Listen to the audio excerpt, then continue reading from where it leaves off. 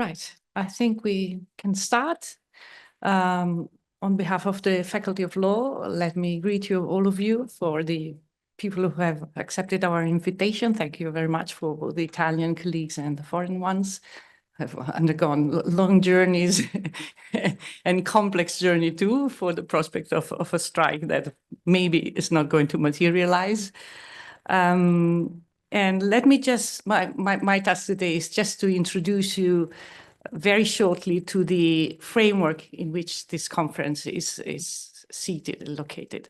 And that's a project funded by the National Italian Ministry, the Italians know that the PRIM, the famous national project, which was set up by a group of scholars, lawyers and economists together to investigate. The name of the project is Roosevelt in Brussels, a revival of activist government in post-pandemic Europe.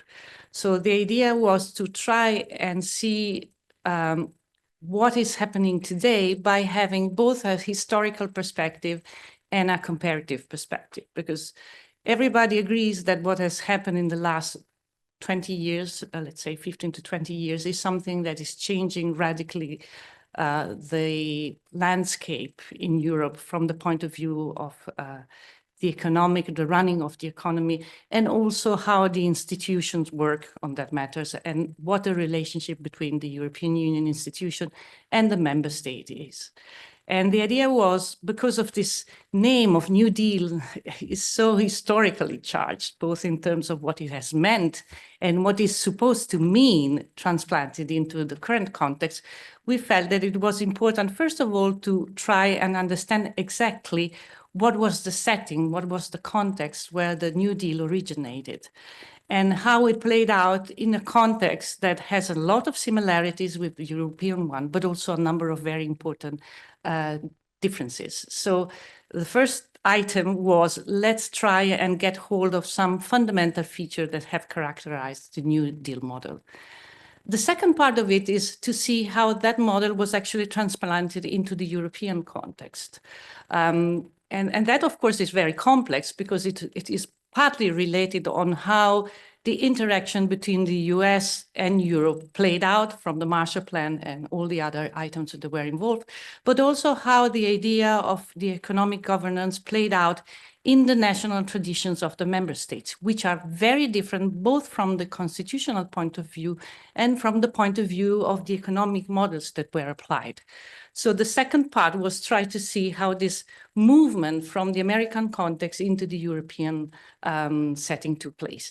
And finally, the last stage, and the one that is currently most important for us, is to understand what we mean when we say that there's a kind of New Deal that is playing out in the European context.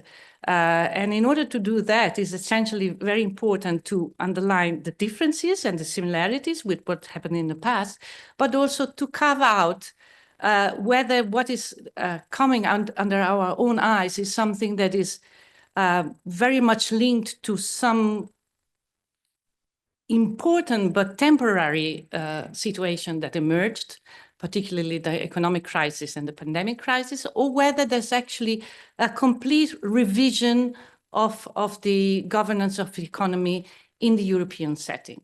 That, of course, is very difficult to do, but we think that by having a more comprehensive setting, by looking at the historical roots and the transplant that have taken place, this maybe will allow us to have some better clues on what is happening under our eyes is truly an economic activism that is changing the feature of European integration, and also how this is actually interplaying again with the member states, because for a number of reasons, the European setting is very different from the American one. And of course, the situation, the specific feature of the national states are influencing the way in which this new activism is playing out at the European level. So the conference that we're having, and we are very much looking forward to your presentation and the feedback that we were going to get, is essentially to try and carve out part of these elements that will play out into this project. This is going to last for 2 years.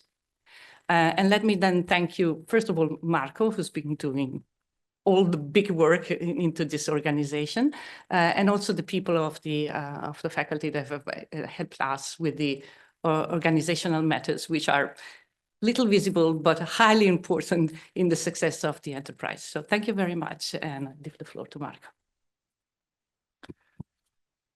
Thank you, Luisa. Thank you all for coming to Trento. I would like to join Luisa in what she said, not only in welcoming our guests, but also in thanking the staff of the faculty for the wonderful job they have done in organizing this event. It is an event which is not only funded by the Italian ministry, but the Italian ministry is just the channel through which Next Generation Europe is funding this project as well. So we are part of the effort of the new activism of the European Union. So we are involved in that trajectory. And I would like also to thank the journal European Law Open. As you know, this symposium is destined to be published, hopefully, in a symposium hosted by European Law Open, which is a new journal edited by Cambridge University Press. We have here one of the managing editors, Agustin Menendez, and I'm very grateful also to them for hosting our effort. So my task today is to do three things, essentially. First of all, to depict with broad brush the backdrop of the conference, the processes which lay behind this talk about a return of activist government in Europe. Second, to identify the questions that we have pinpointed to discuss in this event, and finally the structure, a few words on the structure of the conference. So, quite unexpectedly, during the COVID-19 pandemic, we have witnessed a return or a turn to activist government in Europe. It was necessary as a way to show up the European economy, as a way to sustain the welfare states. There was a huge effort, a huge return of activist instruments during the emergency to cope with it. And most of the effort, at the beginning at least, was undertaken at the national level. We have witnessed a revival of fiscal policy, which in the Eurozone was made possible essentially because the Stability and Growth Pact was suspended, the rules on state aids were relaxed. And however, this was not sufficient to to unleash fiscal policy. In order to unleash fiscal policy and to do it in a way which will not expand the divergences already existing within the Eurozone, it was important to have some measure of supranational intervention. And this supranational intervention at the beginning took the form of a new wave of unconventional monetary policy. It was in particular the ECB, which intervened in a very activist way, buying 25% of the bond issued in that period by the member states of the Eurozone, and getting to possess 25% of the public debt in Europe. So just to put things in perspective, in the 50s and in the 60s, the central banks in Europe, in a period which is commonly regarded as a period of activist monetary policy, reached the point of 20% of the public debt issued to be they bought. We reached 25%, so much more than what used to be in the Trente Glorieuses. And at the beginning of 2024, the ECB had 50% of the Eurozone GDP worth public debt in its balance sheet. So that was the massive first intervention which saved the European economy.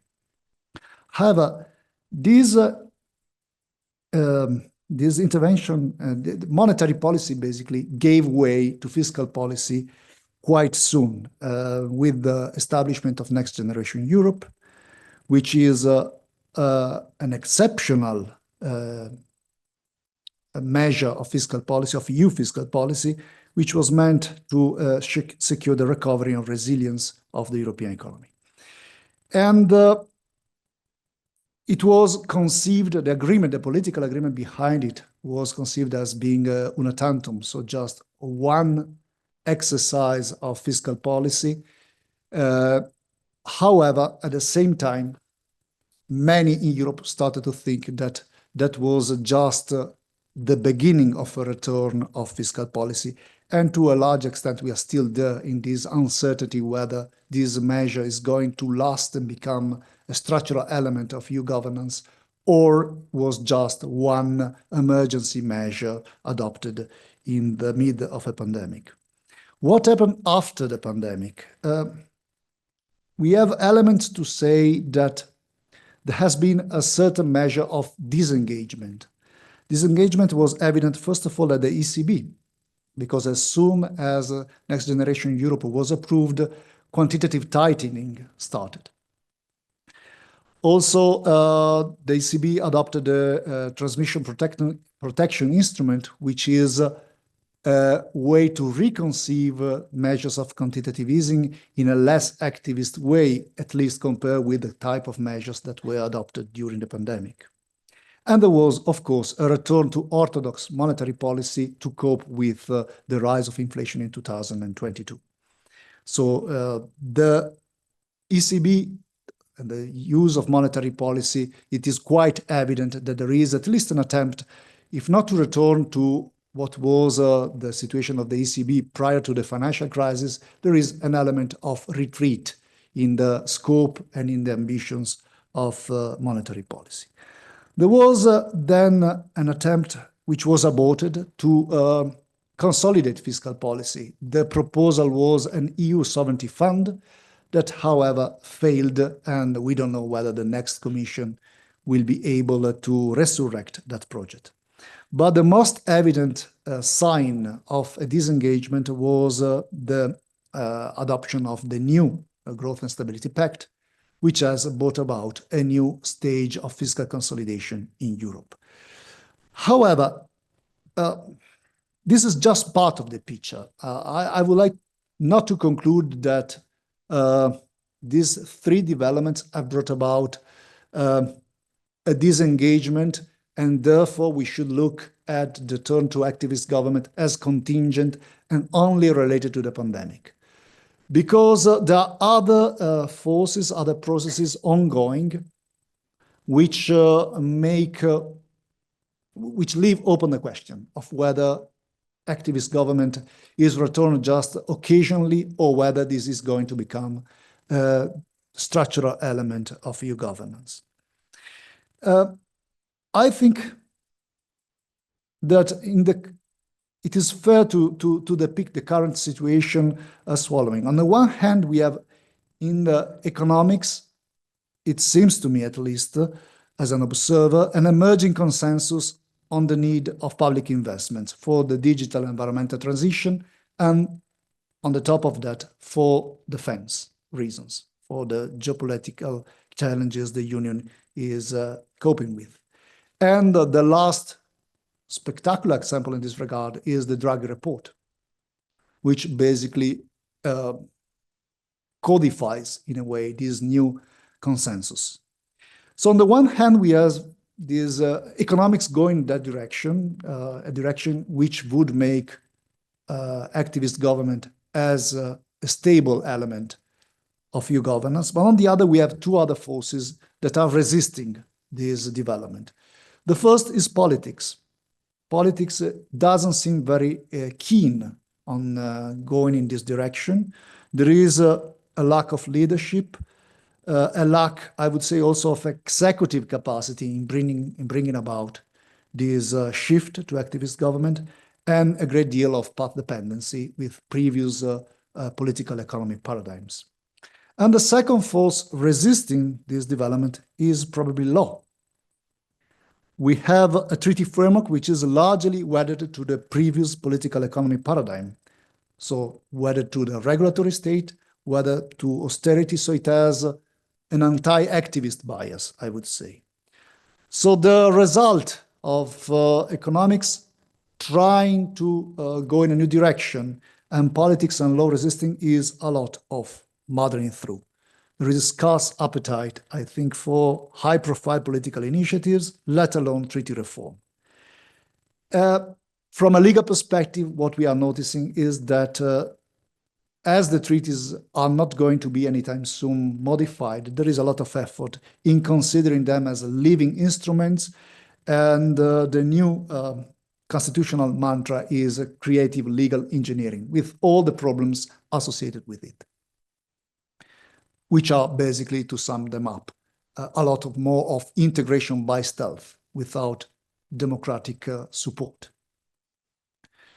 What are the questions we are going to deal with in this conference? The first is whether activist government, the turn to activist government is structural contingent, and what are the implications for the EU project of this turn. In this respect, we have to consider not only that there is an element of there is an economic rationale to this turn, but is also inherent in the project, in the EU project, a long-standing discussion and ambition to polity and perhaps state building, which is associated, it could be strengthened by this activist turn. The second question we have to deal with is what type of activism we are facing. Is it a return to activist government, so a return to the dirigism that we had in Europe in the aftermath of World War II, or it is a turn to a new type of activist government? It seems to me, but this is of course open to our discussion, that the turn to activist government is remarkably different from what we had in the aftermath of World War II. Just to put it simply, in the aftermath of World War II, we had an international economic landscape marked by strong constraints on the mobility of capital. We had monetary policy, which was subordinate in most of the country to fiscal policy. We had an activist government, which was meant to provide goods like macroeconomic stabilization, the modernization of the economy, and a great deal of redistribution. In the new landscape, we find an entirely different situation, because first of all, we have enhanced capital mobility. We have independent and powerful central banks, which are not at all subordinate to fiscal policy. You can actually make the opposite argument that fiscal policy is subordinate to monetary policy, even if there is activism in fiscal policy. And what fiscal policy often achieves is, in the current context, is not much macroeconomic stabilization. There is some modernization in the sense of encouraging the green and the digital transition, and the level of redistribution is quite limited. The third question we are going to deal with is purely legal, whether a structural turn to activism can be grounded on the existing treaty framework. So is the flexibility inbuilt in the treaty sufficient to enable state activism, or do we need to engage seriously in treaty reform? And finally, the fourth question, not to be forgotten, is about the democratic credentials of this turn to activism. Again, I find there is a striking difference between the type of activism we had in the aftermath of World War II, which was, yes, led by powerful technocracies, but there were technocracies which were embedded in vibrant national democracies. At the moment, instead, we have powerful technocracies bringing about this activism, but they are operating in a post-political and a post-democratic landscape. So at the center of old activism, if you want, there was a strong notion of political citizenship, of political participation, which was enabled by structures like strong political parties, strong industrial relation systems. These preconditions are not existing at the moment. We have only these institutions, only these technocratic institutions, but we don't live in a world in which state activism is embedded in a strong, vibrant democracy. So if these are the questions, what is the structure of the panel? Today, of the conference, today we'll have two panels. The first is going to be on fiscal and industrial policy. We'll talk about public investments and the scope for fiscal policy in the EU. The second panel is going to be on the nature of EU activism. We'll try to understand whether we are witnessing a return of dirigism or a turn to a de-risking state, so an entirely different type of activism. Tomorrow, instead, we'll talk about the ECB in the first panel, the role of monetary policy in the turn to activism, and the second panel will be on the democratic credentials of EU activism, and the final panel will be on the nature of this turn to activism, whether it is contingent or can be regarded as structural. So I think I can stop here with this introduction, and I'm happy to open the floor to the first panel on public investments and the scope for fiscal policy in the EU. I would ask Päivi Laino-Sandberg to intervene with a presentation whose title is EU Spending Purposes and Legal Constraints. Päivi Laino-Sandberg unfortunately could not make it to come to Trento. She is talking from remote. She is a professor at the University of Helsinki. Yes.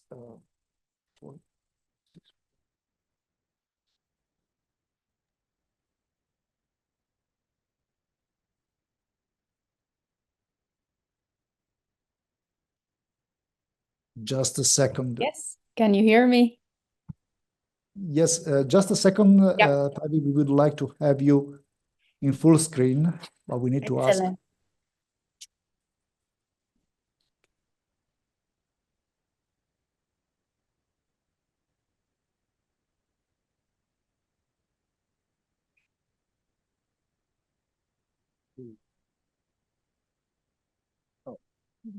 No, now I can see my head in the size of something like 2 meters. Okay, thank you very much for this invitation, and many apologies for not being able to be there today. The assignment that I got from Marco for this conference, I think the title is quite exactly as you defined it in your email, that I was supposed to talk about EU spending and its purposes, in particular after the Draghi report, and actually talk a little bit about why some legal constraints may actually make sense. And of course, I could frame this very much as a sort of legalistic defense of old treaty constraints. But since those treaty constraints are not really applied anymore, I think we've moved more into the area of political convenience than any strict limitations. But in a way, what I would want to do instead is talk a little bit about a book that I'm trying to wrap up with a colleague, Peter Linseth, that looks at the transformation that took place in the context of Next Generation EU. And in a way, through the lens that we've used, namely the legal background work that took place before the package was approved, and then, of course, also its empirical effects. And that, in a way, ties with quite a lot of work that I've done before on lawyers and how they think about EU integration, because I think that work basically illustrates that fairly often lawyers in the institutions who, as you just said, have been very core people in this legal transformation, see integration as something really prefixed, that, you know, it's a program that is pre-decided, and as lawyers, they're just promoting that pre-agreed program, just solving technical problems on the way. And in a way, this package has been a very good laboratory of testing that argument and asking, well, what kind of integration, what kind of empirical effects, and what kind of an integration model is it that we're heading towards? In a way, trying to write this book has involved a lot of detective work. I've asked for access to a lot of legal documents from both the Council and the Commission, a lot of internal legal advice that hadn't been previously undisclosed, also internal procedural documents that concern the actual operation of the RRF, and in a way explains quite well how the model came into being and how it's actually being applied. And of course, while we've been writing this book, these new waves of new funding needs have emerged. And somehow this also illustrates how this is really not just about money or about commission power, but as you were just saying, also about the relevance of the treaties and how much they constrain EU integration in the future. And in a way, when I landed this scene of EU decision-making after my PhD, I landed very much as a national government official. And of course, you immediately see that the treaties never constrained all that much. That there are provisions in there, but in practice, they're more about setting up a language that you can use as a part of EU negotiations. And at that time, which was sort of, well, before the Treaty of Lisbon entered into force, because I was involved in those negotiations, but around that time period, speaking about the treaties and their relevance in national parliaments and sort of national sovereignty and member state competence, all of these issues seemed really important, not because the institutions were always that very much convinced about them, but they could see and often came to witness that in a way, not paying enough of attention to national parliaments could turn costly in the end, because the measures that you were planning maybe would not be approved later. And of course, also soon after that time, the euro crisis emerged and the financial crisis. There were a lot of institutional documents that talked about EMU development. And this language of treaty respect was in a way still a core element of these documents. If you look at the Commission blueprint on EMU development, it mentions the treaties 39 times. And the message is very clear that there would be needs of fiscal integration, but major treaty reform will be required on this path. So that was a very sort of set language. And the way I see it is that Next Generation EU very much constitutes a paradigm shift, where this old language of treaty respect was replaced by a new one. And it was taken over by a much more functionalist vocabulary, where in a way the EU now draws its legitimacy instead of the treaties actually from very broad values such as justice and solidarity, but also maybe instead of law, actually its ability to regulate access to EU funds. So money has in a way taken over the idea of law that used to be there in the past. And when we talk about reform, maybe the point that was most debated at the time was the question of where the money came from, because obviously borrowing for spending hadn't been done before, and there was very clear a reason for that. The institutions themselves believed that it was against the treaties, that they could not engage in such an exercise without treaty reform. And of course, when this reinterpretation took place, suddenly there was a lot of money to spend. Plans that had been made in advance actually could be used for multiple amounts, and the EU suddenly could take a completely different role in redistribution. But the part that really took almost no attention at all concerned the question of spending.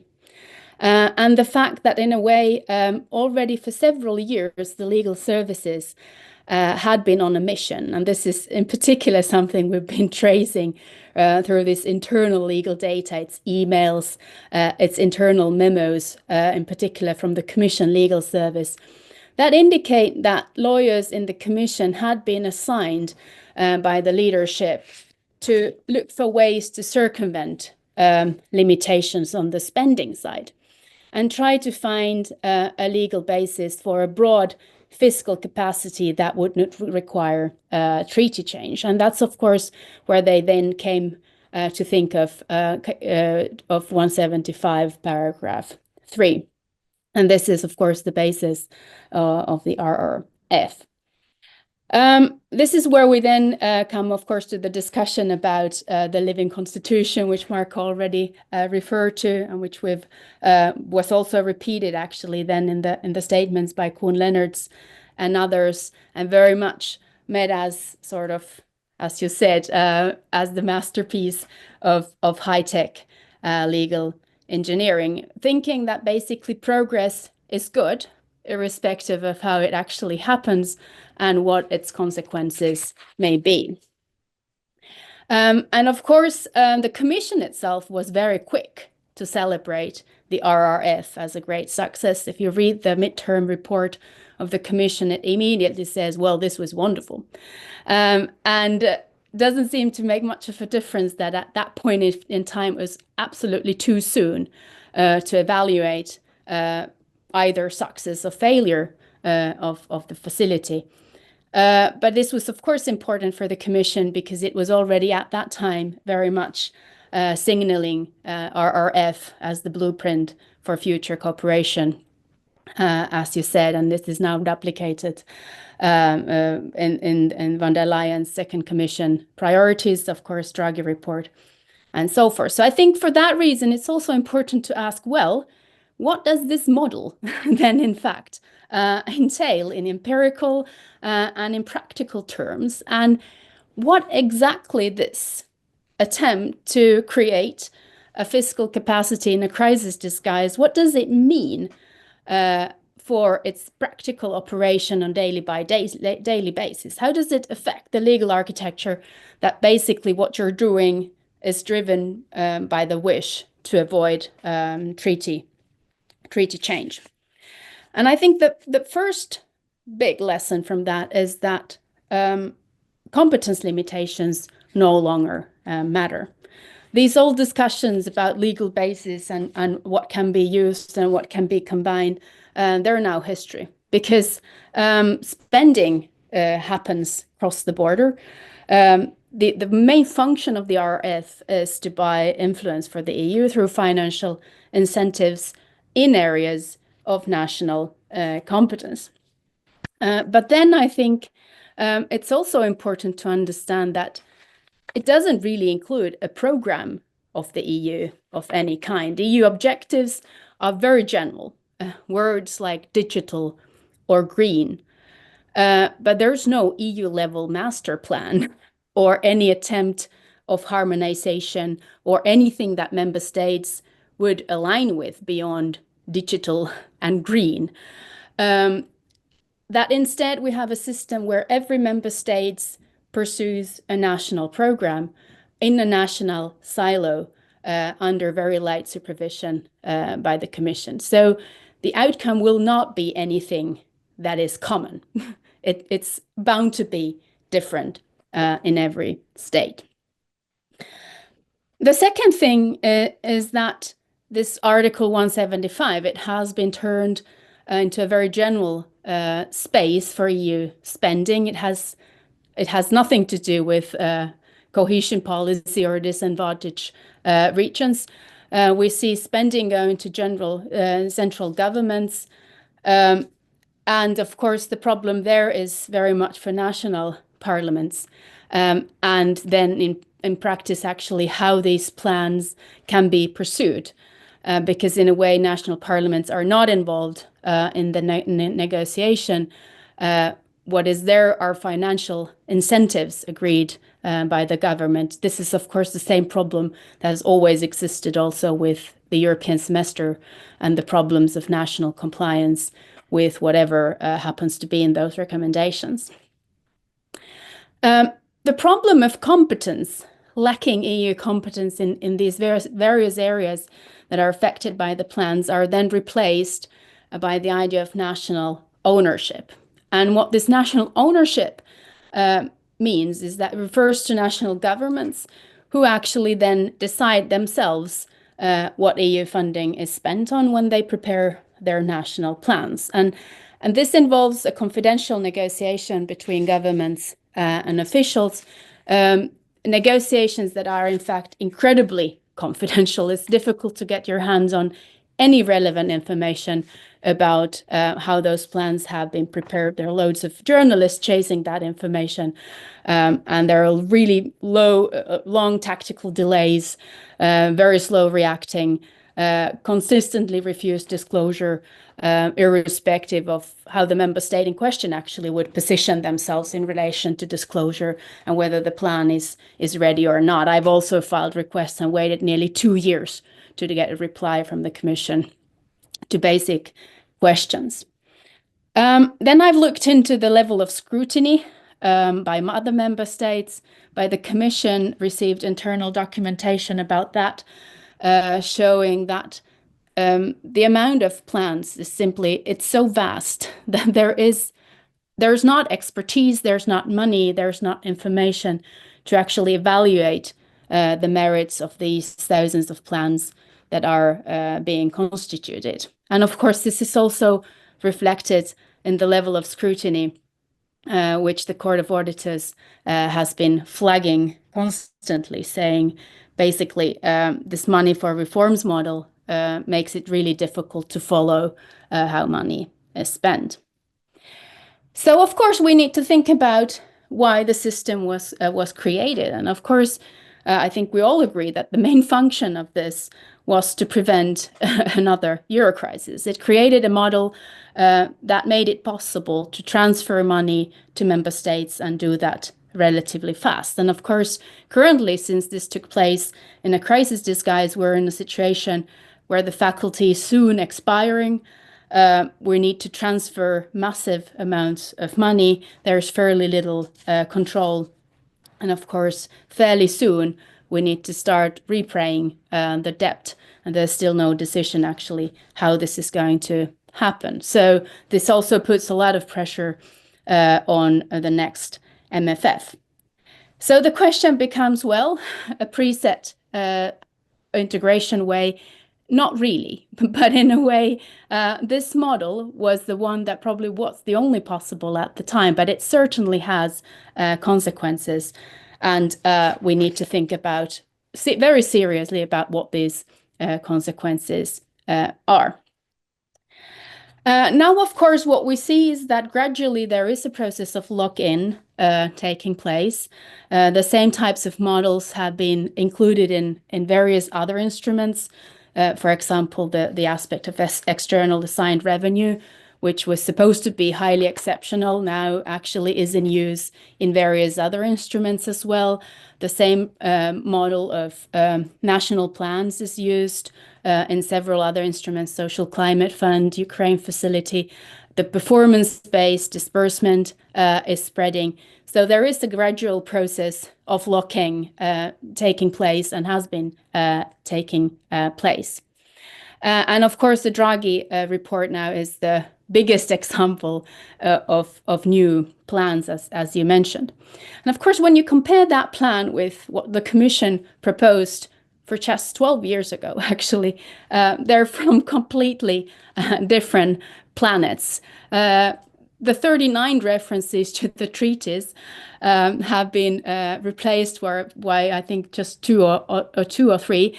And the idea being that basically treaty changes would be great, but we shouldn't get stuck with them, but we should advance without that. There is no detailed analysis of what would be required. So instead, we would need to go for partnerships different types, public-private EU member states, all of which, of course, very much has this intention of blurring traditional divisions of competence or the lack of any type of competence.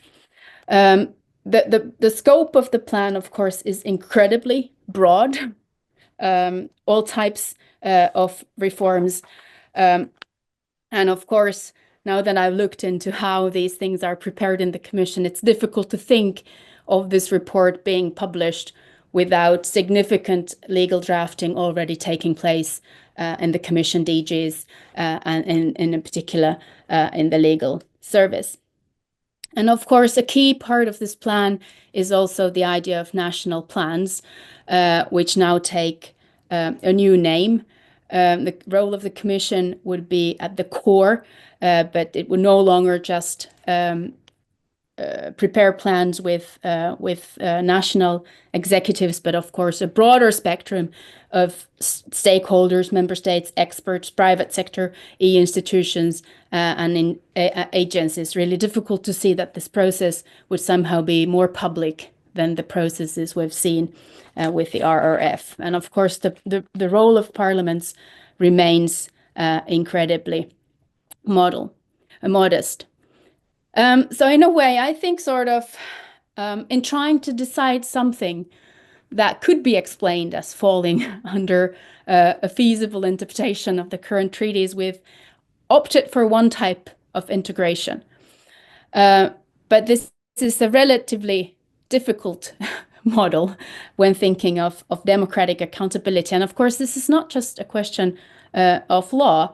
It would also be a good idea to focus on issues where the EU can really deliver, not to try do everything across all possible borders, but in fact, there are issues that can be only done at the EU level. The midterm reports of the MFF are full of issues that the EU should be funding, and that would be difficult to do at member state level. So I think we should also focus a lot more on those. And then, of course, these new ideas of solidarity and justice, and of course, competition is also a bit in that area, are incredibly broad and they're very ambiguous.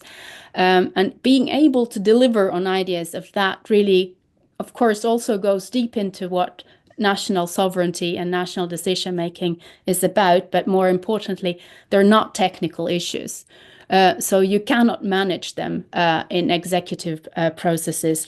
But finally, you would absolutely need to sort of start doing the hard work of democratic decision-making. So I think, just to wrap up, I think you asked in the beginning, can this be done without treaty reform? Well, having seen what can happen without treaty reform, I'm sure this can be done without treaty reform. But this also comes with consequences. And I think sort of publicity, for example, is a good idea when you're dealing with public funds. Scrutiny is a good thing when you're dealing with massive amounts of public funds. Accountability is a good thing when you're dealing with public funds. So it's not just a question of law, but also effective use of public money. And I think we should think much more seriously about those issues. Thank you.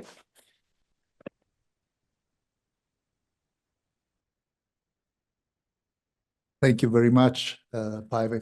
This was very effective and, as far as I'm concerned, very persuasive also as an argument. I think that it is indeed very striking to see the difference that has taken place in the approach to the law in the Commission during the financial crisis. This idea that in order to do certain things, the treaty were to be amended, not only because there is a limit to what creative legal engineering can do, but also because the treaty amendment process brings with it a certain degree of legitimacy, which is required if you want to go in a certain direction. In a certain direction means in expanding the EU budget, in establishing perhaps some solid revenues to finance that budget. Otherwise, what you get is just a way to muddle through that, perhaps lead you to the next step. But at a certain point, the big step, what is needed, cannot be achieved. And here I'm referring to what was just touched upon by Pavi in a presentation, the problem with the revenues that we need to find in order to pay back the next generation bonds that we had, which is entirely uncertain at the moment. And there's no way to bypass Article 311, the procedure that requires a unanimity voting and approval at national level of new own resources. So at a certain point, I think we'll get to make hard choices if we really want to go in that direction. But at least this is how I see the problems that have been addressed in this first paper. I would like to invite Francesco Saraceno to present the next paper, public investment. The title of his paper is Europe Fit for the Challenges of Structural Transformation and Public Investment? The answer is no. Now you can leave.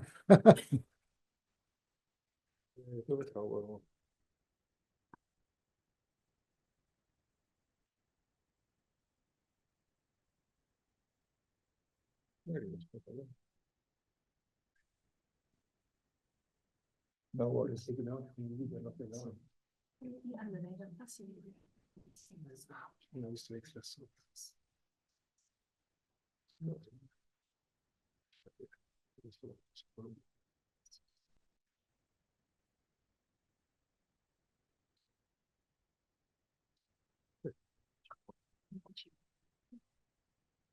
But yes, the answer is no. No, thank you very much, Marco and Luisa, for the invitation. It's a pleasure to be here. It's a pleasure to be in Trento, and it's a pleasure to be with people who are not economists. And so I'm learning many things right now. So what I'll try to do today in these 25 minutes that I'm given is to give you my perception of where we are right now in terms of the issues that have been touched a little bit in the previous presentation. So we need to find resources, we need to develop new policies because we are lagging behind, and what are the tools we have available? And the answer you will see at the end will be that I think that the only tool we have available today is national fiscal policies, which of course calls for a serious, brings in a serious problem, which is that we just had a reform of the Stability Pact that is clearly unsatisfactory. So this is more or less what I want to do. So let me start just with something that you probably all know, but it's just a sort of reminder. It's Europe faces a really a structural problem. It does not face a conjunctural problem. It's not just a question of how we're getting out of the pandemics, how do we go back to a normal state of affairs. And this figure just shows the level of GDP, the growth of GDP since the beginning of the euro. You can see that Europe as a whole lagged behind the United States quite substantially. There is a growth deficit of 1 percentage point per year. And small parenthesis, given that we are in Italy, there is a problem within the problem, which is the green line, which is Italy, that is barely grown since 1999.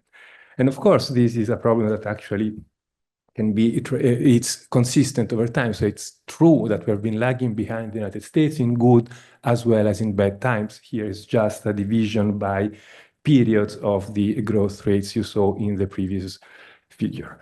And it's not just a problem we have against China and with respect to, sorry, to the United States. I mean, this is a figure that you certainly saw. It's a figure taken from the very beginning of the Draghi report. Now there's a new problem we are facing, that we are also starting to lag behind a newcomer in an emerging economy, China, and all the other emerging economies. So we have a clear structural growth problem in Europe. This is just to some context setting. And I think, I mean, the Draghi report has been, rightly so, I would say, subject to many criticism. It's lacking many things. It's ambiguous on many other things. I mean, there's this sort of call for common policies that it's not clear how they would be performed. I mean, I'm glad to see that law scholars are also worried about how we will be doing that. There is a very scarce attention to the so-called social pillar. So it's not clear how the social pillar would survive if the policies called for by the Draghi report were implemented. But it has, in my opinion, at least in what concerns what I want to discuss today, two major merits. The first merit is that we really face it's a sort of last call we have. And we are really lagging behind. And this is a moment of structural transformation for the world economy. If Europe doesn't get its act together, our destiny is to become the entertainment park for the rest of the world. So the others will produce, the other will get rich, and we will just provide them the Tour Eiffel, the Coliseum, and things like that. So we cannot. We face hard choices that we need to actually make. The second is that we need a substantial, a very wide range of policies to implement in order to try to fill this gap that has been opening over time. We cannot just rely on I don't know, deepening the single market, completing the capital markets union, or even public investment. We need really to have a wide set of policies to mobilize in order to try to fill this gap. Among these policies, of course, there is this call that has been basically the only thing the newspapers have taken from the report for an additional investment of 5% of EU GDP per year, just to fill the gap. I repeat, not to go ahead. Okay, and the thing that I find positive is that the Draghi report puts on the table of EU officials, if you want, something that many economists have been saying in the past 10, 15 years, is that and where we see, and Marco said it in the introduction, there's a sort of disconnection between policymakers and the academics. There is a sort of rethinking economics that has been taking place in the past 15 years in academia that has put macroeconomic policy, and more specifically fiscal policy, right into the toolbox of policymakers. So far, we have had a hard time, except in emergency situations, to have this very tool also in the toolbox of policymakers. So the virtue of the Draghi report is the name of the person who actually wrote it. Draghi, so the official policymaking community of Europe today is conscious that we need to reconsider the utilization of fiscal policy and, of course, public investment that goes with it. Okay. Fiscal policy has been back actually for the past 15 years, never in a sort of structured way, but always as a response to the crisis. I'm just listing here all the different things that we did in the past 15 years with fiscal policy. We started in 2007, 2008 with standard textbook Keynesian counter-cyclical macroeconomic fiscal policies. Then we should have used actually, because we didn't, fiscal policy to try to lift the economy out of this sort of zero lower bound, the secular stagnation situation in which monetary policy had lost traction. And we needed fiscal support that actually we failed to see, at least in Europe. Then, of course, became clearly evident to everybody the need to rethink the global public goods, health, education, and the like during the pandemic. And last, but of course not least, it's what we're discussing these very months, and it is what is actually the Draghi report is about, the issue of using fiscal policy as one of the tools. I wouldn't say the main one, but certainly one of the tools that we need to favor the structural transformation of our economies and to carry on industrial policy and the green and digital transitions. Okay, and what is important, I think, is that we don't have to consider fiscal policies just as a tool to compensate for the market failures. And there is much more than fiscal policy actually needs to do. I mean, this is, I think, the thing that I took, at least from the work of Mariana Mazzucato and her co-authors, the idea that this state, because of its own characteristics, can do things that the private sector, even absent inefficiencies, market failures, rigidities, cannot do. The state has deep pockets, can finance itself usually at better conditions than the private sector. The state is patient, it's perpetual. So the state can afford long time horizon for investment. And last but not least, the state does not maximize profit, but maximizes social welfare. So all of these features of the state position the state on a sort of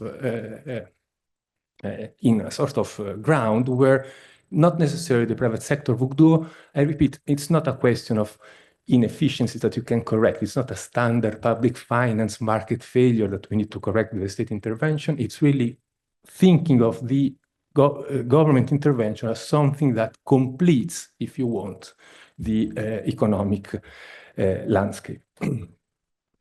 And this new found role for this activism of the state that Marco was mentioning in the introduction is, in my opinion, quite well represented in very many, actually, very interesting papers that have been, and books that have been written in the past, I would say, 10 years on this new industrial policy. I just quote here 2 articles that I found particularly interesting, but there are many others that you can find on this topic, and they all basically say one important thing. This important thing is that we need to consider industrial policy not just as of course, not as just the standard European Commission doctrine of leveling the playing field, so making sure that we can enforce competition policy. It's also much more than just building huge national or European champions competing for market shares around the world. That is for example, the French view of industrial policy is pretty much the idea of building large oligopolies and then go out there and try to steal market shares to our competitors.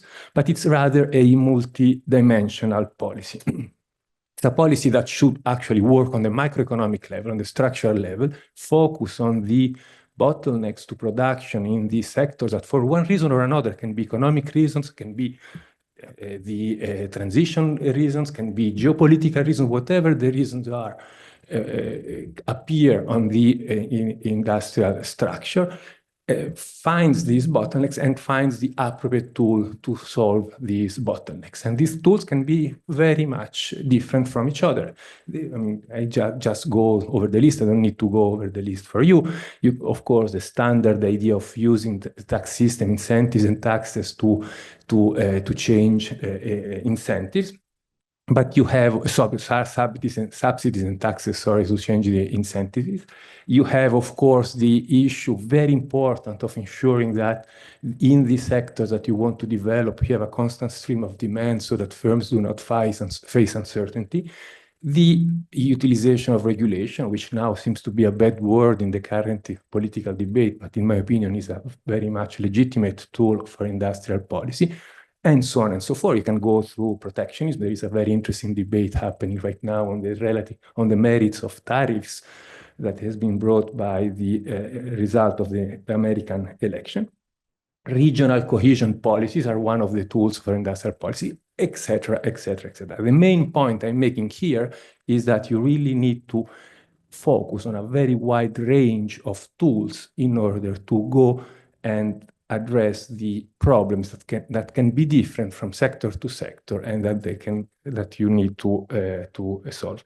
And by the way, this is nothing new. That is exactly the way industrial policy happened back in the Trente Glorieuses Marco was mentioning before. I mean, the industrial policy, the Italians in the room certainly remember la programmazione, and this was exactly what the policymakers were doing at the time. Finding broad objectives, understanding what are the obstacles towards the reaching of these objectives, and then putting in place the instruments to actually solve these problems along the way. The fact that this is new also tells us very much about the problems that the economic profession has been having in the past 40 years, with a sort of stifling of the debate among us, because this should be actually old industrial policy, not new. Okay, a very good example, in my opinion, of that new approach is the Inflation Reduction Act. And the Inflation Reduction Act, that is part of a larger package. There was also a CHIPS Act and an Infrastructure Act that was voted more or less at the same time. That is, contrary to the name, that has very little to do with inflation. It has to do with the reindustrialization of the United States and with the transition in the process of the reindustrialization. Basically, the name is just because the Biden administration needed that in order to pass the bill in Congress. And it is exactly what I was saying before. I mean, if you look at the provisions of the Inflation Reduction Act, I will not enter into the details, you really have a wide range of things. And so they of course, lots of incentives, lots of buy American or using American inputs provisions that are basically protecting the American market. There are quite interesting, the provision on the minimum tax on corporates is in that very same act. So the utilization of tax policy in order to pay for the public investment, and so on and so forth. I mean, the fact that this policy has a wide spectrum of tools that it mobilizes, it's proven by the fact that it's very difficult to estimate how much it will cost. I mean, I just put you there in the slide, the range of the cost as was estimated at the time. It goes from 1 to 3, just to make you understand that this is it's not just one measure, but it's a multiplicity of them, okay? And compared to what the United States are doing, Europe seems once again stuck in a sort of inertia, okay?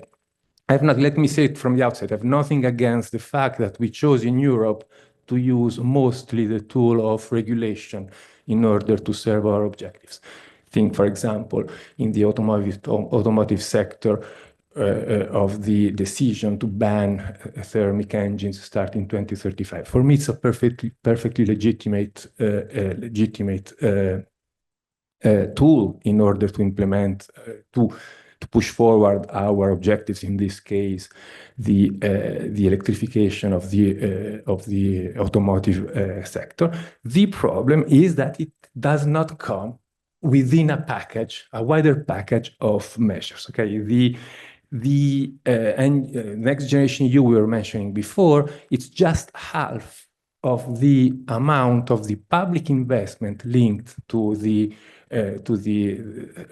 three package I was mentioning before. Don't ask me where I took this figure from. I took it a few months ago from a blog. I couldn't find it anymore, but I trust the source was a good source. But I don't have the source because I don't remember it. I apologize for that.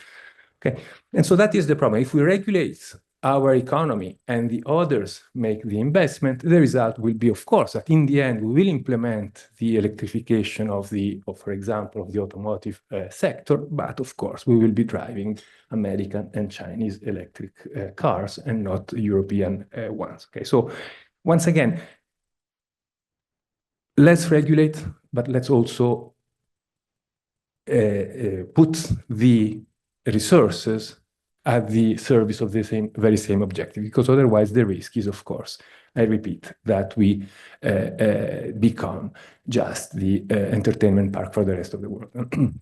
And the idea that you need to have that you can have the ecological transition without the reindustrialization, in my opinion, is quite dangerous. And it's quite striking that in Europe, we are still discussing whether we should, in order to obtain to go towards the green transition, we should maybe give up growth, whereas our main competitors, it's clear, they are taking these new technological advances that go with the ecological transition, and they're making them into an opportunity for growth. And I mean, probably the potential of these new technologies with respect to to productivity and growth is equivalent to what we observed in the past with the railroads, with electricity, et cetera, et cetera.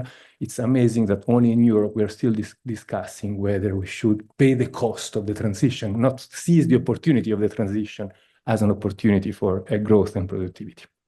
Okay, very quick commercial. I mean, I do it because it's actually a Creative Commons book, so there is no copyright involved, so I don't feel guilty. It just came out yesterday, a book in which, with Floriana Cerviglia of Cattolica, we put together a set of researchers, a wide group of researchers dealing exactly with the issue of public investment for the ecological transition. Anna, who will speak tomorrow, actually wrote one of the chapters on automotive together with Dario Guarascio. It's part of a wider range, a wider series of outlooks that we devote since 2020 to public investment in Europe. Each year we change the topic. The preview is that in 2025 it will be on the green transition. On the energy transition, actually, the subset of the green transition. And why do I cite this work? Not just for advertising, but because it comes out from this set of works, which I repeat, it's not us, it's many authors from many European and international institutions working on that. It comes out a number of quite interesting results and common themes. Okay, the first is that we clearly have a serious problem of deterioration of the capital stock of advanced economies, and in particular of European economies. This figure just shows by decade the ratio between between capital and current expenditure in a few economies, and you can see it went down in most countries.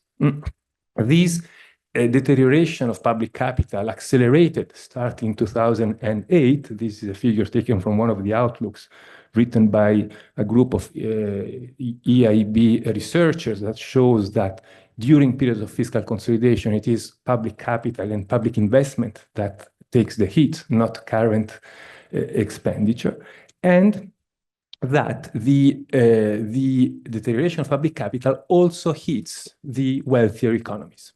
In particular, the chapters written by our German colleagues on Germany show that something that now we see more and more evoked in the public debate, that the state of public infrastructures in Germany has become a huge drag on growth. In the first of the outlooks, the one that came out in 2020, our colleagues estimated, using a sectoral model of the German economy, that just to make up for the loss of previous investment, not to consider transitions, not considering the aging of the population, we were talking about around 45 billion per year of extra investment just to catch up with past trends, without even thinking about what they need on top of that.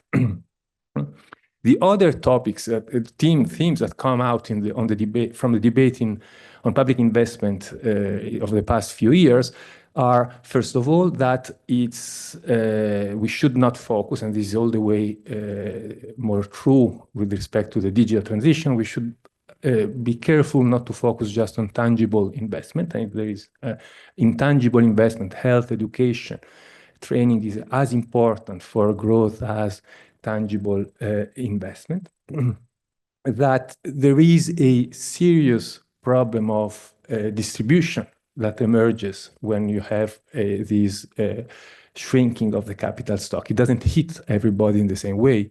And so we need to consider among the policies we put in place the distribution of income as one of our objectives. And of course, the fact that the EU rules are clearly today unfit and incapable of guaranteeing these revival of public investment. So how to do it? And I have 2-3 more minutes. Well, there is one main way, barring everything that was said before. One most efficient, one optimal way to do it would be to try to create this capacity to revive public investment at the central level. There's this paper I cite here by Buti and Messori that came out a couple of years ago that was quite pedagogical and quite clear, and it explained quite clearly that a central fiscal capacity would be more efficient than fiscal policies carried on at the national level, both for macroeconomic stabilization, but also for more structural investment like global public goods and investment in the transition. They show that it would lift the pressure of the shoulders of member states that, as we know, are constrained by the rules of the Stability Pact, and at the same time would be more capable of dealing with supply shocks. So there is, in my opinion, it's quite uncontroversial that if we could choose, if we had no political and no legal constraints, the place to actually create this fiscal capacity to put fiscal policy back in the toolbox should be the European level. Of course, that would have to be very carefully. First of all, how to actually finance this fiscal capacity would be a major problem. I think we don't pay enough attention in the current European debate to the efforts that are made at the international level on taxation, most notably of capital. I'm thinking of the working group at OECD on the base erosion and profit shifting, the BEPS group. I'm thinking about the discussion on the G20 on the global wealth tax. All these issues should be much more present in the political debate in Europe, and they're completely absent. And I promise I didn't read the papers before, and but I also think that once we move at the central level, the capacity to tax and spend, we clearly have the possibility of the emergence of what we call a democratic deficit. I mean, we need to make sure that there is accountability. I mean, what I would really fear is a sort of very lean, efficient investment or sort of economic ministry of Europe with no very technocratic and with no political accountability. I'd rather go the old European way of having something very cumbersome, very complicated with checks and balances back and forth from the Parliament, the Council, the Commission. But at least we can make sure that the decisions are taken slowly, but are taken more or less in a legitimate way. And I think even more important, and I rejoin what Marco was saying in the introduction, of course, the political feasibility of this economically desirable solution is today basically zero. We have our European Parliament that came out in July from the elections that is basically very much divided. People have been focusing on the fact that the Eurosceptics and the three groups remain more or less numerically equivalent. We forgot that in the Eurosceptical group, there are now many more members from France and Germany, which are two of the founding members. So the group is numerically the same, but its composition matters. Okay, so the two most important countries in Europe now have more members of parliament among the Eurosceptical groups. So I mean, look at the political crisis of my host country, France, look at the political crisis in Germany, it is clear that today the political space is basically zero for a common project. In this respect, I want to reassure the Draghi report, in my opinion, is going nowhere for this very much reason. And so if we cannot go for the best way, we need to go for our second best. And the second best is to find a way to create this fiscal space at the European level, at the national level. Of course, there is a way. The way is a golden rule. The golden rule has been around. The proposal of the golden rule has been around forever. It has also been implemented in some countries, for example, in the UK, for example, in Germany, up to a certain point. It works. It protects public investment because it takes it out from the constraints that the rule gives to government expenditure or to deficit. It is intergenerationally fair because you bequest to your children debt, but you also give them assets, bridges, highways, ports, etc. So it's right that they pay for these infrastructures and this capital that we give them. So it is, of course, quite, I would say, easy solution. It's also problematic in many respects because the risk is, of course, that you pass, I mean, given that you don't have constraints on public investment, there is a sort of window of opportunity for governments to basically put all the money in roundabouts or streets or railroads nowhere, etc., etc. So you have a problem of the selection of the projects that appears with the golden rule.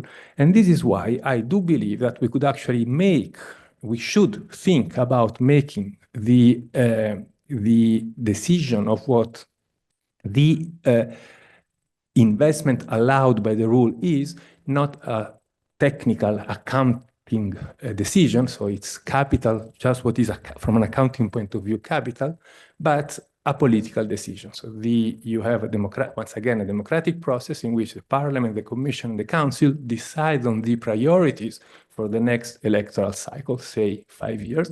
And during these 5 years, the expenditure in that domain are excluded from the deficit. So what is capital changes depending on the political priorities. And this is what I called in a paper I wrote a few years ago with Kemal Dervis, an augmented golden rule. What we had instead, we had a reform that was very much disappointing, I think. I mean, I know Marco's opinion. I don't know the other participants. With Marco, we totally agree. There was a decent, I would say, proposal by the Commission that came out in November 2022. And it was decent, besides the details, it was decent because it gave countries the ownership of their fiscal policy. So there was a process of coordination with the Commission in which the country remained master of their own policies. And it was decent because it was a change of attitude, of philosophy with respect to the previous pact. The idea was not anymore to enforce fiscal discipline per se, but it was to make sure that countries could use fiscal policy as long as fiscal sustainability was not hampered. So there was a sort of change, a reversal of the perspective. So it was not a bad proposal. Of course, it could be improved. Of course, there were issues about the power of the Commission, issues about some ambiguity and some probably negotiation between countries. There was not enough protection of investment, of course, which for me in particular, I mean, was a very serious issue. But I mean, these were, in my opinion, flaws that could be worked with within a framework that, I repeat, had changed the philosophy. It was a little bit, in some sense, the result of these few years in which we had all realized how important it was to have fiscal space for European countries. So it was not a bad proposal. Then came, of course, the political process, came the change of heart of the German government that came back to the pre-2008 orthodoxy, I would say, and the rule that we actually have now that came out of the negotiation process is basically the old stability pact with a twist. Okay, so we have a sort of on paper country ownership, on paper this sort of medium-term analysis of sustainability that doesn't rely on yearly targets and so on and so forth. But then we had such a web of safeguard clauses that are activated every time something doesn't go as planned, that basically I'm sure we will basically always be within the situation of safeguard clause. And when these clauses are activated, we go back to the yearly targets and to the strict requirement of reducing debt no matter what. So procyclical rule, et cetera, et cetera, et cetera. So I would say that while the Commission proposal was not bad, without being perfect, the new rule that we actually have in place today is a stability pact with complications. So it's probably even worse than the old rule. Okay, I'm done because that is so. There is a first best central fiscal capacity with all the caution of the case that is politically unfeasible. There is a rule that we have just changed, and we made it, if not worse, certainly not better. And I hope I convinced you actually, I don't think you needed to be convinced, there is a huge need of creating fiscal space in order to meet the challenges of Europe. So what is the conclusion? The conclusion is that we are doomed. It's really something that we could say. We are, and if we look at the past few months, they've been depressing. Okay, first, it's like going back to the Groundhog Day, although you certainly saw the movie in which Bill Murray woke up every morning in the same day. It's the same thing. We are back in 2012. Okay, the ECB is desperately not yet. It will eventually desperately push by lowering rates. In the same time, the national governments are all embarking more or less brutally in fiscal consolidation. So you have a car where you are both pushing the accelerator and the brake. Just try and do it and tell me if you can control the car. The worst thing is that we already saw that. Okay, just think of the French debate. I don't know how much you are following it. I live there, so I follow it very much. Since last July, there is only one topic that is discussed by French policymakers, opinion makers, journalists. It is the budget law. How to find the money to reduce the deficit. All the other priorities of France have completely disappeared from the picture, but not for a month, for 2 weeks, for 6 months now. So we are really in a very depressing situation. And so there is only one, because I don't want to leave you all suicidal, so there is only one very minor hope I have, is that Germany will crash against a wall. They're going full speed against a wall. And once they crash, they would be willing to reopen the discussion on the rule. I mean, I don't see a central fiscal capacity coming anytime soon. So I would like to reassure Penny there will be no risk of having a permanent next generation EU with all the risks that she said. So we need to reopen the debate that has been just closed after 4 years of negotiation. This is extremely difficult given the European situation. The only hope is that Germany will finally find itself with a desperate need of more expansionary fiscal policies and hence be willing to change. They're changing domestically. So the debate on the reform of the debt brake is happening right now. There are a few people who have been taking position for it in quite a strong way. Not sure that this will eventually lead to also Germany being willing to reopen the discussion on the European role. But I mean, for me, as of today, it's the only hope I see for getting out of this hole where Europe is once again in. Sorry for this very optimistic view just a few days before Christmas. Many thanks, Francesco, for your presentation. If I may add, we started with austerity when the German constitution was amended in 2009, when the Schuldenbremse was entrenched. Perhaps we'll see changes starting from the same point if a new German government will embark in a constitutional reform, as it seems possible, at least. Let's say Merz apparently is very much opposed to it. But I mean, he might be pressured. We'll see. So we have our discussant. Roberto is part of the team who is working on this research project. Please.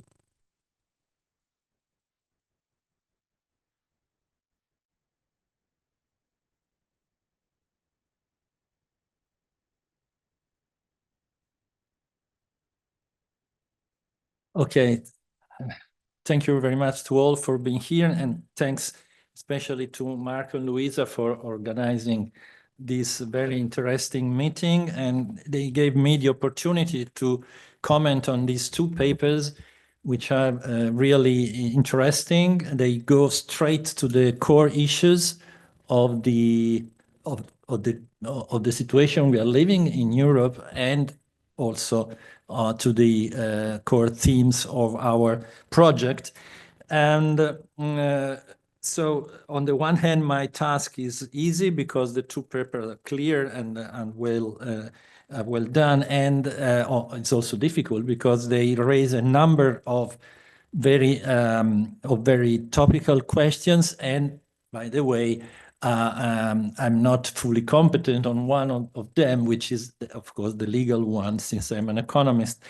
But what I try to do is to figure out what are the to find out a common red thread between the two papers, to offer to author, I hope, and to the audience a common framework to locate their contributions and to stimulate the discussion. And to do that, let me start, perhaps you see that, of course, I'm an economist, so I draw Cartesian plans everywhere. But this can help as an orientation map, very simple, very straightforward.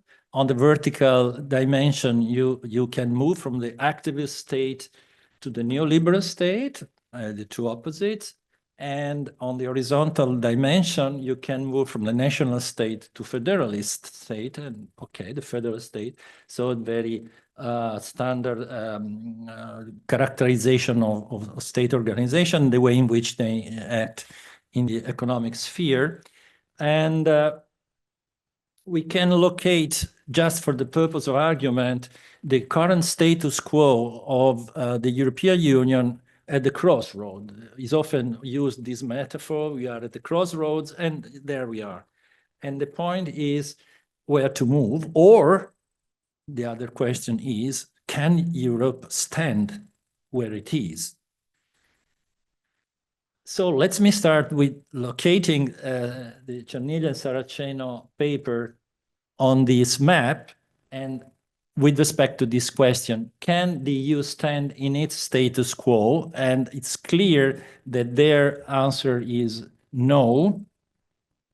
If I can, I take the liberty to frame the explanation they give of the experience of the last 15 years after the great financial crisis and the Great Recession, and also the reconstruction that you perfectly did of this period of time that Marco did, and it's very consistent with the paper by Francesco. Let me take the liberty to frame this within this interpretative framework that I put forward with a colleague of mine, Pompeo Della Posta, in a paper that we call the EU trilemma, in the sense that we have three pillars of the construction of EU, which is, of course, the overarching objective is to keep the EU alive, guarantee the EU integrity. But there are also two other pillars, which are the monetary orthodoxy and the fiscal orthodoxy, which are the capture the strong ideas which are carved into the treaties. And simply, what is monetary orthodoxy, as you see, is price stability and no bailout clause. And fiscal orthodoxy basically means fiscal constrained sovereignty and no fiscal transfers. Okay, so how can this framework helped to understand the reconstruction of the path that we went through, starting from the crisis, the world crisis, and the subsequent Euro crisis, which was basically self-made within the European Union. The message that we get from that period, and that you find also in the paper by Cerniglia and Saraceno, is that when the EU integrity is in jeopardy, only two of its three pillars can stand: either monetary orthodoxy or fiscal orthodoxy, or both should be relaxed. You cannot keep the three things together. At least one should be given up. So what was the 2012 solution? As has been explained before, it was relax monetary orthodoxy in rescue of EU integrity with a large array of unconventional monetary policies, which was called unconventional on a worldwide, but in the euro area were particularly unconventional and particularly problematic. On the other hand, there was no relaxation of fiscal orthodoxy or even a tightening of fiscal orthodoxy. Think of the fiscal compact.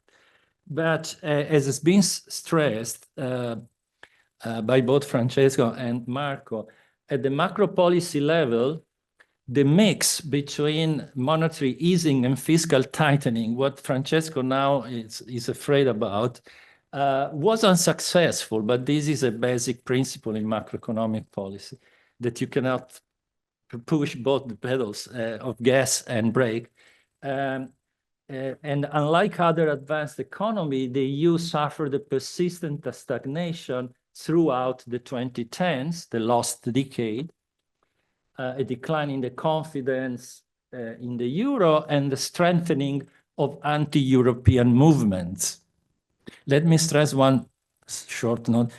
Anti-European movements, sovereignist, and a variety of strange political animals do not come from Mars.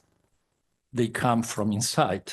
Something happened that gave life to these strange kinds of political entities. What was the 2020 solution that was devised to address the COVID pandemic? It was that the novelty is that both orthodoxies were relaxed together. Unconventional monetary policy plus, which was a relaunch of quantitative easing and other instruments, and NGU, which is at the center of the attention of the two papers. So both fiscal and monetary arms were activated to back up the EU integrity.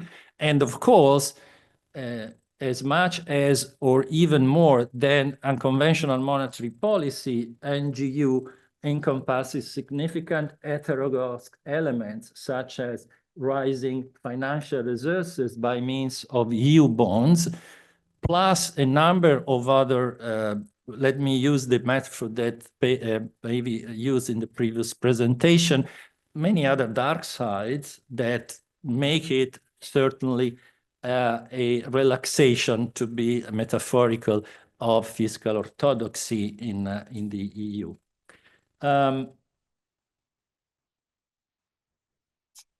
So what is the in one screenshot? What is the let me call it the Cerniglia and Saraceno idea? The road to EU prosperity is to get out of the status quo in the direction that you see here, which is more activist and an increase in integration. And so a movement, let's say, northeast direction. Why? For the reasons that Francesca has just explained, we need a move towards more activism to correct micro and macro market failures? What are the macro market failures? What is mentioned, two things, classical argument, business cycle, so stabilization, and the long-run growth policies that he mentioned, which has a distinct location into this kind of justification of market of state activism. But at the same time, in the specific context of the European Union, this needs a step up on the direction of greater movement at the upper level of governance, so in the direction of federal state, of ever closer integration, which is the magic word in the treaties, for two, again, classical reasons in this kind of literature: prevent coordination failures that play a role in the Draghi report, avoid to produce everyone the same thing, which is inefficient, and internalize the externalities.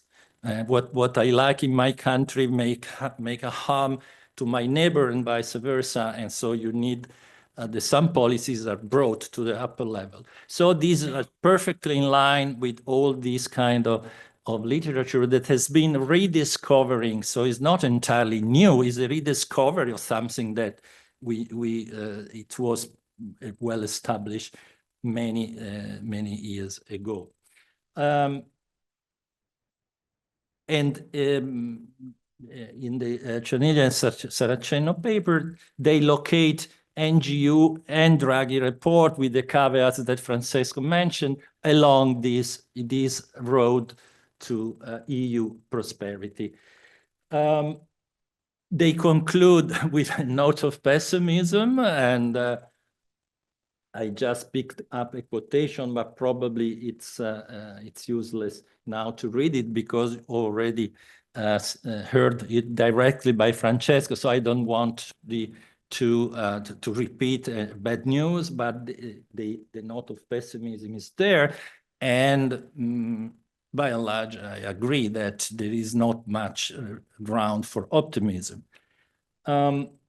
Okay, now let me move to the other paper. How does it relate with this picture? So coming to Lena Sandberg, if Saraceno and Cianiglia and Saraceno point out an ideal road to prosperity, I would say that the other paper stresses the risk of the road to perdition for the EU.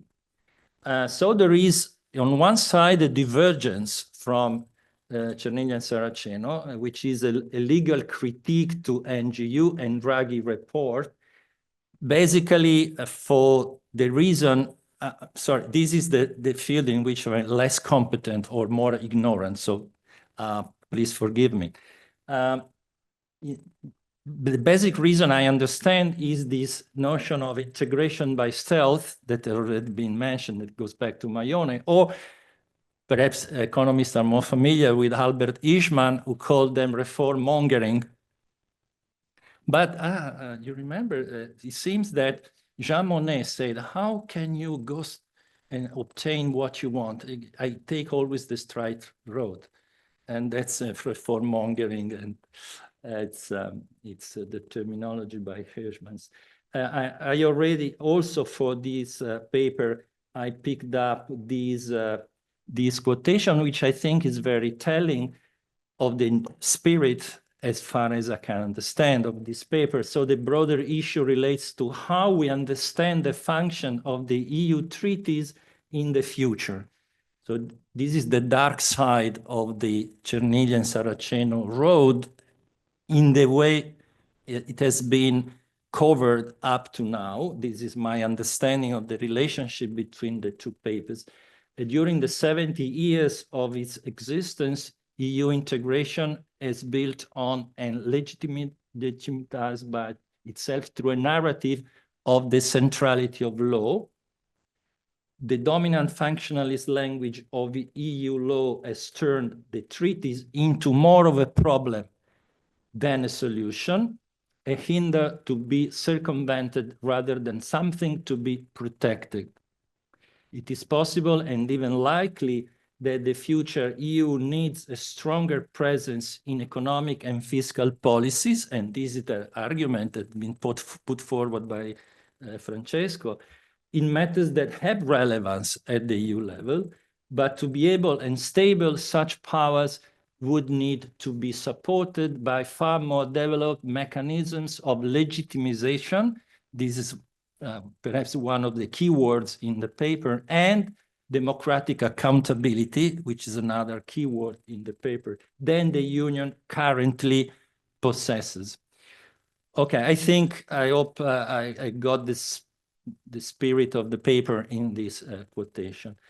So there is, however, if there is a divergence in the assessment of the desirability of the current state of the situation, there is a convergence on pessimism, which is the tone of the day, which I think I can summarize in this way. The Cerniglia-Saraceno road is or should be closed unless political will for transparent reform of the treaties materializes. But if the reasons put forward by both papers are correct, so my final synthesis of the two papers is that the status quo is unescapable, remaining faithful to the rule of law.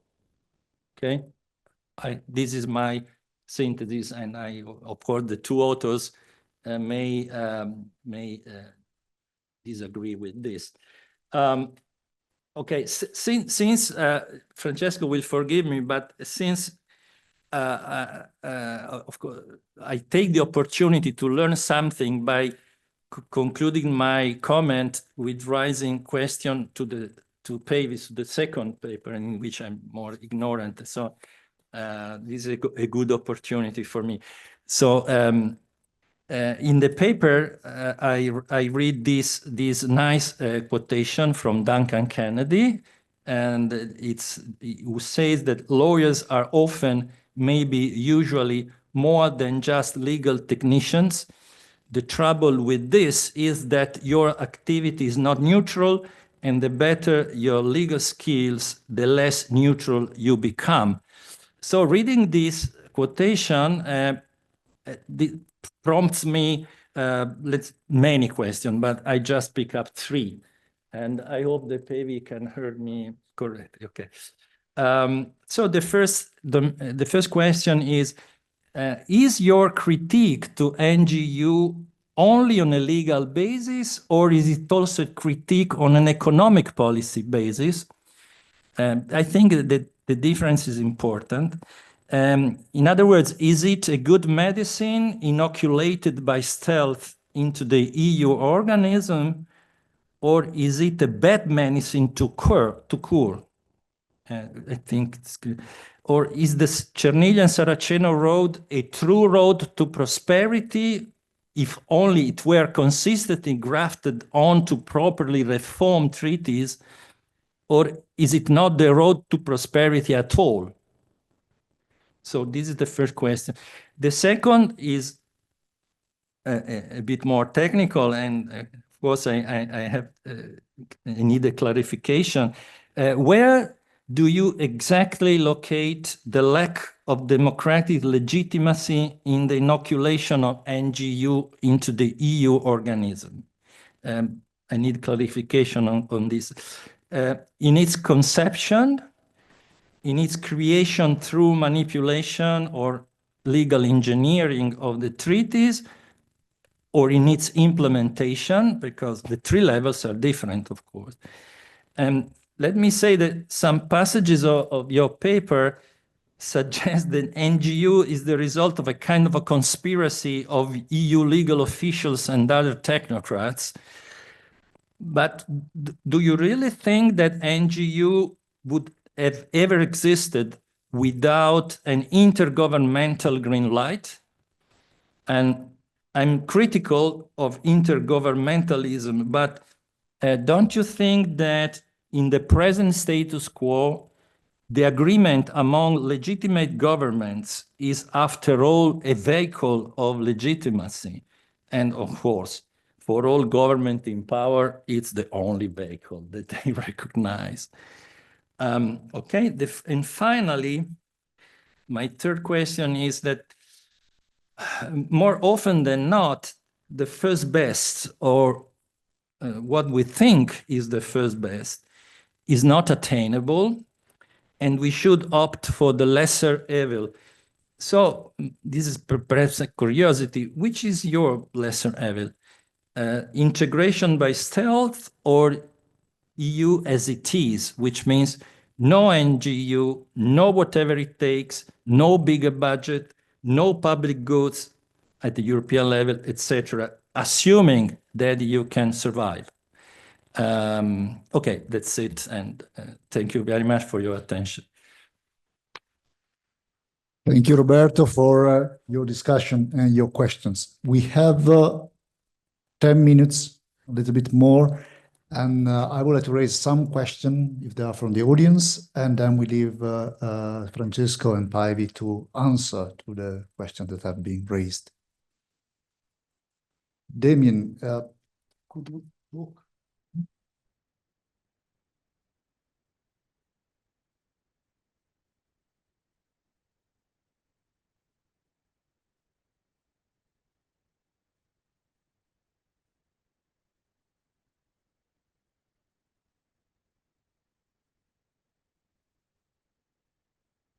Thank you very much. I learned a lot. My question for Francesco.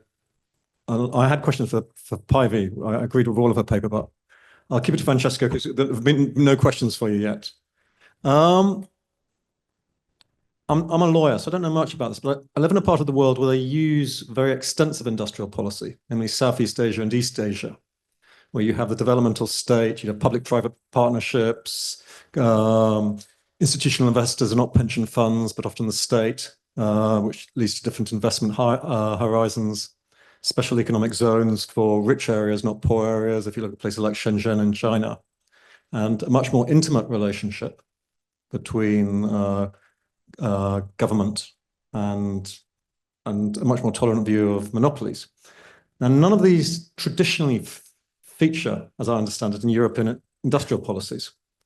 And they, maybe I'm being unfair, but they weren't in the list.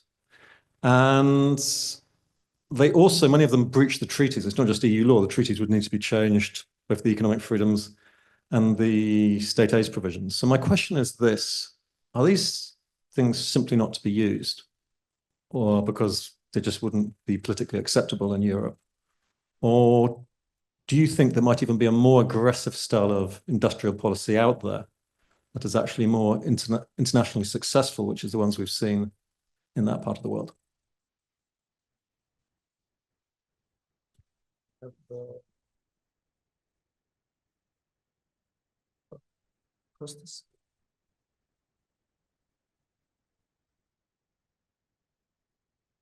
I have a question for both, but it's fundamentally for Francesco. I have considerable sympathy with the idea of industrial policy and the return to fiscal policy. But industrial policy and fiscal policy are not the same thing, right? They're quite different from each other. Now, whichever way we approach it, both of them involve a direct role of the state. And the problem in Europe is that we don't have one state. And the reason why we haven't had fiscal policy in that way and industrial policy is fundamentally that. Hayek pointed that out a long time ago. You could get away with it in monetary policy because it doesn't appear directly. You could do it by stealth in a way. But with fiscal policy, what will be the democratic dimensions and how will you differentiate between industrial policy followed by the Greeks compared to that of the Spaniards, compared to that of the Finns or whoever it is? How would you differentiate? Do they compete with each other? Which bits of Europe would you support? And how would you gain legitimacy? And which government will do that and how? If you put it at the level of generality at which you put it, it seems indisputable. But when you try and make it nuts and bolts, what does it mean? Where is the authority that will do it?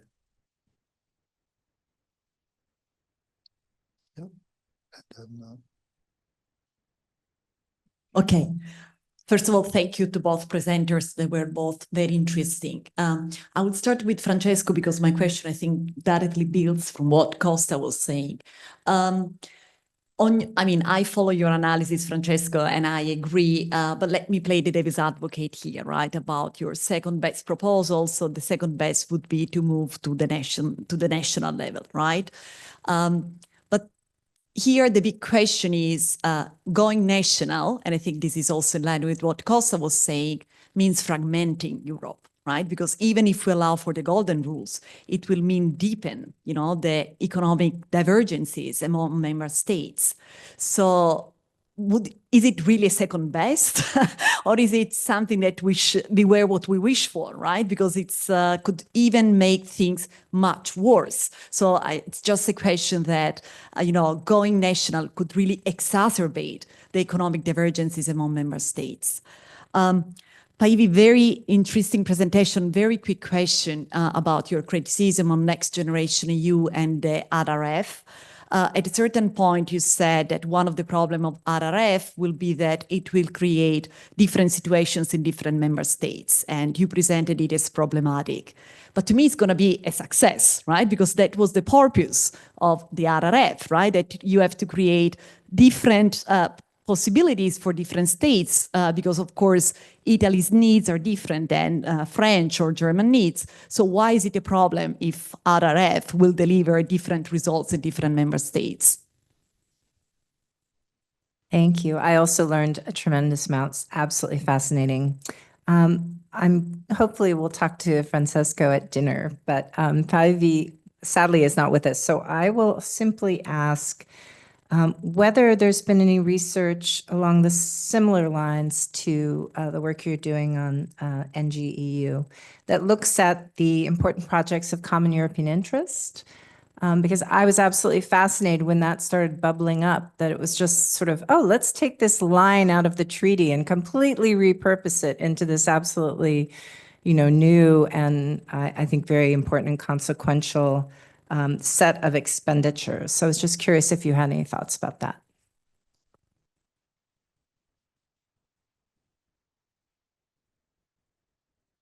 Thank you very much. I'd also have a question for Paivi. I find very interesting this idea of shifting in the vocabulary that you observe between the Eurozone crisis and what happened after COVID.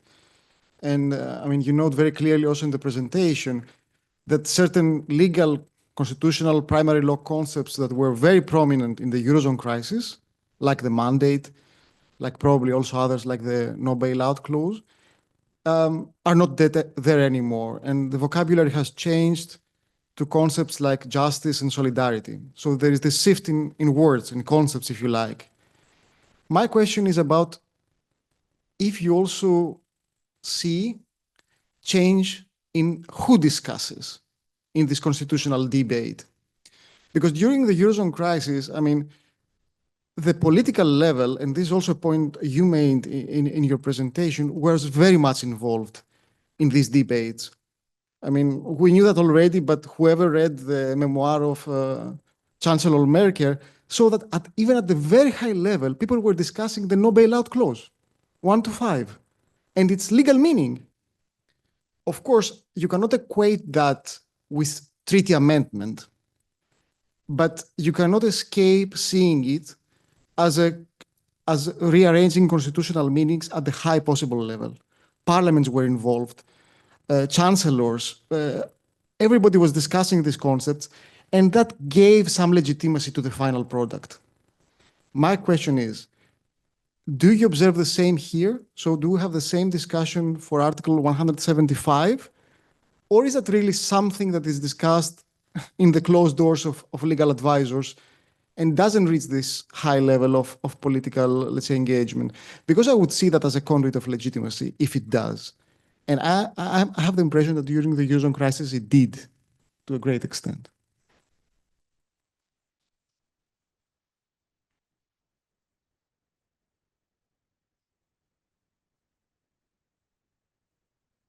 Thank you very much for both presentations. It's more of a comment.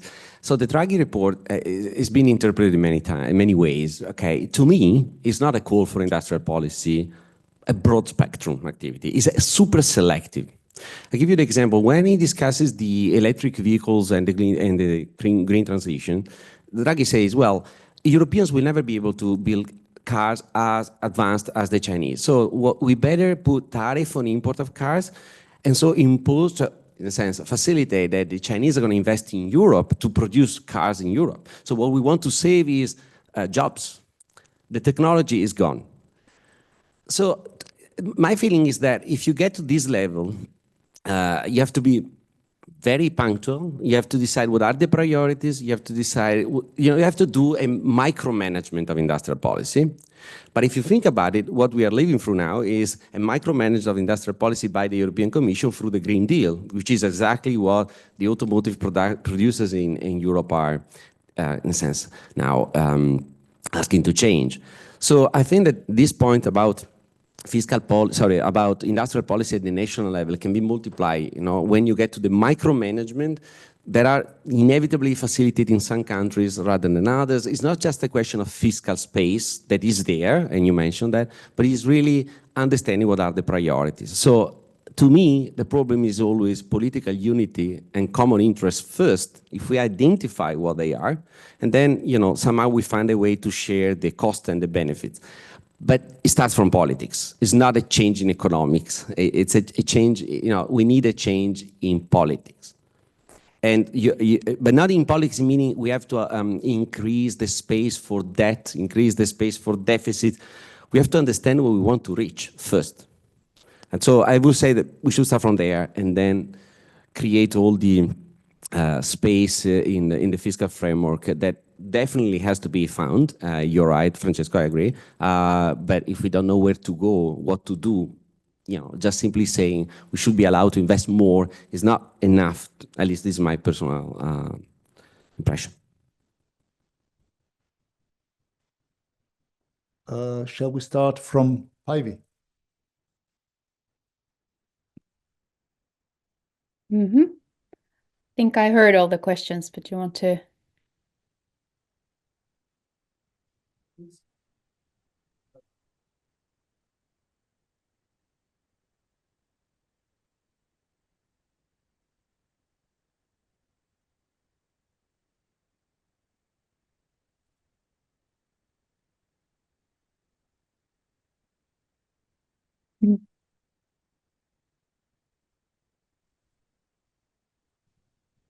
Okay. Thank you. Thank you very much for all of these questions. And I must say, I really regret that I'm not there for dinner tonight. It was also fun to hear Damien's voice, I must say. Very much regret missing the chance to see him. He was my teacher in the previous century.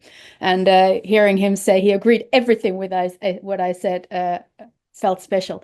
But just let me just start with actually a point that Mark was making in the beginning, immediately after my presentation, where you discussed the own resources decision and Article 311, and you said, well, that's certainly something that we could not circumvent. And I must say, I'm not sure it could not be circumvented. And I know there are discussions already in the institutions of what happens if the own resources decisions are not approved. We know that there are already 2 proposals from the Commission on the table, and they haven't advanced in the Council. So there are already temporary solutions in place. And I think if need be, there will be something that goes around that provision as well. I have absolutely no doubt about that. It will be done if it needs to be done. But then there were a lot of questions, and I'm trying to wrap them up a little bit, just also in the interest of time and your dinner. But I think starting, I didn't actually see the slides of the discussant, but I listened to what he said, and I think sort of starting with the Duncan Kennedy quote, which I also particularly like. You asked whether my critique is more about the legal basis or the economic policy basis, and of course, I've never done economics, so I wouldn't dare to venture in that area. However, even just, I think, a common sense reading of national plans, and believe me, I've read many of them, just gives you the indication that it'd be really difficult to see many of these funding objectives as actually being worthwhile. I mean, just read about the purchases of laptops and the e-cars for social workers in Porto and what have you. I mean, I cannot understand why these things would be funded on an EU level. There's very little in terms of impact assessments, and if you're not convinced, read the reports of the European Court of Auditors. They should be quite competent, and they have fairly similar doubts, but there, of course, I'm relying on their work instead of my own. Then the question of legitimacy, which of course is important. You asked what stage do I think is the worst, and I think, of course, generally all stages are worse, and this has a lot to do with how the EU tends to develop in crisis situations. So the biggest steps are taken in the European Council, with leaders pushed against the wall and sort of national parliaments not really participating all that much. And it's a world of a difference to what treaty reform was supposed to be and what was the main objective of revising the provisions of treaty reform in Lisbon, namely in order to enable proper democratic discussion in the member states. But of course, one issue there is also this explanation that this would be one time only, limited to COVID. All of these explanations, of course, have proved relatively wrong. And also a lot of the legal background work that I've been doing shows also that none of it emerged overnight, but it was very carefully planned over the past, or the sort of preceding 3 or 4 years, just waiting for the moment to push this plan on the table. So it was just waiting for a suitable crisis to emerge. And in a way, I think the sort of which one is your lesser devil question I find a little bit unfair, because of course today we are where we are. But I think my main argument is simply that in a way we've grown to think, and I think this is what EU institutions often argue, but also what legal academics often argue. Koen Leonards in particular argues that the EU is special, and that we cannot measure it on the basis of state standards, and that it somehow needs protection from politics. And in a way, I think we should face the reality that it really is a global powerhouse. And when you exercise power in that dimension and take over functions for nation states and sort of eliminate powers of their national parliaments, you must be subject to some proper standards of democratic accountability. Then just let me sort of wrap up 3 questions, because I think that the question about sort of common European interest is really, really vital, because and the answer to the question of who's been doing work on that, surprisingly little. I've been trying to look a lot into that also, because I was asked to write something about that for the German Ministry of Finance, and there is so little written about European value added and common European goods. And that, I think, is so odd, because these are the items that we should be funding together. And these are the items that would turn all of us into winners, because there's something where all of us would have something to gain, that, and would very much also, in a way, make the limitation or the distinction between net payers and beneficiaries disappear, because we can all win, such as security, migration, sort of environmental objectives, and what have you. There are many examples of that.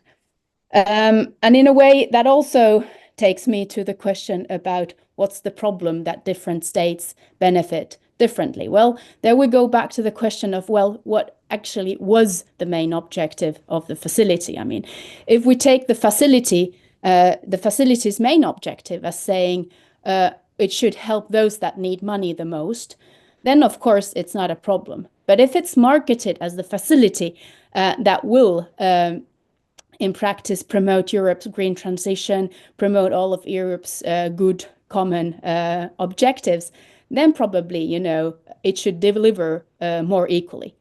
And this is something that, of course, where I come from, provokes a lot of discussion. Why do the Italians get 110% of their house renovations covered when we pay for our own house renovations in a much more colder climate, if the objective indeed is to meet the EU's climate targets? Maybe there's something to think about. And I think that also has to do with industrial policy and fiscal policy. Think about, what is necessary to do at EU level and what is not, and I think we have enough to do if we simply focus the EU funds, of which there will always be too little, on issues that will turn us all into winners in the process. And then finally, the question about vocabulary. Who discusses there? I'm not sure what discussion you were referring to now, because I think sort of when you look at the discussion now, no one is really discussing the empirical consequences or questions of legal basis. I mean, these are pretty much issues that have been solved. And what happened on ground is no longer particularly interesting. I mean, I think that there is general agreement that we now have a model that we can recycle, and that especially is the voice in the institutional discussion. So, I mean, what I would want to see is academic contributions that would start talking about other alternatives, because other alternatives must exist, and we should be there also to put forward those solutions. Thank you, Päivi. We are really running out of time. So, Francesco, a couple of minutes, and then we'll start with the next panel. Bullet points, and then I'm very glad to keep discussing that over dinner. So, developmental state, there is a lot of industrial policy happening elsewhere. Why not here? If I stop. Well, we had it here too. It's what I said before, right? We in the 60s, the 50s, 60s, Italy, France, Germany, the whole reconstruction after war was with the developmental state. Then we froze a new doctrine that came about at the end of the 70s, which was for the minimal state, for the predominance of markets, and basically for not picking the winners, et cetera, and we froze it in our institutions in the 90s. And that is one of the problems we have in Europe, that everything we have in the European institutions has constitutional value at the national level. And so in some sense, it forces us to think of the mandate of the central bank. In the US, it's a standard law. Here, it's a treaty. And so there's much more difficulty in changing institutions that don't prove fit to their times. So, I mean, we can discuss that even more, but I mean, the fact is that in the 90s, the consensus was different, and this is when we built our institution. Regarding the other questions on the differentiation of cost and benefit, of course, this is the problem of every federal entity, right? You have local needs and you have common needs, and of course, you have to make to design policies in such a way that the two go together. In Europe, we have the added difficulty that we don't have a proper federal level, I mean, a proper central level. And so this coordination of the common projects that I was just mentioning, of the national projects that sometimes are contradictory with each other, needs to happen through a political process in which you have to take into account the accountability, the efficiency of the decisions, et cetera, et cetera. That is extremely difficult. It doesn't mean that we don't have to strive for doing it. And then we can discuss a little bit more over the break the details. But I mean, I think this is the core of the problem. I would also have, but as he said, you had a comment, not a question. We'll discuss that later. Okay, I think we can start with the next panel. I invite Roberto Tamborini as a chair, and Damien Chalmers and Manuela Moschella to present the paper. We need to go. Sì, tieni sui 20 minuti. Cerchiamo di assolutamente per la seconda. Sì, sì, sì.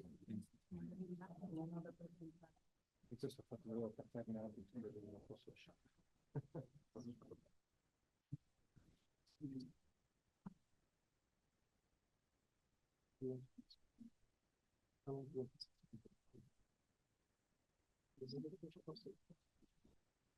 No, yes, we can carry on.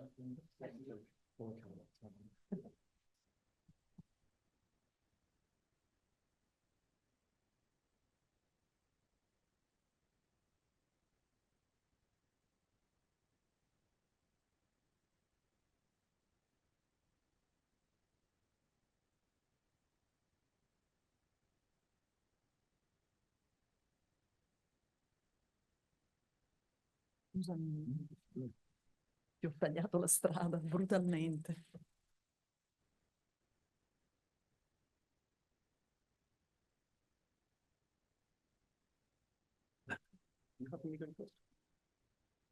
Go ahead. No problem. You're there. You can stay. Thank you for Okay. asking. Thank you.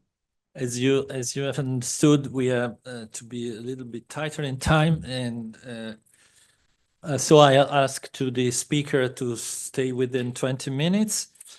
This session is entitled EU Economic Activism, New Dirigisme. I think that this is French pronunciation, or the risking state.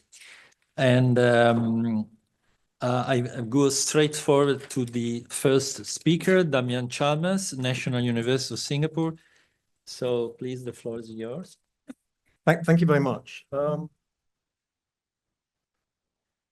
Thank you very much. If you just one quick moment of indulgence as a preface. I thought it was a bit churlish actually about what I said about Päivi in my question, because when I was preparing this, I felt very tentative because she is the most knowledgeable and authoritative EU law voice, in my view, on the subject, and I wasn't sure if I could add anything of value. So she'll tell me afterwards what I have. But listening to her, I thought she knows far more about this than I do. And insofar as I touch on the RRF, I'll certainly be very interested to hear what she has to say. Now, what my paper about is the growth of what I'd call delegalization in EU government. And what it basically argues is that there have been two forms of delegalization. One, sometimes delegalization, so the resort to instruments other than law, happens in the EU, and I'll call this Mark 1, because basically there's too much law, and the law can't do everything they want it to do, so they resort to non-legal instruments. And this has been more prevalent in EU government historically. Now, what we're seeing more recently, it's always been present. One can trace it back to 1958, but what we're seeing growing in a much more significant way is a move to government without law, because just there's an aversion to law. They just don't want to use law as an instrument of government really very much in that field. And I'll argue that the RRF and the European semester are combining to create a large field in that regard. And what I'd say about that is the following, that even though legalization may, and this is in response to what the discussion that happened a bit at the end of the last session, even though legalization can certainly have its limits, government by law can often be very problematic. If you don't, I will argue that Mark II shadows, the second form of government, can be particularly challenging for a number of reasons, even if you're not bothered about legal pernicketiness, even if you think the ends justify the means, you're inoculating something good into the system. Without some sort of checks or legal virtues, just in straightforward policy terms, you're more vulnerable, as we are seeing, I think, in my view, with facility, to policy capture, policy slack, policy drift, and to possibly ending up with policies that are very far away from what people want. So it's quite conceivable that the RRF can act as a form of Faustian pact, where the main beneficiary states, which are Italy, Spain, and Greece, and to some extent Romania, are committed to following Commission oversight of policy reforms up to 2056 for money that was spent in 24 or 25 for this conference. And I'm not sure that's what they thought they were agreeing to when they got the money. So let me start in a little bit more detail. What do I mean by delegalization? This is what I'm talking about when I talk about shadows. So what are legal shadows? Shadows are non-legal arrangements. So they don't use your law. They're arrangements that operate in the shadow of the law. At the end of the day, the EU is a legally constituted arrangement or organization, and there's always some law you can find that relates to these arrangements. Now, these shadows do a number of things. Firstly, they displace the law as an instrument of government, that the main actors in question look to the shadow rather than to the law or anything else to orient their activities. And this in turn resettles normative expectations, i.e. what people think is right and appropriate. It shifts the balance of institutional relations, both between the EU institutions and between the EU and the member states. And the feature of these shadows, I'll come to this last point, is that they're opaque and unsettled. Although they're sort of stable, they shift around a bit. So there's an opacity about them and a lack of definitiveness that is a feature of this style of government. Now, they are not soft law. Firstly, there are many soft laws that are identified as laws in the treaty. These are not laws. Secondly, there are many shadows that have instruments like the trilogue or incentive-based payments and development or surveys in the European semester that no one has historically called soft law. But the third reason why they're not soft law is these shadows are not necessarily norm following. They are made up or they're mutually constituted of the conduct and the relationship to some instruments. And parties may operate in very unpredictable ways in relation to these arrangements, in relation to the norm. Now, that's what they are. I don't think that in any way they are law following. And let me give examples of the two shadows I'm going to talk about. I said they come in two forms largely in EU government. The first happens because there's too much law, or law is asked to do too much. The second is that law is just not available as an instrument of government. Now, with the first one, the relationship to EU law is largely a substitute for EU law. EU law could be introduced if people wanted to formally. The second type is endorsed by EU law, but EU law can't really get any hold on it in any realistic or practical way. And I give some examples at the bottom of them. Now, I will argue that Mark II shadows are very different from Mark I shadows, that we're moving to a world where Mark II shadows are more predominant. Now, but just say a little bit about Mark I shadows, and I'll give an example of how they work. Now, in EU government, law is asked to do four things. It has a constitutive role, it creates a legal world of rights, duties, powers, institutions, which are there for government to use. It has a symbolic role, it's used to represent certain values, beliefs, imaginaries. It's used to problem solve, and it's used to command, to shift parties' behavior. This is not unusual for any legal system. But the paper argues, and I won't spend any time on this, that the EU asks EU law to do it much more than a national system would ask of a national law. And I can explain that more in questions if people doubt that. Okay. And then what happens is, because of this overload, be it for along any of these four axes, constitutive, symbolic, problem solver, regulatory, decision makers realize that EU law can't work and they bring in the shadow. Okay. And the example I give to show Mark I's shadow, and I'll come on to something that's more related to this panel in a moment, is the framework on the rule of law that was introduced in 2014. Now, the treaties provide that the EU institutions can take a decision that a state is committing a serious breach or is a clear risk of a serious breach of the rule of law, and they can sanction it if there's a serious and persistent breach of the rule of law. That is in the treaties. In practice, that relies on a Commission proposal. Okay, there's been a Commission proposal once. I'll come on to it. Now, it overloaded the system in a variety of ways once the Orban government came in 2010. First of all, it was very difficult for certain parts of EU law to work, notably the Dublin regulation and the European arrest warrant, because there was a serious risk that courts in other states wouldn't transfer people back to Hungary for that reason. The Commission admits this. There was also a question of just, would the law operate properly, the EU law, national law in Hungary? The Commission admits this in the communication. Symbolically, what was happening, because things had broken down, they didn't know what to do about Hungary, was this was threatening the EU as a space of virtue, of constitutional democracy. In terms of problem solving, they didn't know how to solve it. neither Article 7, which was this procedure, or using infringement proceedings would work, because apart from anything else, all they did would condemn Hungary. They couldn't put in place any mechanisms of their own. And finally, there was, how do you solve a problem like Orban? How do you get a very clever political operator to shift his position? Okay. So the Commission, the various statements came up with this framework, which was meant to act as a substitute for Article 7 in 2014. Firstly of all, it suggests a new trigger. The breach of the rule of law doesn't have to just be significant, it also has to be systemic, a much higher threshold. Secondly, it suggests a new institutional process.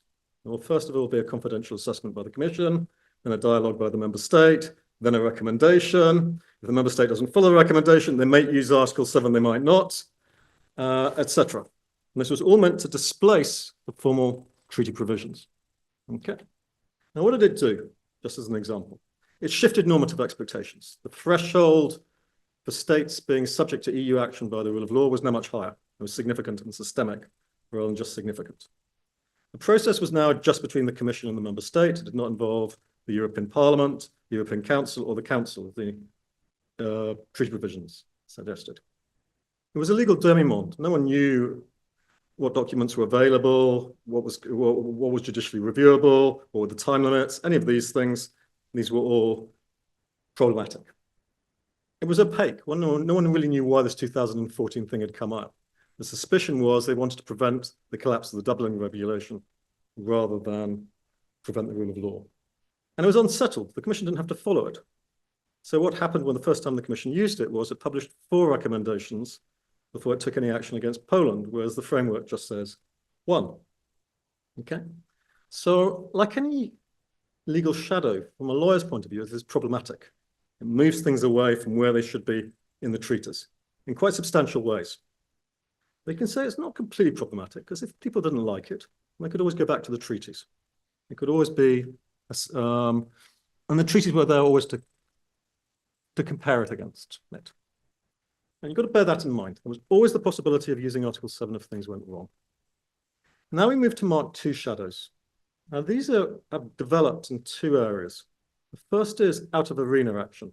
This is areas where EU either does not have competence to take laws or can't take the sort of laws that it would perhaps like. So typically in the field of external relations, neighborhood policy, development, or particular fields. The second, and I'll skip over this because this is just history, is where a rationality of economic government. This is the European semester. The EU sees law as positively unhelpful here. It wants a process of socialization, discipline, knowledge generation that generates an idea of what it is to govern well. And it sees law as too rigid, not generating enough information, not adaptive enough, not disciplining enough to work well in this field of government. So you have shift best practices, reports, collection of informations, peer shaming, etc. Even the formal procedures for European semester suggest very few laws, and very little of it is legally constituted. Now, over time, both of these have got bigger. Out of the arena action, the EU has taken a more robust notion of its territoriality, stronger regional presence, with neighborhood and pre-accession becoming bigger and bigger in recent years. It's now got 79 billion euros for development and neighborhood, bigger development capacity. And finally, you begin to see this thing that happened first with the euro area, and we're seeing now in migration and climate change, and it's mentioned in Draghi, of the idea of a common European public good. And the idea of this common European public good is it's not threatened by illegal performance by a state, illegal activity, but poor performance. Spain, Portugal, for example, did nothing illegal during the euro crisis. The argument was their economies threatened the future of the euro area. Economic government, the term I can trace it back to the Lisbon European Council, the idea of a European economic government. It's socialized and developed by the semester, and it's been reinforced by the research, the RRF. Now, how's the Mark II shadow worked with regard to the RRF? This is how it's worked. In my view, you look at the RRF, which sits between out of arena action, the reasons that Päivi gave, and economic government. And you have 3 moments: the preparation of the plans, the disbursement of the money, and then the period of repayment, the loan agreements. And each of them is developed by, is governed formally by something that is not a law. Recovery and resilience plans, milestones and targets, disbursement of the money, and finally the loan agreements. And we haven't yet got to the period of the loan agreements, although one can find out on the web what's in them. But we can already start to seeing what are the arrangements that are governing the first 2 periods, or have governed the first 2 periods, these shadows, during the preparation of the plans and disbursement of the money. What do we find with reorienting normative expectations? Well, no one puts it better than Pivy as to what the money's gone on. The money's gone on basically everything other than bankers and defense. And you can find all kinds of odd examples. There are Greek courts that are meeting climate change just because they're putting a refit that complies with EU law. So the Greeks are getting new court buildings just for that reason. It's a very, very wide-ranging set of things. Secondly, you can't really call it a fiscal transfer because 60% of the money that was allocated, it will actually be more when it's dispersed, goes to 3 states: Greece, Spain, and Italy, of which only Greece, I think, is in the bottom quarter on GDP per capita in the EU. And when one looks at the disbursement, things have got even worse because basically the more milestones and targets you had, the harder it has been to get the Commission to disperse the money. So you can see Romania and Portugal have really struggled to get the money dispersed to them, whereas Italy's done pretty well. So first of all, the scope is different. The distribution is different from what it was intended. It should only have been about 45% to those states. Thirdly, the balance between grants and loans, and this will create problems for the MFF, is very, very different. That far more grants have been given than loans. That was not how it was initially intended. And this is going to create bigger problems for the EU budget because loans, at least notionally, at least the money is repayable. And the other thing that's changed a lot is the place of the semester, the European semester, and its relationship with the RRF. Now, in the regulation, they said the plans just had to be consistent with the semester, nothing more. The Commission has interpreted that now to mean they must actively contribute to semester goals, and these are ongoing goals. That's every year they change. Okay, this is a very different thing and a very strong form of discipline that the Commission is using. It insisted for these in the development of the plans, and this is really the only non-negotiable thing that comes to amendment of milestones. States must comply with their CSRs. Okay, so this has shifted a long way from what was in the regulation. Okay, it's an open-ended thing to states basically who are given a tough time during the sovereign debt crisis and have relatively low creditworthiness compared to other EU states. With the central transfer system of grants and a very open-ended and demanding system of government that puts the semester first and foremost. Turning to the institutional balance. It's been a tool for hardening, that should be semester obligations. The Commission, not just hardening obligations, the European semester obligations have been tightened through Commission insisting on these in the plans, and amendments will not be approved for milestones and targets unless they contribute to these. What Corti and Borkhaus find, and this is what Pivy alluded to, is that for investments, which are 2/3 of the milestones and indicators, there was complete national capture, complete latitude, because the Commission allowed pipeline targets. This was not so for policy reforms, which the Commission, because of the semester, had a whole series of policy reforms it insists on and can continue to insist on, because it can say that the reform will be reversed unless there's some level of implementation, although it's taken an open view on when that will be. The loans make that even more clear, because in the loans, this is in Article 15 of the template for the loan agreements, the money can be recovered unless there's compliance with semester requirements and the agreement. And I'll leave the opacity as I'm running out of time. And just, so it is very opaque. There's constant amendment, there's constant, no one quite knows what milestones are. They're different from even IMF milestones because they're much more fuzzy. The audit procedures are variable. The Greek Court of Auditors has raised issues about this. So, yeah. So the Mark II shadows, if you look at it, it does very different things from what was initially anticipated. Institutionally, it sets up a new relationship from what's anticipated, with national ownership far more intense over investments, commission oversight much more intense over policy reforms, but in a much more open-ended way, where it can use things like amendments or breach of the loan agreement to say, no, you don't have to comply with this anymore, but we can have a debate about what is good policy. And so that is how I see the new arrangement, very crudely. Now, is it good or is it bad? First of all, it's very difficult to see law containing this. If you read the plans, they're not legal statements, they're several hundred pages long. Legal procedures could not cope with the level of amendments that go through these plans. They're written in much more opaque language. But even though they're not, that doesn't mean necessarily you're dealing with an illegal world, in the sense that they're still subject to legal oversight by Court of Auditors, the UUPPO, etc.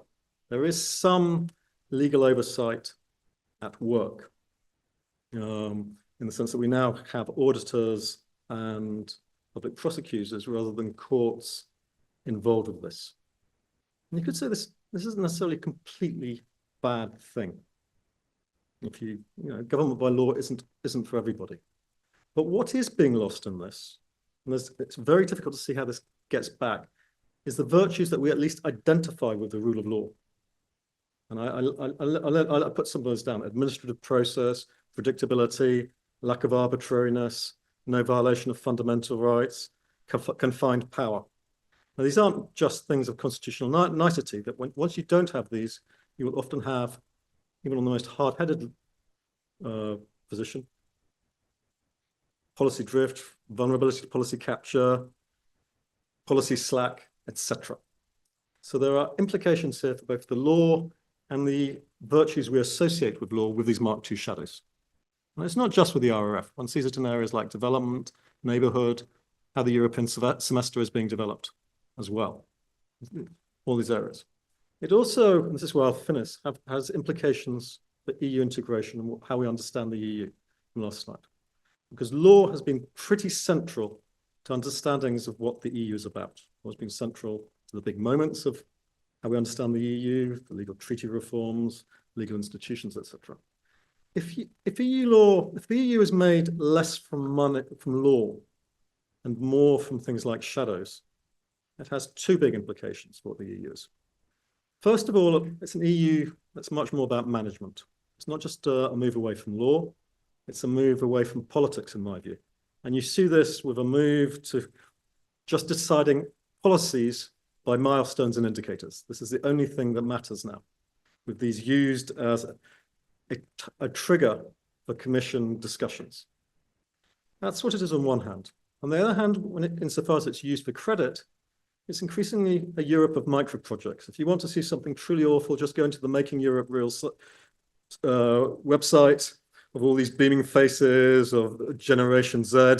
Europe is now real. I got a new wind farm, etc., etc. It's a more dispersed Europe. Symbolically, if you relied on law was there for realizing virtue and common goods. If you look at Regen Europe, it's for enabling European action, for individual and collective action. It's a regenerative element, but it's also providential. It's there to prevent the descent. It's prevent Europe, we've heard it in the last slides, being taken over by China or being taken over disease. This is how it's portrayed symbolically by the Commission. And that is not a very plausible form of symbolism for reasons I'll explain. Thirdly, shadows were developed to increase problem-solving capacity. That is, in one sense, good. The EU can perhaps have more capacities. It runs the risk, however, of hubris and extrapolated problem-solving. You think you can do everything. There's a belief we now have greater tools, we have greater shadows, everything is possible. I see that in almost all the EU has said in the last year. And finally, and this is where I'll finish, you move to shadows. Shadows have the problem they have to induce people to do things that they don't otherwise, they're not legally compelled to do. And you normally have to rely on money to do that, or some material benefit. Access to the EU's market, withdrawal of credit, or giving of money. And that's all about the power of the purse. And it means that the EU becomes less centered around the idea of the judge, symbolically, and more around being your bank manager. And I don't know anyone who likes their bank manager. I'll stop there.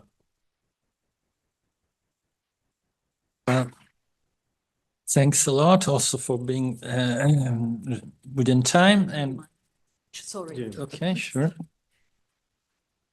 Because I have the slides over there.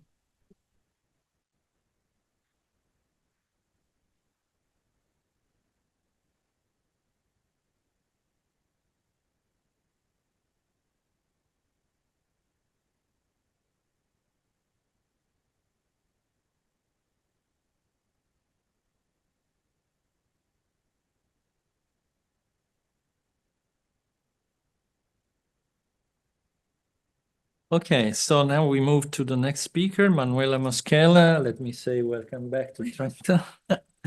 University of Bologna. You already see the title, so I don't waste time to repeat it. And please, the floor is yours, 20 minutes from now.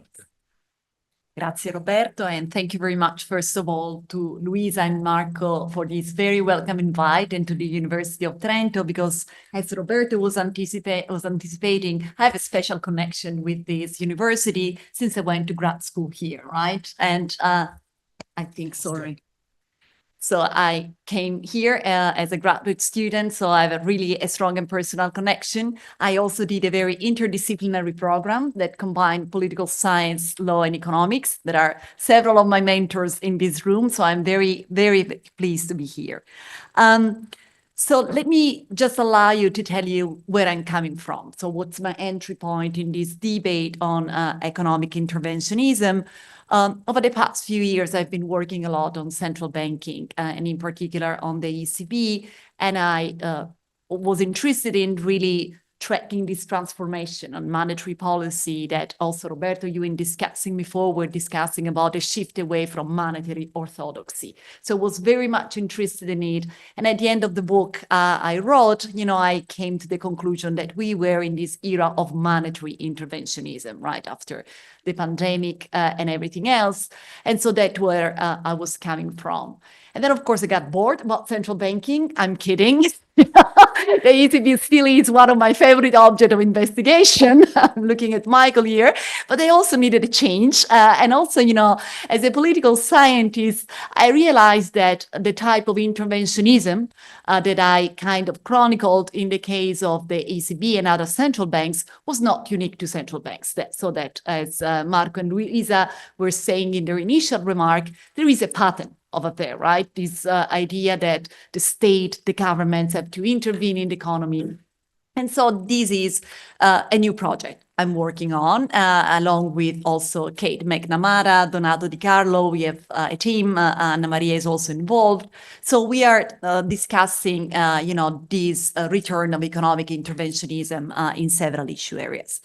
And, the work that I'm presenting, that is a work that I'm doing with my co-author, Donato Di Carlo at the London School and Lorenzo Moretti at Lewis, in which we try to get to the question of varieties of economic interventionism.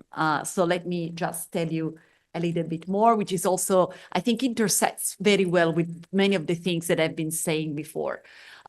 So as I was anticipating, our entry point was really this resurgence of state interventions in response to crises, the pandemic, but also the climate challenge. Okay, so that was really, where we were really astonished by, coming from political economy after decades in which, neoliberalism was the dominant game in town and any type of government intervention was discredited, then suddenly we had this widespread embrace of interventionism.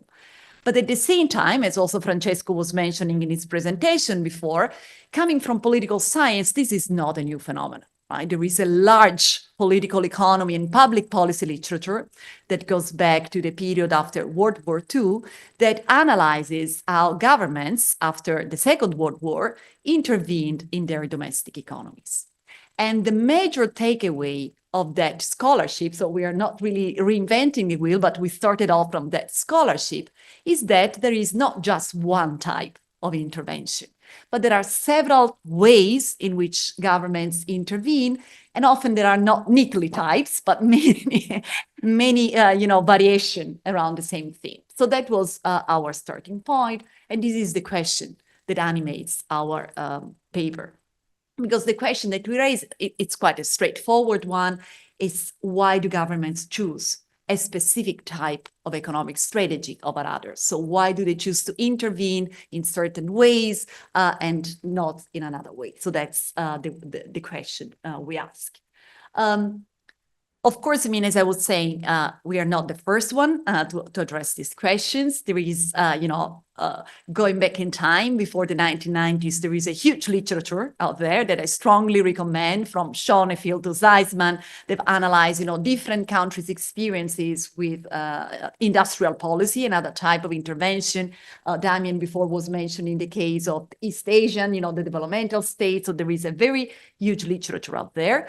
But, with the return of economic interventionism, there has also been a renewed attention to this issue of investigating why countries go in one direction or another. And in the paper, if you are interested, I mean, I didn't put the references in the slides, but you can find in the paper that I circulated, we identified 3 major clusters of scholarship on this issue. One that has come mostly, I would say, from international organizations, the OECD, the IMF. They have kind of done a cross-country variation. So they've really mapped, different typologies of economic interventions across countries, which is a very important assessment. So there is a very important literature that tries to map cross-country variations in different typologies of industrial policy and also over time. And this is one set of scholarship.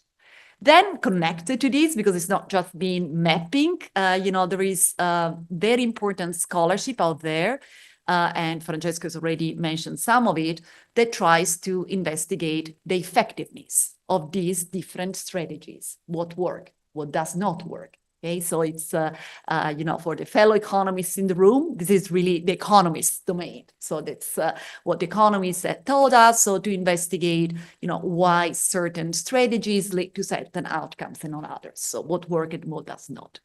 But then, of course, there is also another strand of scholarship that has gone into investigating, in particular, the political conditions, okay, that lead countries lean towards certain strategies and not others. And here a lot of attention has been devoted to this important and very fundamental question of state capacity. So to investigate, what are the characteristics of the states that make, and of governments, of domestic governments, that allow them to move in one direction over another, which is also often operationalized in terms of the distance the governments have from societal interests, firms and other type of economic actors domestically, and which is a very, very important scholarship.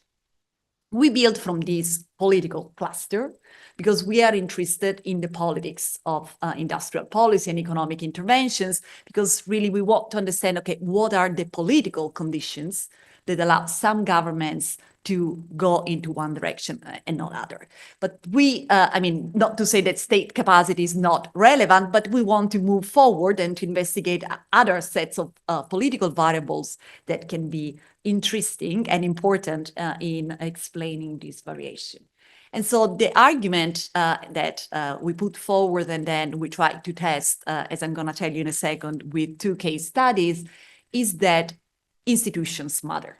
Okay, and again, we're not inventing the wheel if you're coming from political science.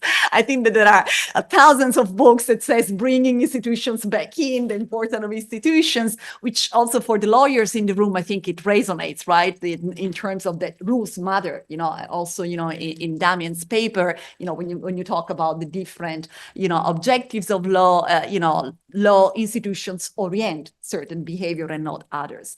So in the paper, we argue that institutions are particularly important, and institutions are particularly important in this issue area because they can manage the political conflict that is associated with industrial policy decisions. Okay, in the previous section, when Andrea was asking, okay, it's a question of political priorities, that's exactly our starting point, that industrial policy is inherently conflictual, because it will means identifying who are the winners, who are the losers in terms of sectors, regions, ideologies, what are the priorities, okay, why to produce hydrogen instead of batteries, why to finance, a project of common interest between France and Italy and not Ireland and Spain, whatever. So it's really an issue area where we have to expect a lot of political conflict.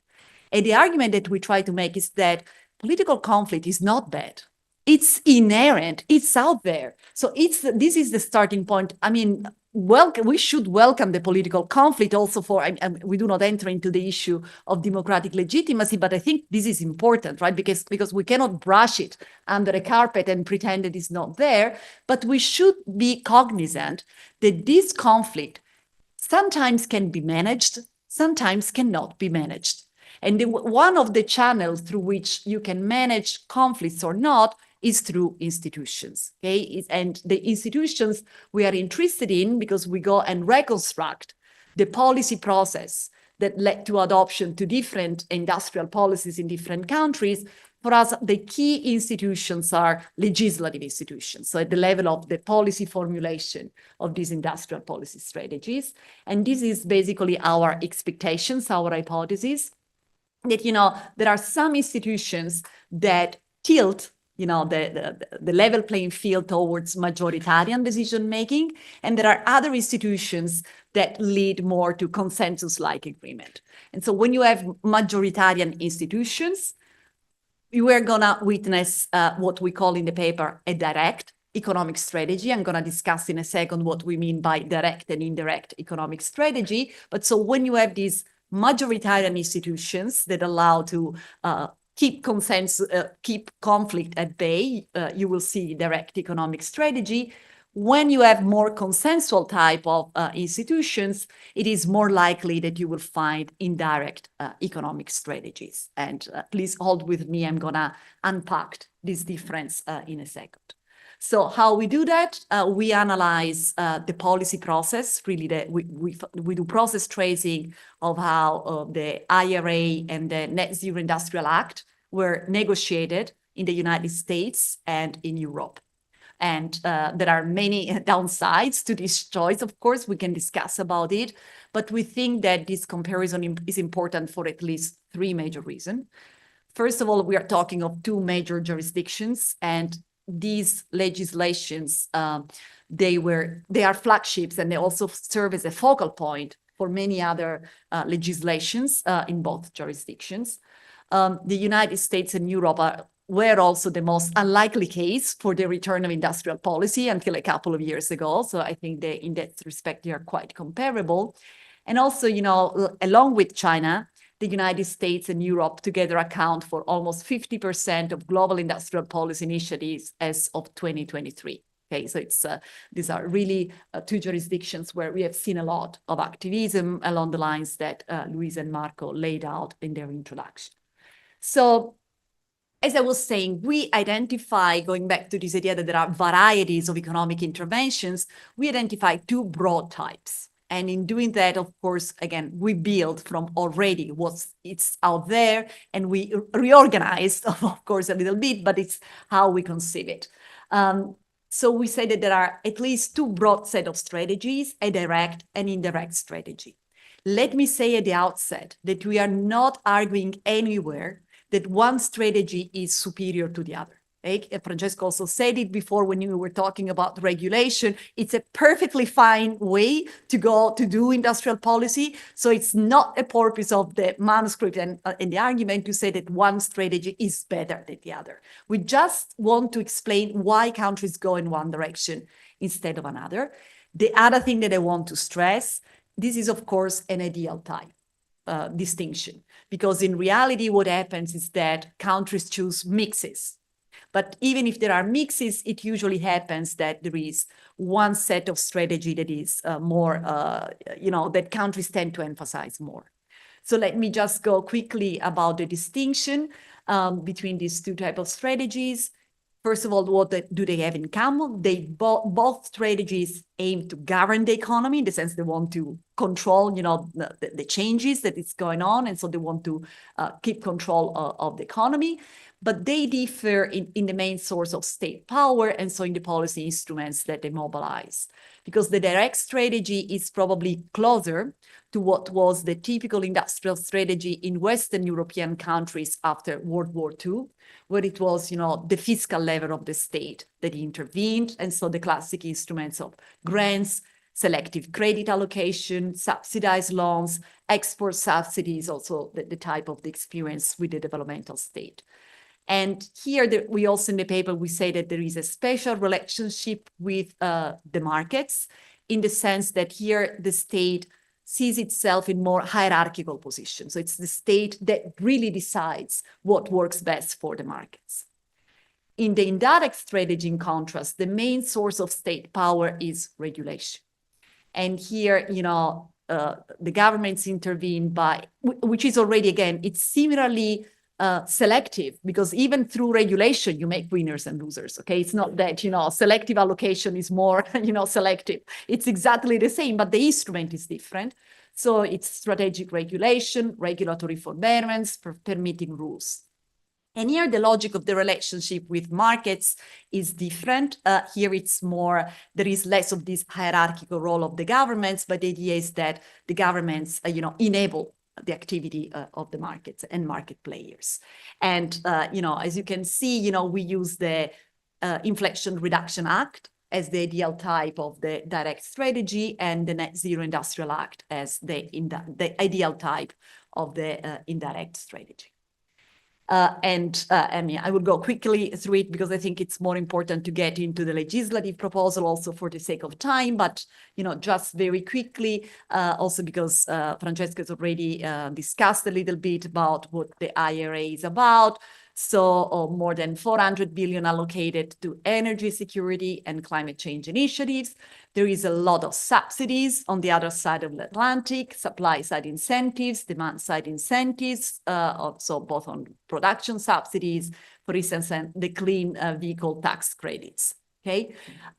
Interestingly, and this is something that we found out in process tracing, the process through which Congress came to adopt the IRA, there are not regulatory measures in the Inflation Reduction Act, basically.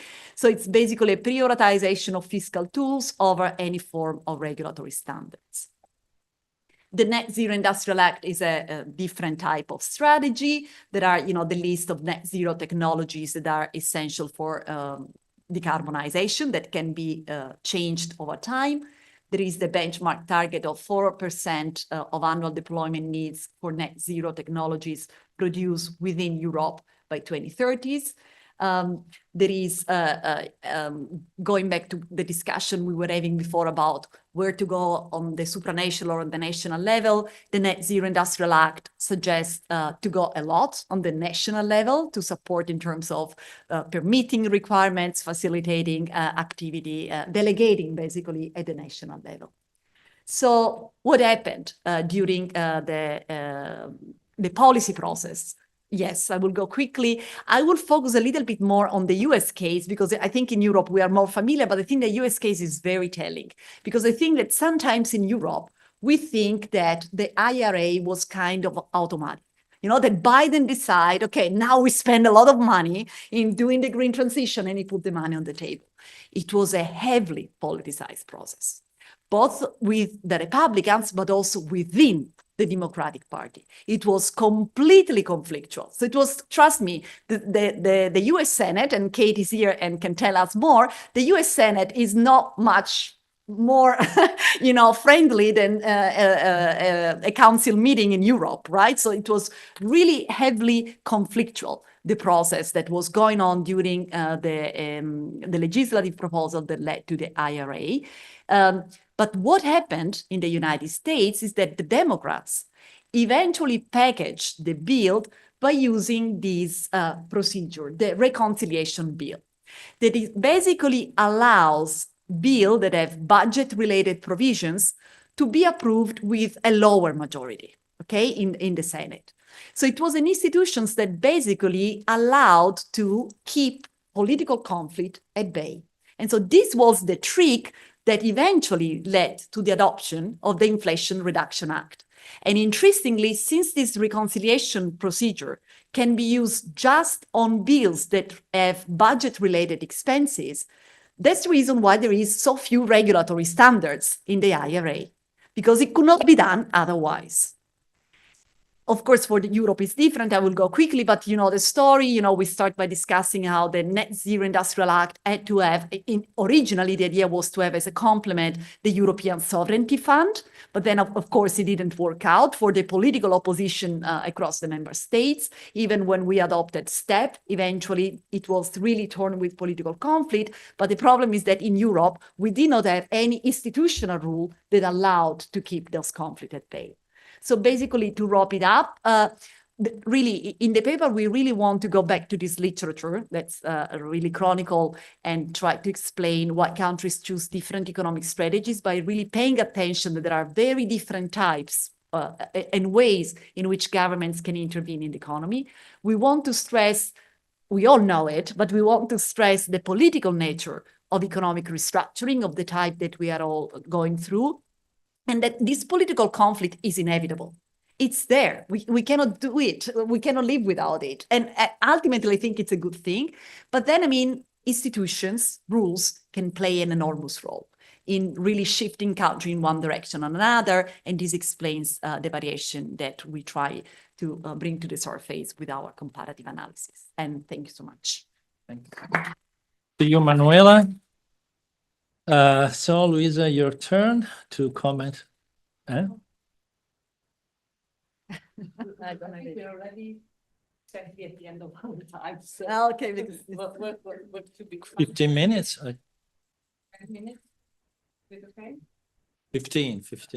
Probably too long. We need to leave some time for the question too. So let's try. You tell me when 10 minutes are over and I could stop. Thank you very much, both for the papers and for your presentation. And I think there's a lot also that comes back to the previous discussion. So first of all, disclaimer, like you, my is a lawyer's perspective. So I'm going to try and see on what you discussed from a legal point of view, although I think that there's much to be grasped from the non-legal matters. Now, in reading in the papers, which are dealing actually in theory with very different matters, I think that one thing that emerged quite clearly from both is what is the role of law into these matters. Because Manuela has been dealing a lot with the political side, but when you talk about institutions, that immediately leads to what is the legal structure? What are the rules that apply to institution? And why do institutions work in a certain way or not? So I think there's an important part that combines the economic side to the political side to the legal one. And as for Damien, actually, the name of the paper is about shadows. But then when you present, you talk about delegalization, which is the common framework into the analysis. And so again, the issue is, why is non-law playing an increasingly important role into the EU processes? And if I think about that, I think that has very deep roots. It's playing out in a very new way because of the new circumstances, but the roots are very old ones. And that goes back to the very idea of integration through law. At the very beginning, the idea was that European integration was about using law as a tool for reaching economic purposes, which were finally political purposes. And so this idea of legal engineering, of law being a tool for achieving something else, is deeply entrenched in our own identity. Then over time, this identity has been changing, diluted, but undercover, I think there's some very deep stream that is underneath. And every time we experience a crisis, there's something that comes back. Now, that's not the end of the story, because, of course, history does not repeat itself. So I think this new wave of delegalization is very new, very different, but has some link with this DNA somehow that is there. And so this technocratic vision of law and law as a tool for reaching goals is there. Now, what is the problem? The problem is that while in the beginning, this kind of balance was set on the idea that EC law was just a minor part of what the states were doing. So you could forego the technocratic feature because the deep constitutional values were set at the national level. So there was a balance that was working.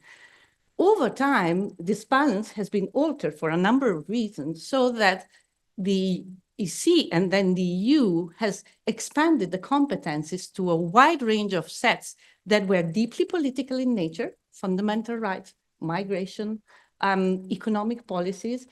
And at that point, using the technocratic tool was clearly dangerous and highly controversial. But there's a very, I think it was Marco that used the term, which is non-legal, it's borrowed from economics, but I think it's a very useful one. It's path dependency. That is, every time you run into a crisis, you tend to use what you know best. And the technocratic model was so deeply entrenched into the European pattern that when the crisis hit, you went for that. It was very clear after the financial crisis in 2008, where the technocratic feature, not just of the immediate response, emergency response, but the pattern that came out with the the European stability mechanism and so on, is highly technocratic. And somehow this is also playing out in the new governance of the pandemic response. It's very different because it's more about using financial resources rather than having a constraining kind of economic policy. But from the point of view of the legal instruments or non-legal instruments that are at play, I think there's a very strong similarity into that. Is it dangerous? I fully share Damian's worry about the fact that this is highly problematic for the rule of law, as we have mentioned. And remember, one of the expansion of the European Union has been more about being based on fundamental values, human rights. We have now the charter inserted into the treaty. So on the one hand, we expanded a lot the constitutional dimension, let's say, of EU law. And at the same time, there's much of the on-the-ground matters that are fundamental for the way in which European integration is understood that are going on a different pattern. So we have a kind of schizophrenia, I think, that is played there. I think nowhere more than the migration policies, we see that at play. How we go on talking about fundamental rights, international protection, and so on, and the way that on the ground, the migration policies are run. So I think this is not our focus of analysis, but I think it's another matter where you can clearly see that. Another area I think that is important is to see when we compare it to other situations, so the US, Europe side, because in our project, we are working a lot on that. And of course, it's a very, how can I say, challenging exercise by definition, because in some sense, these are two different words, two different beasts. One is a state, it's a federal state, and the EU is a supranational entity. So of course, there are major fundamental differences. And I think in this area, the first one is that the fiscal power. The EU does not have per se a fiscal capacity. it was a shock, a kind of, how can I say, black swan that we had the decision of having public debt issued for the next generation EU. But for the rest, of course, we are far more constrained than the American situation. And of course, that does make a difference. So maybe from the very beginning, the fact that Europe has gone for a regulatory solution and the US have gone for a financial solution, I think also has something to do with that. At the same time, I think there's a lot to be learned from using a comparative model for the EU and the US, because this multi-level nature and the inherent tension between the need to have a general comprehensive solution for problems which are clearly transnational in nature, like digital transition, green transition, economic crisis, a migration crisis, and so on, is clearly there. And the fact that we recognize that the state identity is fundamental for a number of reasons. And in that case, I would say more in Europe than it is the case for the US. On two more technical issues. One is I was interested by the fact that you pointed out that actually the two legislation that you analyze are set in a broader context. So in the case of the American statute, the original plan was actually much wider, and then it was narrowed down because of the impossibility of reaching a political agreement. So I think, and at the same time, when you look at the European legislation, of course, this is essentially regulatory, but if you look at the multi-annual financial framework and the Next Generation EU, 30% of the funds are geared toward reaching green aims. So again, the context goes in a different way, both in one case and the other. So probably focusing not just on what has been finally decided, but also at the what is outside of that sphere that is actually connected to it, might probably give some better information for comparing these two systems. And for Damien, I'm not sure that the differentiation between shadows and soft law is so clear-cut, because it's true that soft law is a negative definition. Anything that is not hard is soft. Well, what does it mean? Seems to be very easy and intuitive. It's not. If you look in many cases, soft law has various channels through which it becomes hardened. That is, it changes the action of stakeholders and it finally assumes features that are very close, if not completely identical, to hard law. And so I think your notion of shadows, I think, has a lot of similar features. Maybe it's more a matter of graduation on a continuum rather than a strict separation between shadows and soft law. And in that case, I think probably what we need to acknowledge is that although the European Union context is very specific, this is something that has a global scale again. The rise of soft law and the use of soft law as a different way of regulating things. So this idea of delegalization is actually a much more common pattern than in Europe. And the problems, of course, are different.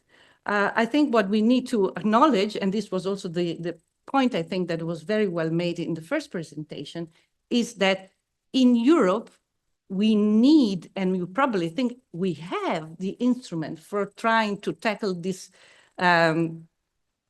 evasion of the legal tenets and make it possible to provide some rule of law elements also in this highly technical field.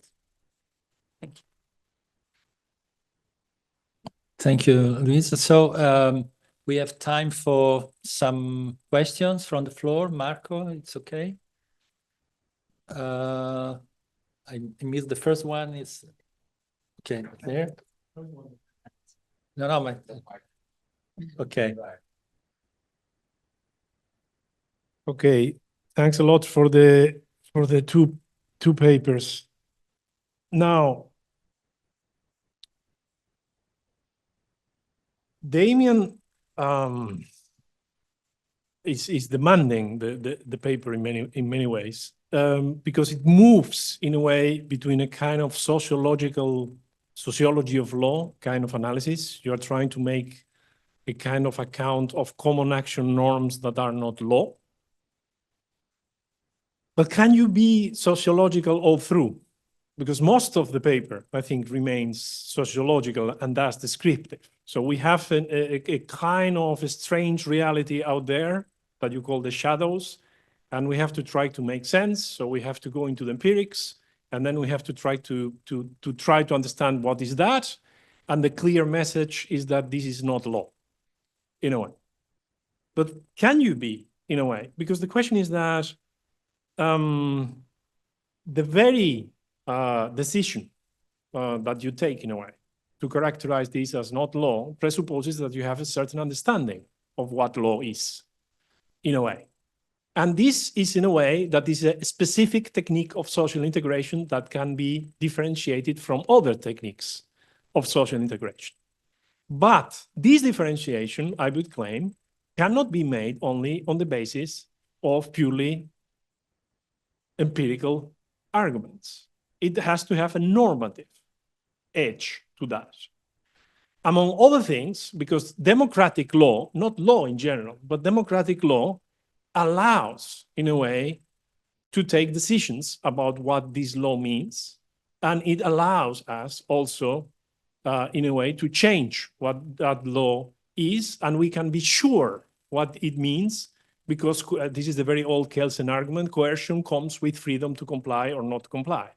And many of the things that you are saying there, in a way, show that this is not the case. But it's only at the end, in a way, with your kind of messianic, the banker, all this kind of stuff, that you are in a bit coming into that. And I think this is a key problem. I mean, because for example, in terms of the shadows, sorry, ECB people here, a big shadow is the OMT never having been published, even if it was written.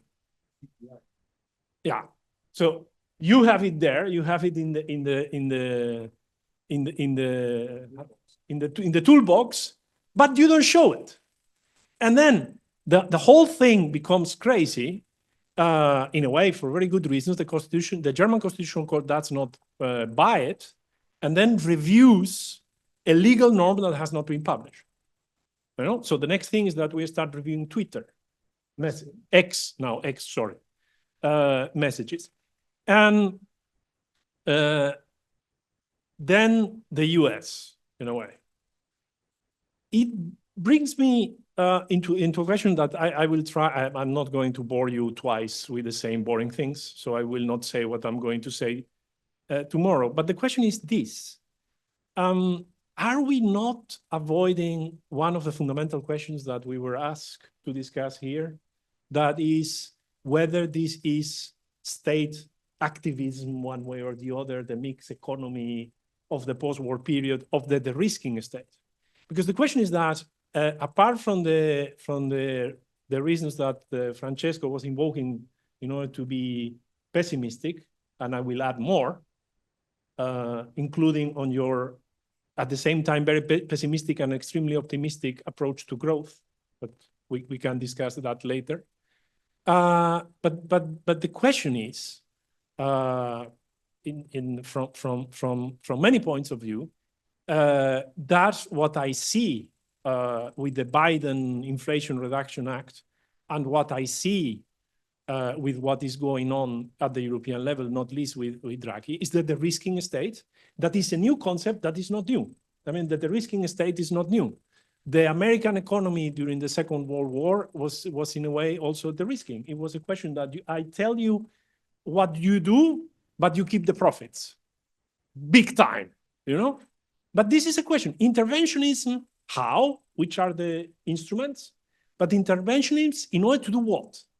If interventionism is in order to keep the status quo, then we have the explanation why Draghi is the constant star of the European show.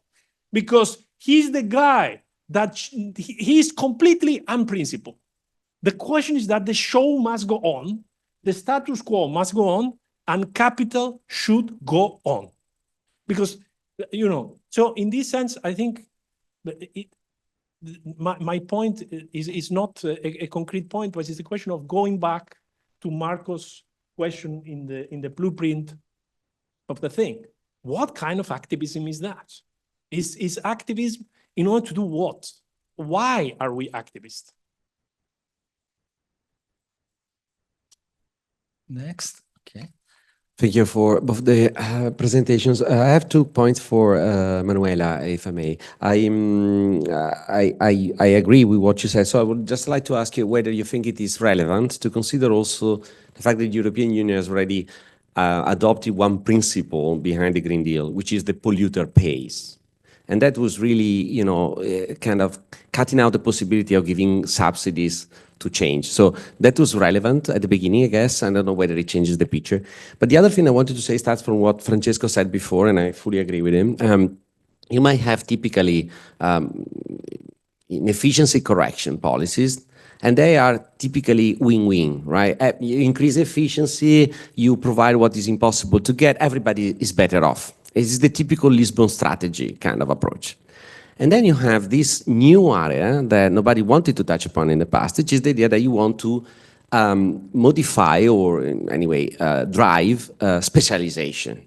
You must, you know, you must be a leader in artificial intelligence or in batteries or in something. Why? Because if you are the first, you're going to have an advantage that's going to last for path dependency reason. We have a number of reasons why you have, you know, dynamic advantages.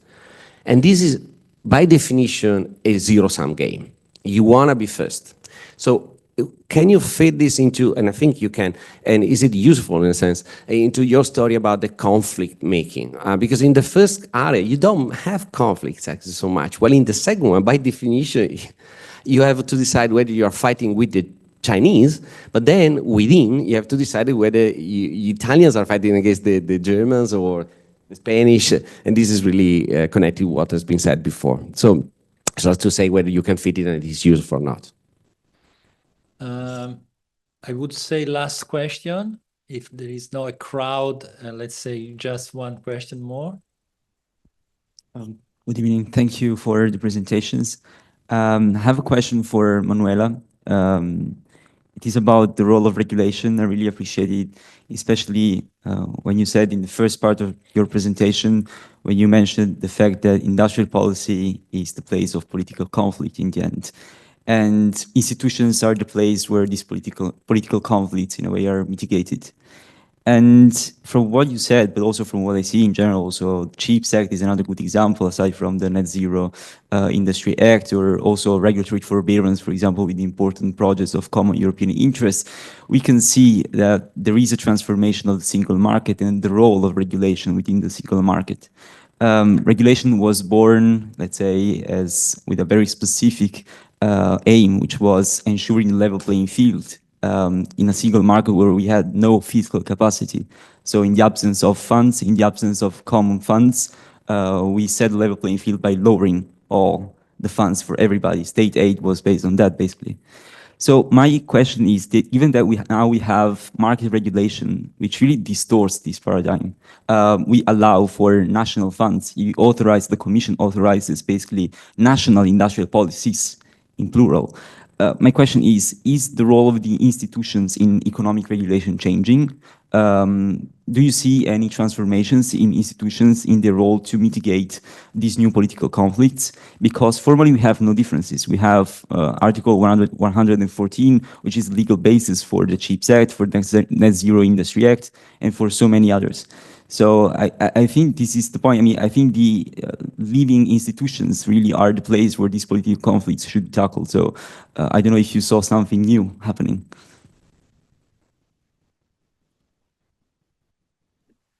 Give the opportunity of speakers to reply. Let's reverse the order as usual. So start like Manuel. May I switch off? Awesome. No. First of all, thank you, everyone. These were an incredible set of questions, and I'm happy to chat more over dinner, of course. I mean, let me start with Luisa. Thank you very much for all the insights. we always get this question, you know, the EU has not fiscal capacity, the US has fiscal capacity, and so that's it was kind of automatic. But this is exactly the point that we want to make in the paper, that even if the United States had fiscal capacity since the very beginning, it was not at all obvious that the IRA was the ultimate endpoint, because absent the institutions of the reconciliation bill, probably would have failed, or probably we would have had a completely different type of outcome. And again, thinking about counterfactual, you know, probably in Europe, had we not go through the you know, unanimous council decision, right? Probably we would have the European Sovereignty Fund, right? Think about what happened with the tariff towards China, right? In October. In that case, the fact that the Commission could decide, they took the vote was split, there was a qualified majority, and so Europe decided to go with the tariff. So I think it's a telling example again of the way in which institutions can direct it in one way or another. But we can talk more. About the question about the risking, which is an extremely interesting question, and we can chat more. I think the way you put it, what kind of economic interventionism we're talking about. I would do a step further that we do not do in the paper, but it's absolutely important, is really to go into the distributive implication. So it is exactly who benefits and to what extent, right? So that's really the question. It's really to try to get at the mechanisms through which, you know, we benefit certain producers and not others. So this is essential. It is an important topic, but I confess it's something we didn't go into the paper. But I completely take your point. This is an important conversation that we should all having. Andrea, thank you very much. I confess we didn't think about the fact that, you know, the principle of the polluter pays can have actually, I see how we can have influence, you know, going to the path dependency, you know, process, how we could have influence, and I will get back to it. And I completely agree that, you know, the distinction between its industrial policy to fix market failures or its industrial policy, you know, to drive specialization, as the way you put it, is absolutely, I think, compatible with the things that we are saying, because in the typology we develop, when we say governing the economy, we are using more not into terms of addressing the market failures, but exactly in the direction that you are saying. But thanks for bringing that up, because it's extremely useful thinking about how we present the typology. Last question, which I think is extremely interesting, and it's something that I'm very much interested in about the role of regulation, which also ties in with the question that I was doing to Francesco before about, okay, beware what we wish for once we go to the national level. I didn't mention it in the presentation, but in the paper, when we analyze the legislative process in Europe, so we say how we shifted, you know, from the proposal of the sovereignty fund to STEP, and now then competition policy was used with the transitory, how is it called, the transitory facility, you know, and they suspended basically the competition rules. And I completely agree that it's another way of interpreting regulation in the EU. And I think it's an extremely fascinating topic. But so to get to your question, this is absolutely central. And I think we are going into this direction that really regulation can kind of unlevel the playing field in today's landscape. Okay, Darren, you are the last. Thank you. I'll try not to keep everyone too much from drinks. So just, I think, three brief bits. Firstly, thank you very much, Louisa and Agustin, for the great set of points. I'll make, cluster my replies in three. First of all, Louisa's point about this was adopted the way it was because there was an issue about edge of competences, political salience, sort of the prescriptiveness. I'm not sure about this. The EU still adopts some very politically salient legislation. The loan agreements are arguably more prescriptive than laws. One could certainly say so. I think they adopted it because there was a particular rationality. They just thought this was the best way to govern it. It was more that than anything else. And if you were trying to construct it legally, it would be quite difficult to construct it through laws, however one defines laws, and I'll come to that in a minute. The second point, this gets me to a broader issue, which was, if you like, the similarities between this and the governance during the ESM. And there are path dependencies, and I'll come on to one in a moment.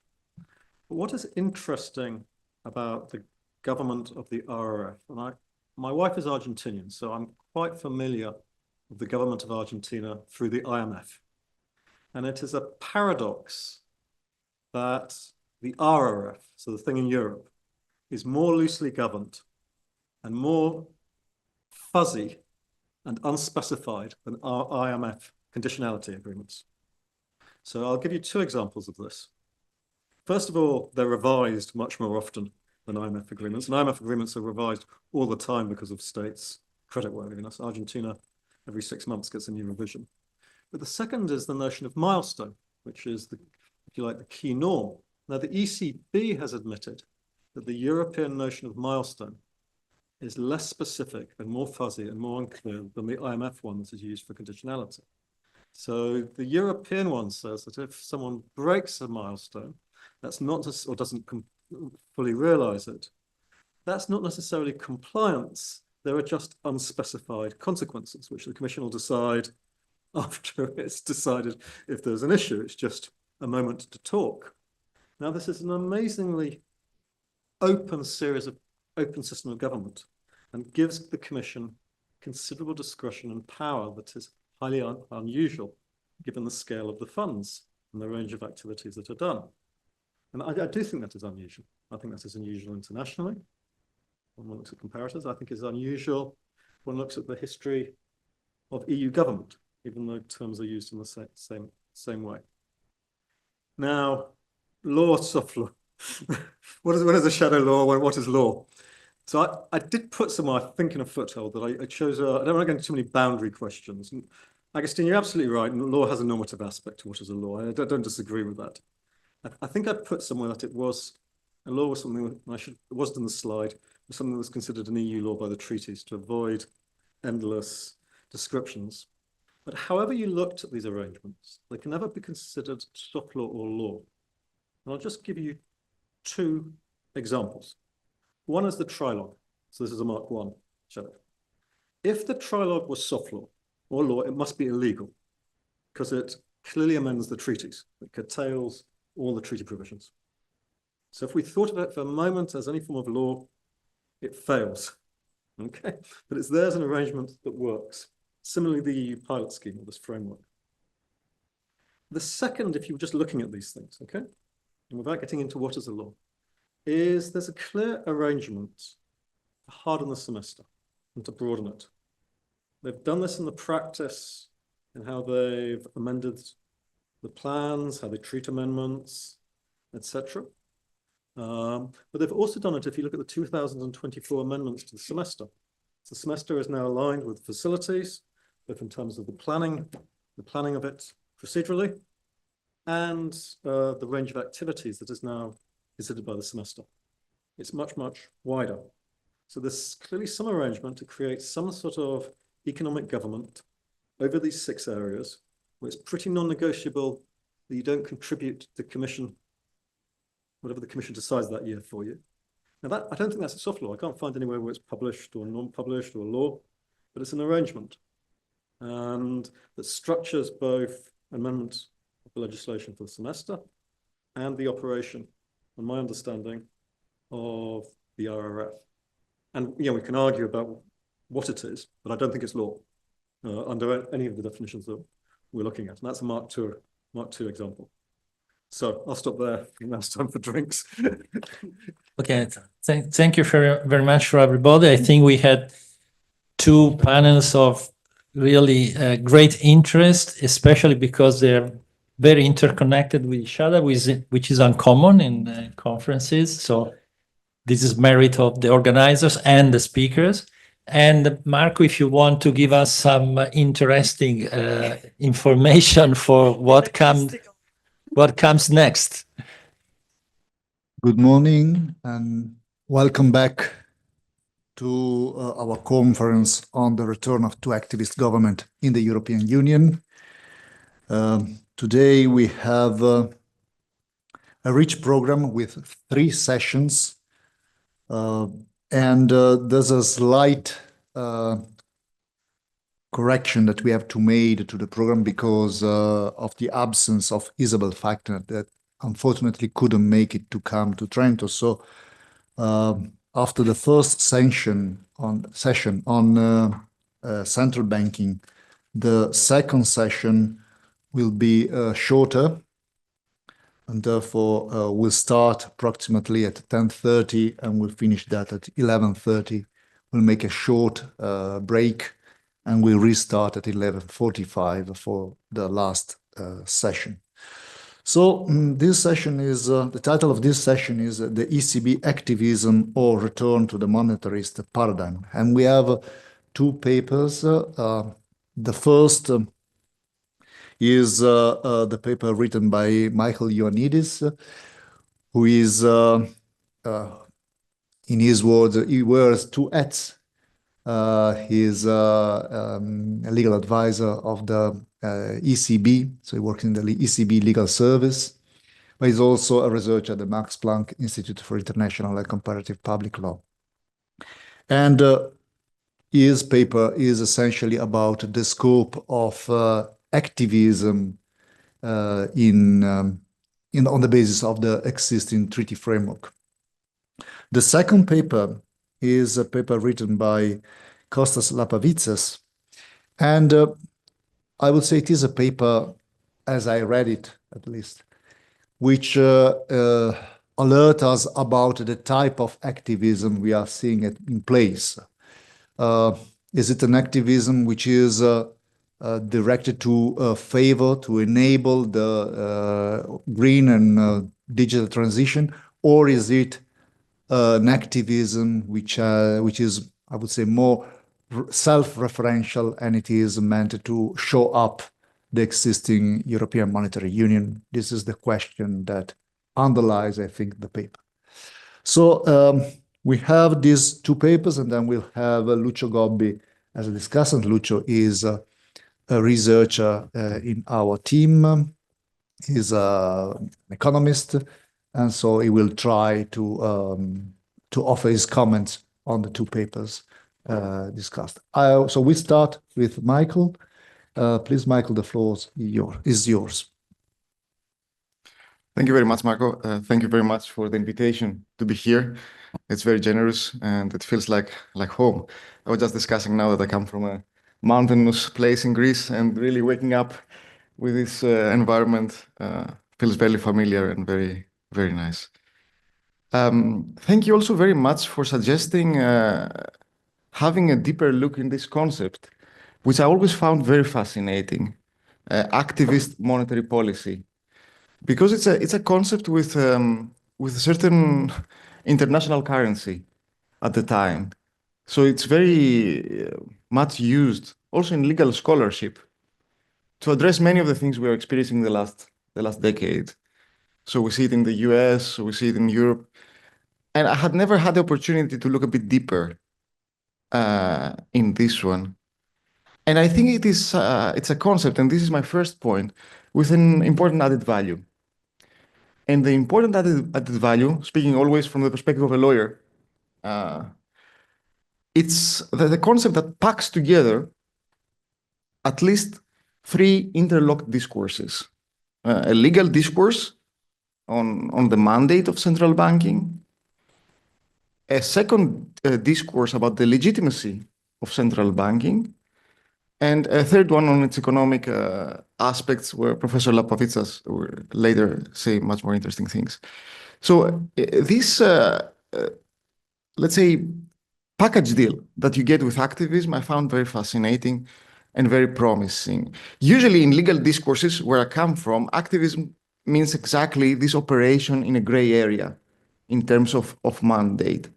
Sometimes it's being used to describe also cases where the central bank is being given additional tasks by the legislator, like in the case of the US. But I will leave that aside for my purposes. So my purposes in this paper, activism is more when the central bank itself decides to do this something more, not when it's being given something else by the legislator, like in the case of the Fed or the Bank of England. So this is my first point. that I see certain potential in this concept that makes it interesting for us lawyers as well, in order to communicate with our disciplines. However, I think there are two qualifications when working with this concept that might be interesting. The first one is that since we're talking about activism in Europe, and this is what Marco asked me to do, we always have to bear in mind that the ECB is a different animal compared to other central banks.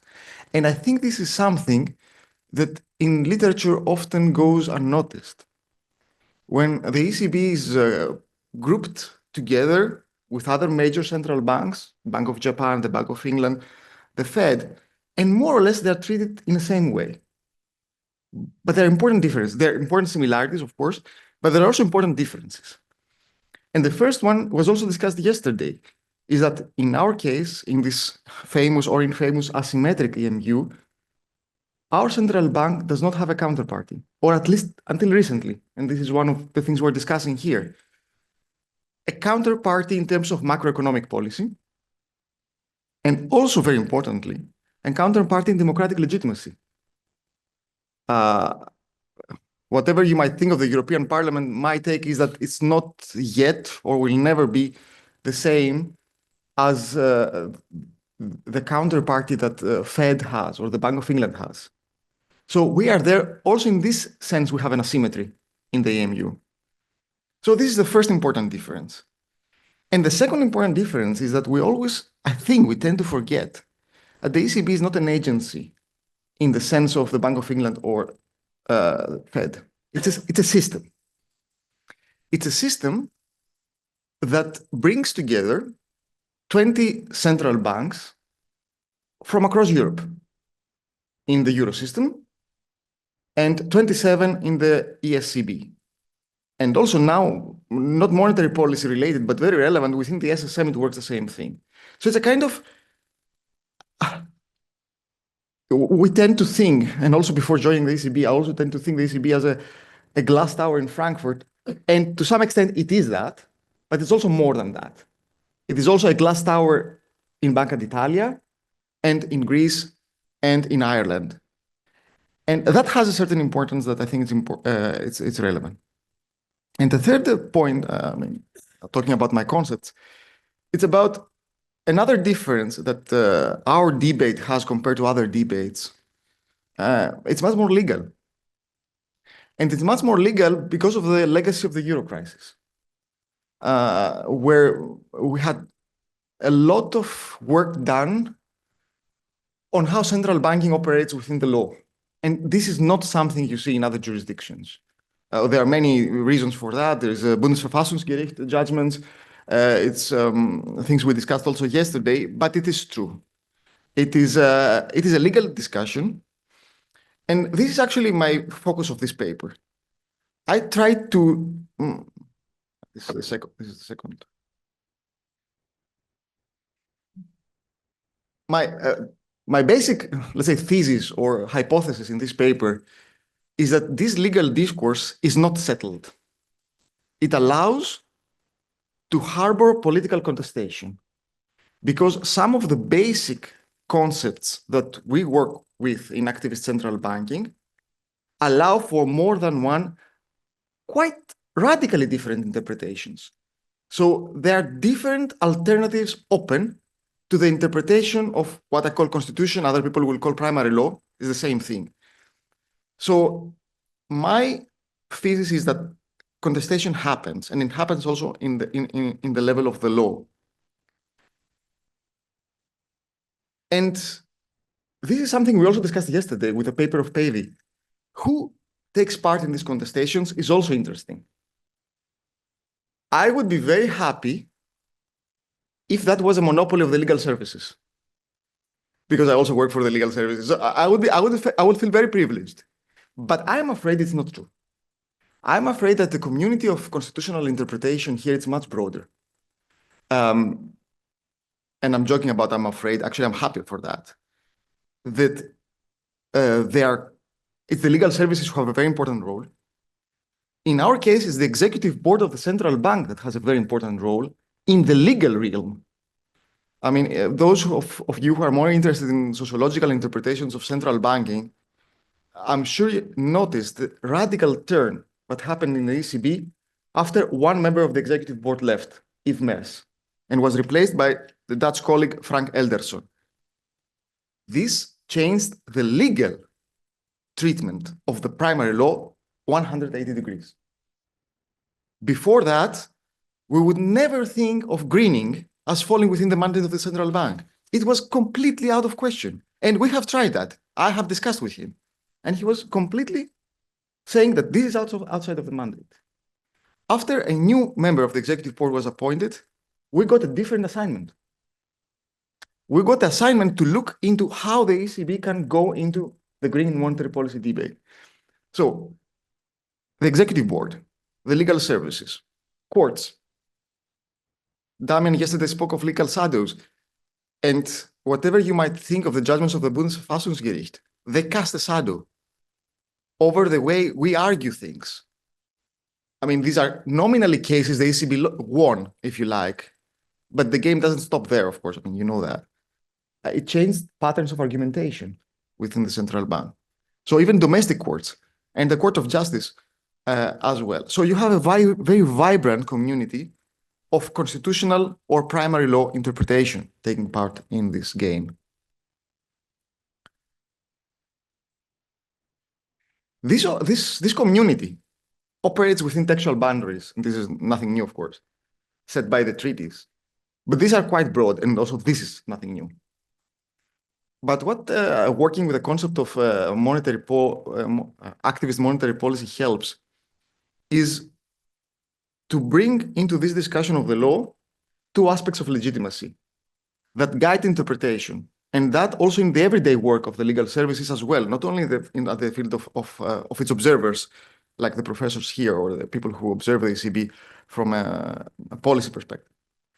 And of course, there are many ways to see this legitimacy debate, from economics, from political science, but there is also a constitutional intern possibility to see that. And that means using the rules and the principles of the treaty itself. And for me, there are two legitimacy perspectives that you can approach in this way. The first one, it's the institutional legitimacy of the central bank. And then you go into the discussion of the independence of the central bank and its relation with the political branches. And the second important legitimacy block of considerations has to do with the dichotomy between state and the market. So what the treaties see there as alternatives, as possible alternatives for arranging this relationship. Let me, what I've described before as contested rules, it's very broad. You can have a variety of rules that are now currently very heavily contested, also within the central bank itself. Sometimes from the outside, a central bank looks like a black box, but it's not. There are important contestations also within the central bank. And there are various rules where you can locate this contestation. But you talk, for example, a provision that I like a lot is this one, Article 18 of the statute on adequate collateral. You know that. What is adequate collateral? And there is a huge divergence of opinions what the ECB can accept as adequate collateral. But I will not go into that also because we were given a very strict limit of words. I will focus my mapping of contestations on a very basic provision, Article 127, paragraph 1, which sets out the mandate of the central bank. And as all of you know very well, it starts with a primary mandate of maintaining the price stability, which already during the Eurozone crisis opened up to include the famous or infamous maintenance of the transmission mechanism.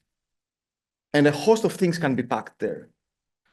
That was later followed up with an instrument of the ECB on the TPI, which in a way I think reflects this case law, this understanding.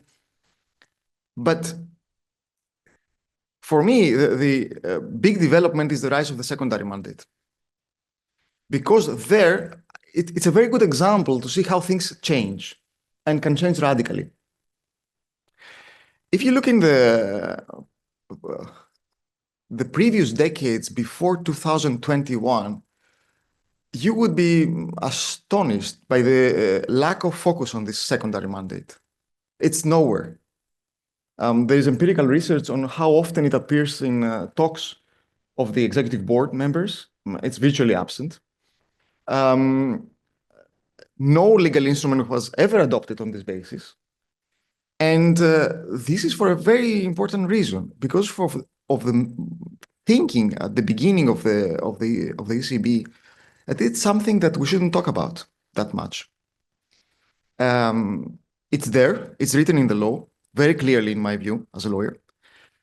But the prevailing monetarist German, if I'm allowed, view of the relationship between these two mandates was that the second one is like the poor relative of the first one. It can only be served as part of maintaining price stability. So the mantra of the German legal thinking in this area would be that we are contributing to the general economic policies of the Union by maintaining price stability full stop. This is how we do the secondary mandate. And this for a long time. This changed in 2021. And this changed in a very clear way. It was discussed. It was not an accident that it changed. So, and of course, the trigger for that was the potential role of the ECB in the Green Deal, in the environmental policies. Because for the first time in central banking, it was very clear that this is something very difficult to pack within the primary mandate. You could do it, but it's difficult, it's demanding. So the discussion started of what we do with this secondary mandate. And the secondary mandate, it's not only an empowering provision, it comes with a host of complications. First of all, the role of the ECB there, it's very different from price stability. It's supportive.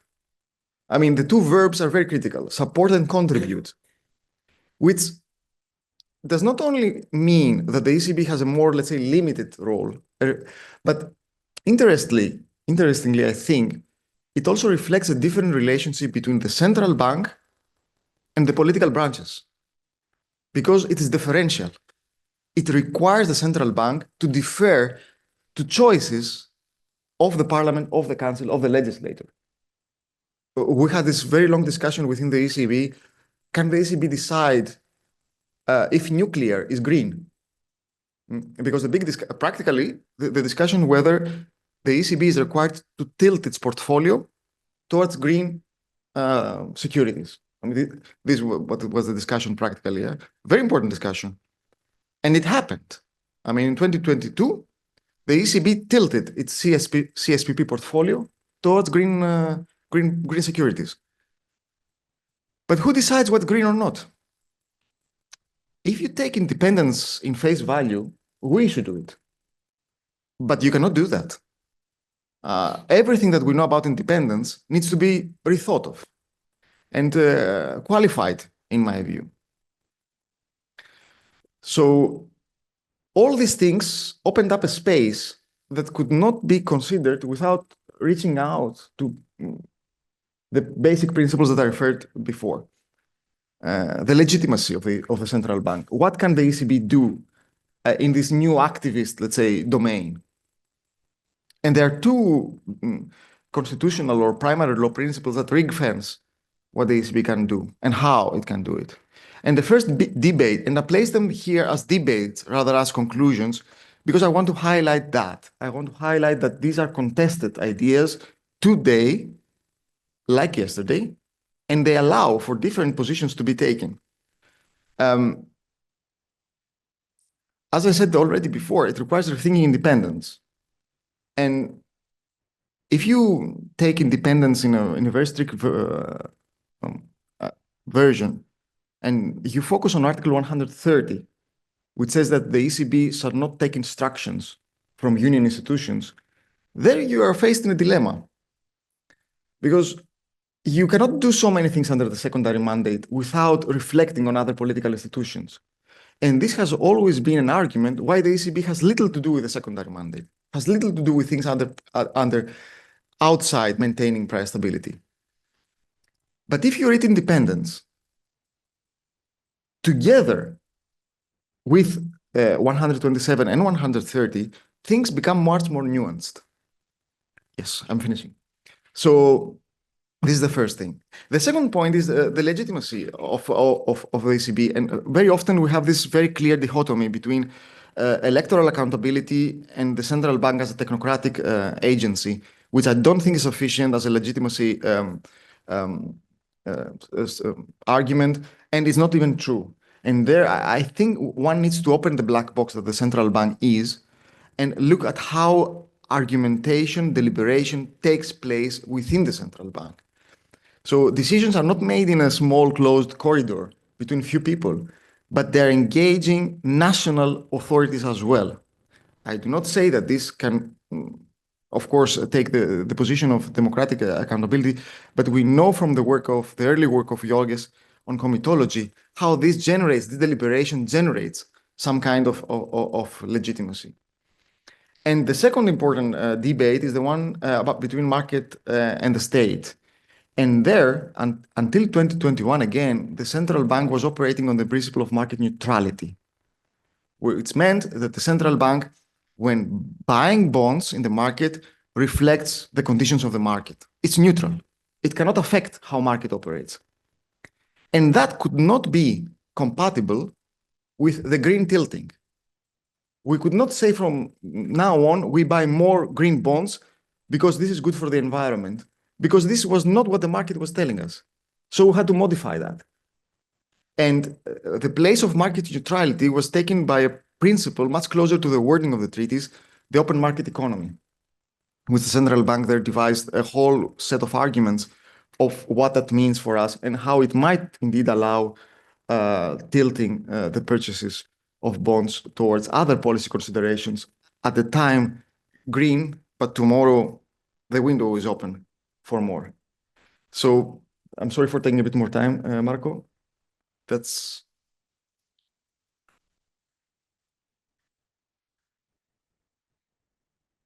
Okay, thank you very much. Thank you very much, Michal. You have set the ground for a lot of discussion, I think, with your analysis. The floor is to Kostas Lapavitsas, and the title of his paper is Eurosystem Interventionism, Papering Over the Cracks of the European Money Market. Please, Kostas, 15 minutes, 20. Thank you very much. It's a pleasure to be here. Thank you to the organizers and Marco for the invitation. It's always a pleasure to address distinguished lawyers. I find that they ask questions that economists often do not. I had prepared a PowerPoint, but having attended yesterday's sessions, I decided that it was better to do it discursively. Partly because I wasn't quite sure what the audience would be like. So I should say as a preamble that the topic here is the return of the state, and particularly state interventionism in the EU. It's not openly stated in the paper, long as it might be, but it underpins it. And the idea there is that the state never went away. It's not a case of returning. The state never went away. It's not true that the neoliberalism fights the state. Neoliberalism depends on the state. It's impossible to have neoliberalism without the state. De-risking, which is often mentioned here, de-risking has been with us for at least 4 decades if you're a banker. So de-risking of banking is a permanent reality of the last 4 decades. So the issue is not really one of market versus state, although oftentimes it's interpreted in that way. The issue is what kind of state and what kind of state presence. And I should say at the outset that neoliberalism is with us. still very much so. The state intervention we've got now is truly neoliberal, and I will outline how that is in my view. And in particular, it remains neoliberal because for that to be non-neoliberal, it would have to touch upon two key areas which at the moment are completely out of bounds. One is intervention in the labor market in ways that shifts the balance in favor of labor and against capital, and we've seen very little of that. And the second is intervention that affects property rights, and we've seen nothing of that. So until and unless things like that happen, then we're still very much in the state in a neoliberal context.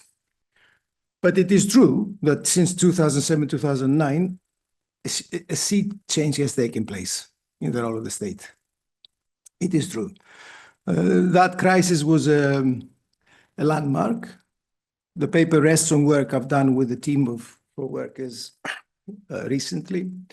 We've called that period since then the interregnum. It's a period in which 15 years, in which the previous way of doing things, financialization and globalization, have clearly exhausted their dynamism. But there's nothing new emerging. So the state has emerged during this period as the pillar of the currency. Neoliberalism today is unthinkable without the state, certainly for me. And it is in this context that one has to think about it. It is more active than the state is.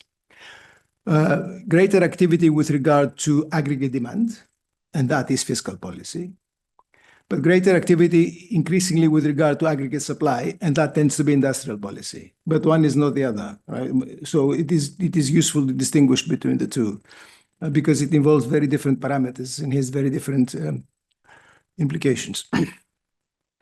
For the purpose of this paper, however, the focus is not neither on aggregate demand nor on aggregate supply and the role of the state, but really on what is, in our perspective, the main lever of intervention by the state in the interregnum, and that's the central bank. And that is the main power of, the main driving force of state intervention, which is command over fiat money. The state that we see today is a state that supports accumulation throughout, and it does so by drawing its power from commanding fiat money, and he has created a flood of fiat money the last 15 years. So that's really what I want to look at, and what this means for the role of the central bank in Europe in particular. One last point I want to make here, and that perhaps matters for the lawyers, but also should matter for the economists, and others, is that in all these regards, there is a retreat of democracy. In every single aspect through which the state intervenes in the last 15 years, there's a retreat of democracy. I haven't got time to go into it, but it's visible. Now, during the interregnum, the ECB has been transformed. It's unrecognizable compared to what it was in the early 2000s. It's been transformed, and it's been transformed like other central banks. It isn't just the ECB, it's also the Federal Reserve and so on. And the ECB very much looks like the Federal Reserve. Now, if you simply look at the balance sheet, which we'll discuss in a minute. But there is a distinct difference. And for the purposes of this discussion, the difference has to do with the common and single currency. The elephant in the room, as far as the ECB is concerned, is the euro and its sustainability. All the decisions that I can see taken underneath them have got the requirement of maintaining the euro, which is always in threat, under threat. And I want to discuss why that is. Now, what's the transformation? If you look at the balance sheet, which has been mentioned here, we see huge expansion from 2008 to 2022. That's quantitative easing. We also see gradual contraction. Began fairly rapidly 22, 23. It slowed down to 24, which is quantitative tightening, the opposite. The elements of the balance sheet that changed dramatically are basically on the asset side, lending to banks, and buying of securities. On the liability side, banknotes have increased. That's a characteristic of the euro area. And it has to do with the connection with Eastern Europe, most probably. and the use of the euro in all kinds of transactions in non-euro countries in the East, but I haven't got time to go into that. And the second is, of course, bank reserves, which I will have more to say about. Both of these are, of course, fiat money. That's basically what concerns me here. And liquidity. Essentially, that's what it is. Liquidity is fiat money. The point here is that quantitative tightening since 22 is not symmetrically opposite to quantitative easing. It sounds like the opposite, and it should be. It sounds like it is symmetric, but it's not.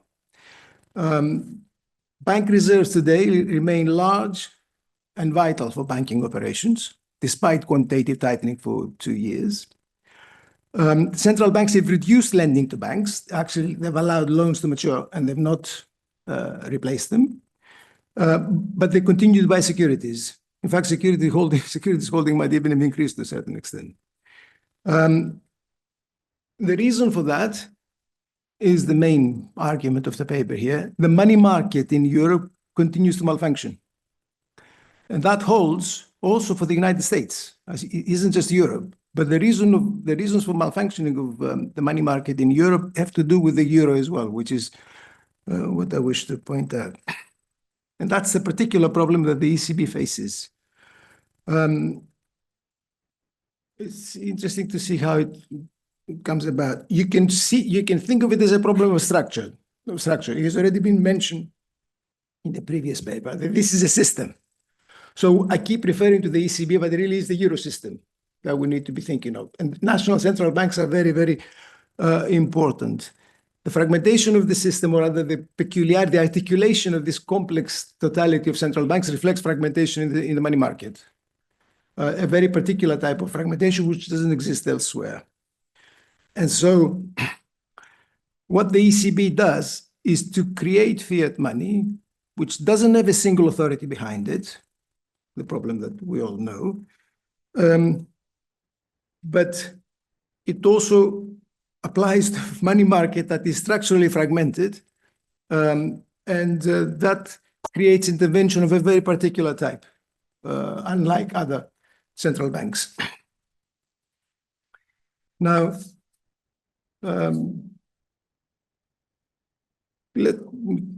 time is short, right? So let me consider ECB monetary policy very quickly, because we can see it from monetary policy side too. Until 2008, the ECB operated what is called a corridor in monetary policy. And the corridor basically comprised the upper bound, the marginal lending rate, and banks would get that if they needed money urgently, more or less. The lower bound would be the deposit facility rate. In other words, the money you would get by depositing your money with the central bank as a bank. And then the refinancing rate, which would be the rate at which you would obtain finance under regular conditions. And obviously that would be between the upper and the lower bound. And the point of the monetary policy would be to make sure that the refinancing rate moved pretty much where the central bank wanted it, within the corridor. How did it achieve that? By estimating a fixed amount of liquidity that the market needed. This is the standard practice of central banks. That's what central banks do, right? To estimate the liquidity needs of the market, because that's what they are. They're a creature of the money market, right? To estimate the liquidity needed by the banks in the money market, and to provide it this fixed quantity that it estimated at a chosen rate.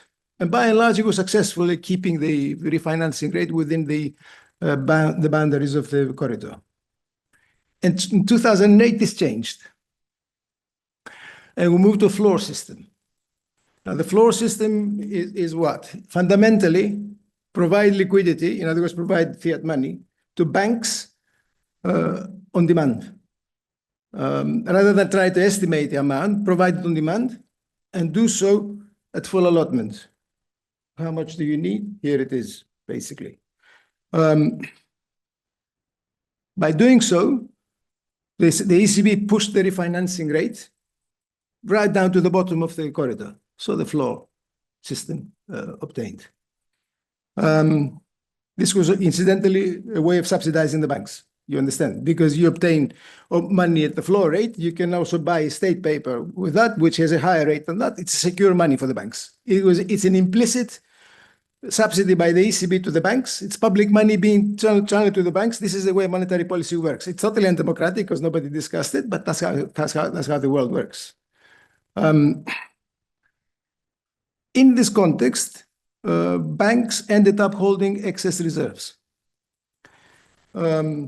meaning a lot of money with the ECB, right? A lot of liquidity with the ECB.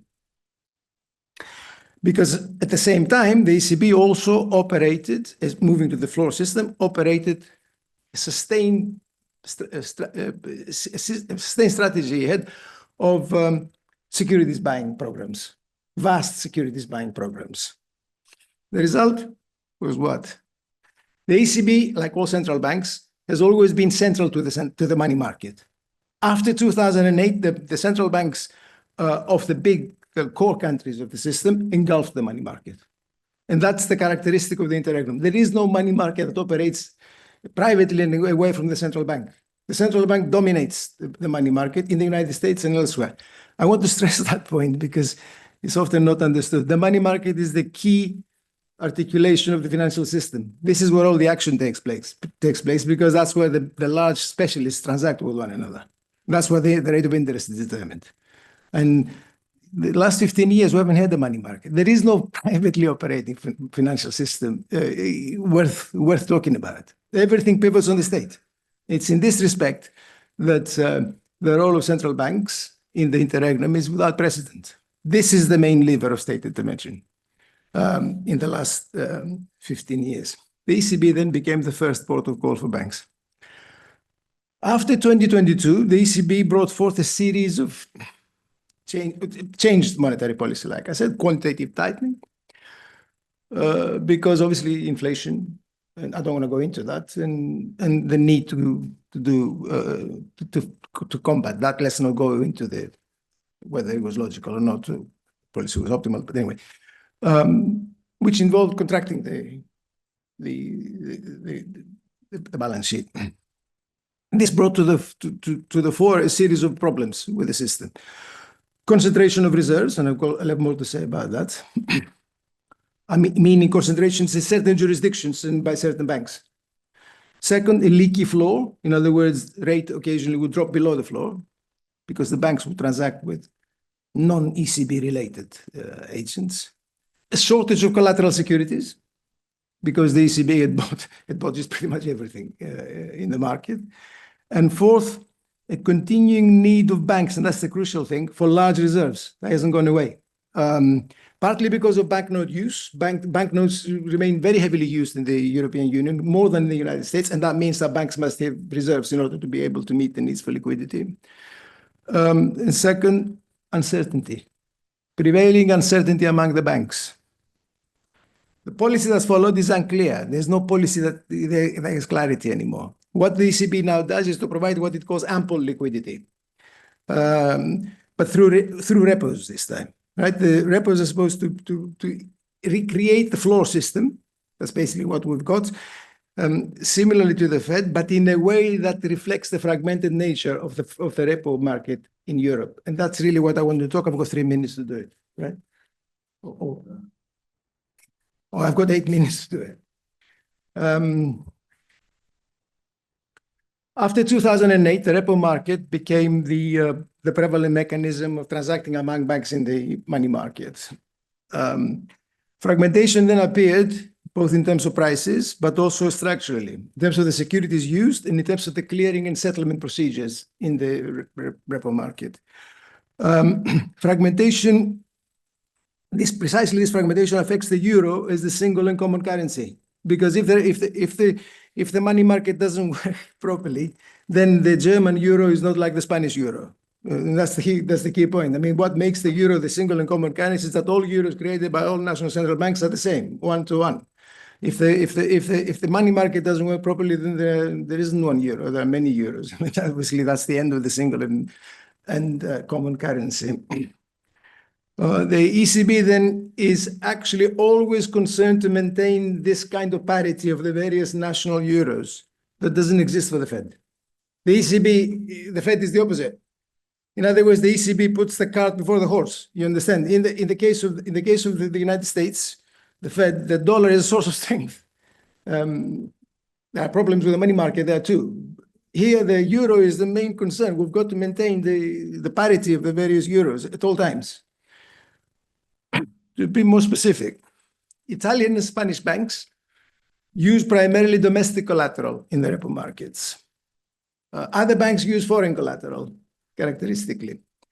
85% of repo transactions use public securities to be undertaken. Therefore, Spanish and Italian banks use Spanish and Italian public collateral primarily in order to do national collateral. Other banks use other collateral, which tends to be in French and typically German collateral. Now, why does this matter? I'll simplify this, and the paper needs tightening here, but it's okay. It's only a draft. General collateral, which is the way repo market works, general collateral works in baskets. And general collateral repos provide flexibility and settlement through the central counterparty in the market. Until 2008, the central counterparty considered all general collateral baskets to be substitutes for each other. After 2008, general collateral became fragmented according to jurisdiction based on state credibility. Scarcity of collateral then reflects the fragmentation and of this collateral baskets and typically refers to the Italian and the Spanish markets. Similarly, so basically the scarcity means that the price of the repo varies according to the particularities of use by the banks. There isn't a common repo rate that reflects the fragmentation. Fragmentation also works according to the scarcity of German and French collateral used by the other banks. The fragmentation then appears in that way as price differentiation. It also appears as in terms of clearing. The EMU was supposed to create bridges among the national systems, because it is a system, like it's been pointed out before, it's the Euro system. It was supposed to create bridges among the national systems, not create a uniform system. The preference was for bridging and connecting the different systems that we see in Europe. This had implications for how the repo market works, both in terms of the central counterparty, but also for the central security deposits, because there has to be a deposit for these securities used as collateral. Essentially, the national central banks today operate as correspondent banks within the system for the collateral necessary to obtain liquidity. They keep accounts with their own national central security deposits for national securities and act as correspondent banks for foreign securities that they might need. This is horizontal integration rather than vertical integration, creating the homogeneous market. Horizontal integration was preferred by the authorities that set up the ECB, and that was what was mentioned previously in terms of market neutrality. The market will work it out. The market will find out what is best. So let's have horizontal integration. Well, the market decided, and it retained fragmentation, basically. It did not create a homogeneous market. And so, to wrap it up very quickly, liquidity was created, excess liquidity was created as the ECB undertook lending and securities buying, and it piled up as excess reserves, which the banks proceeded to send to Germany and France in the process of operating the repo system. Also Netherlands and Luxembourg, but Netherlands and Luxembourg operate as international hubs for sending money abroad, basically, except for Spanish and Italian banks. German banks then emerged as the pivot of the system. The ECB introduced a two-tier system. At some point, I don't want to go into the details, so they're trying to deal with it, but it didn't really succeed. Second thing the ECB did was to broaden the collateral. According to market sentiment here, in other words, according to what Fitch or Standard & Poor's say about the credibility of the securities, But this appears to have strengthened the procyclicality of the collateral and exacerbated price divergences. The jury is still out, but it seems to have done that. And the last thing that the ECB did is to engage in securities lending, which is the most recent thing. Securities lending precisely because of the shortage of collateral in the markets. In sum, what did the ECB do? Flooded the money market with liquidity in order to deal with the tensions and the pressures that emerged after 2008. It did the same after the pandemic shock. It flooded the market with liquidity. It didn't engage in structural transformation. It flooded the market with liquidity and with collateral when collateral became short. What does this signify? No structural change, no transformation of the market as a whole. Accept the fragmentation, take measures to paper over the cracks. That's basically what's happening, at least in our reading of it. Underneath remains the tension and the asymmetries of the common and single currency. That is a permanent source of concern. It's always there. Whenever you hear about monetary policy, it's the first thing that comes up, and rightly so, because the currency remains very fragile to all shocks. What will happen in the coming period, I don't know. I don't want to speculate. The economies of Europe are not doing very well at all, as you know. What's happening in the United States is not encouraging in terms of finance, never mind what Trump might do. If there is another shock, it's difficult to see how the ECB will respond. They cut interest rates yesterday. It seems to be stoking the fire in some ways. We shall see how this turns out. Don't ask me about what institutional changes I would like to see. I'm not going to go into that. It's enough to have a diagnosis. And I've offered you mine. Thank you very much. Thank you very much, Kostas, for explaining in 20 minutes a very complex paper, at least for the lawyers in the room. But you did a great job in the oral presentation because certain things that, to me at least, were not clear in the writing emerged in a clearer way. So thank you again. Lucio, it was yours for the discussion of the two papers. So thank you very much. I have to say that I'm an economist, and so I'm a simple man, don't worry. I want to address you 3 questions. First of all, if according to you, there are unwritten rules for the conceive of the monetary policy of the central bank, the ECB. And for example, one rule could be to avoid the breakup of the Eurozone. And for what concern primary and secondary objectives.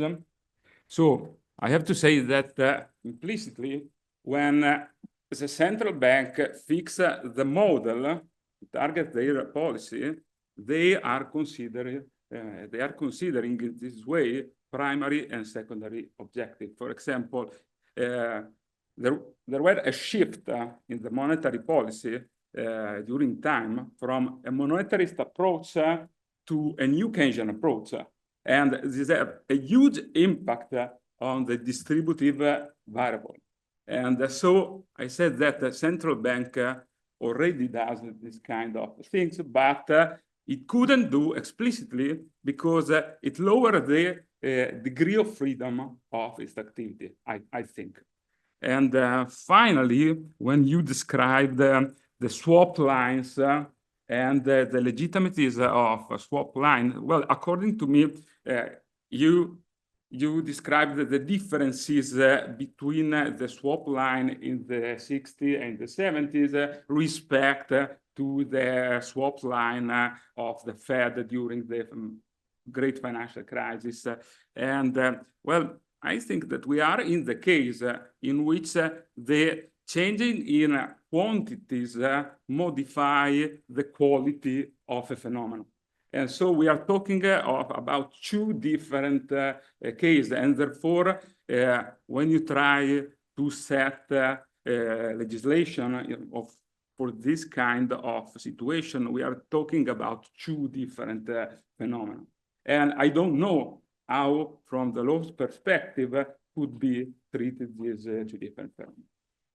For what concern the second paper, well, I appreciate a lot the description of the functioning of the money market. You said you rely on the Marxist theory, but even the treatise of money of case 1930 is the same description according to me. But for me, the point in which I could disagree with you, and so a point, a plus for you is the fact that you analyze in a very proper way the power of the infrastructure, and usually this is not considered in the analysis, and particularly in the empirical analysis. So it's a very good point of your paper. But according to me, you overestimate the impact of the infrastructure to the price of the money market, the price of the sovereign bond securities, because there are a lot of factors that affect the price of bonds, obviously credit risk, liquidity risk.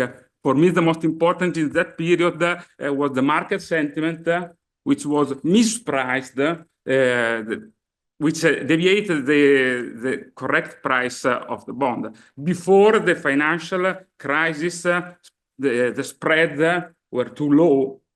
And after the financial crisis, the spread was too wide. And therefore, according to me, market sentiment was the driving factor for the fragmentation in the money market. Thank you, Lucio. I would open the floor to questions. I see Andrea that would like to intervene, and Keith. So first.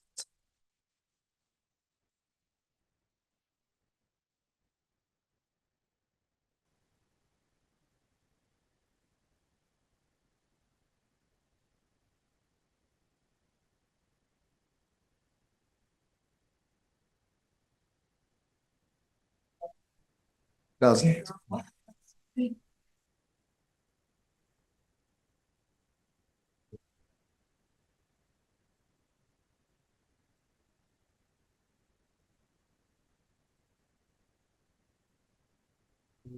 You ask, yeah, the question. Yeah. Thank you for the very presentation, and I really agree with everything that's been said. So I just wanted to try and connect them a little bit. So about the multiple objectives that you were discussing before, the open-ended right of the mandate, I would say that perhaps it would be interesting to describe it as a background condition. You need legal openness in order to change, but the driving factors are political priorities and the understanding of economic mechanisms.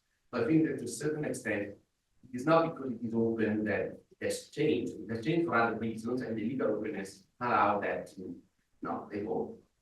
But I find it more interesting when you mention the open market autonomy concept to explain the movement away from market neutrality for the Green Deal. But you know, I just downloaded a little comment of the statement about open market autonomy. And they say this favors the efficient allocation of resources, an effective price discovery mechanism, and a smooth transition of monetary policy. So in the end, the idea is that, well, pricing should reflect the efficient allocation of resources, but they don't, because the sentiment. So the ECB somehow plays around with prices, with the allocation of resources. So that is intrinsically very controversial. Okay. And that raises a lot of issues connected with social issues that we discussed yesterday. So I agree with Costas at the beginning. The ECB is transferring resources, creating profits, redistributing resources in a massive way, and that is somehow goes away without the discussion. And I think that so this concept is good, but it's very risky. in the long run. So I'd like to understand what are the limits that you see there in the public sector. So let me finish by saying that to a certain extent, if I understand correctly what Thomas has said, there are some solvency concerns and problems that have been solved with liquidity provision, but we know that solvency can never be addressed with the liquidity. So my question is, so we see two ways ahead. One is the banking union, whereby you take away the solvency concern at the national level. The other one is providing a collateral, which is not, state dependent, which is the Eurobond. So which of the two do you see more likely and more effective to go back to market-driven economy rather than administrative decision? Thank you. Okay. Great, thank you. Very interesting presentations. I'd like to engage Ms. Kostas a little bit. I really appreciated your more nuanced discussion of the moment we're in, and your points about we're still in a neoliberal world. One way I think about thinking about this is that instead of talking about states and markets, we should talk about states and capitalism, right? Because it's that reframes the entire debate. I think makes it more productive. Points about labor market and property rights are exactly right. But my question is, I'd love to have you help me think through, and this is something I think for everyone and Marco and Lisa as well. What are we really talking about? What is market activism in the world we're in today? I do feel like something has changed, right? But how do we actually sort of nail that down? And in my work, when I've wrestled with this, and particularly thinking about industrial policy, I've defined it as the use of public powers to actively shape markets for the interests and values of the bounded political community in ways that overtly represent the government's intervention. Because what I feel is different, and this is what I'd love your reaction on, is that it's, we always had market activism. Neoliberalism is market activism, but it's privileging certain private actors, right? There seems to be a shift to not just privilege private actors, but to privilege certain goals and interests, be it green transition, security. So that's number one. Number two is the notion that it is overt and politically visible by design, right? So that political actors are trying to represent themselves as doing this sort of market intervention, market activism. Whereas previously, I think in the more neoliberal political moment, the story was hands off, we're not doing anything, even though in fact, through labor, property rights, everything else, financialization, markets were very much being, structured, of course, by state intervention. So, I'd love your reactions to that and other people as well, because I think, it is important to try to nail down what is different about this moment and what is the same. So politically visible, and then, this broader set of interests and values that are being pushed forward. Thanks. Thank you, Kate. We have Agustin and then Roberto. Please.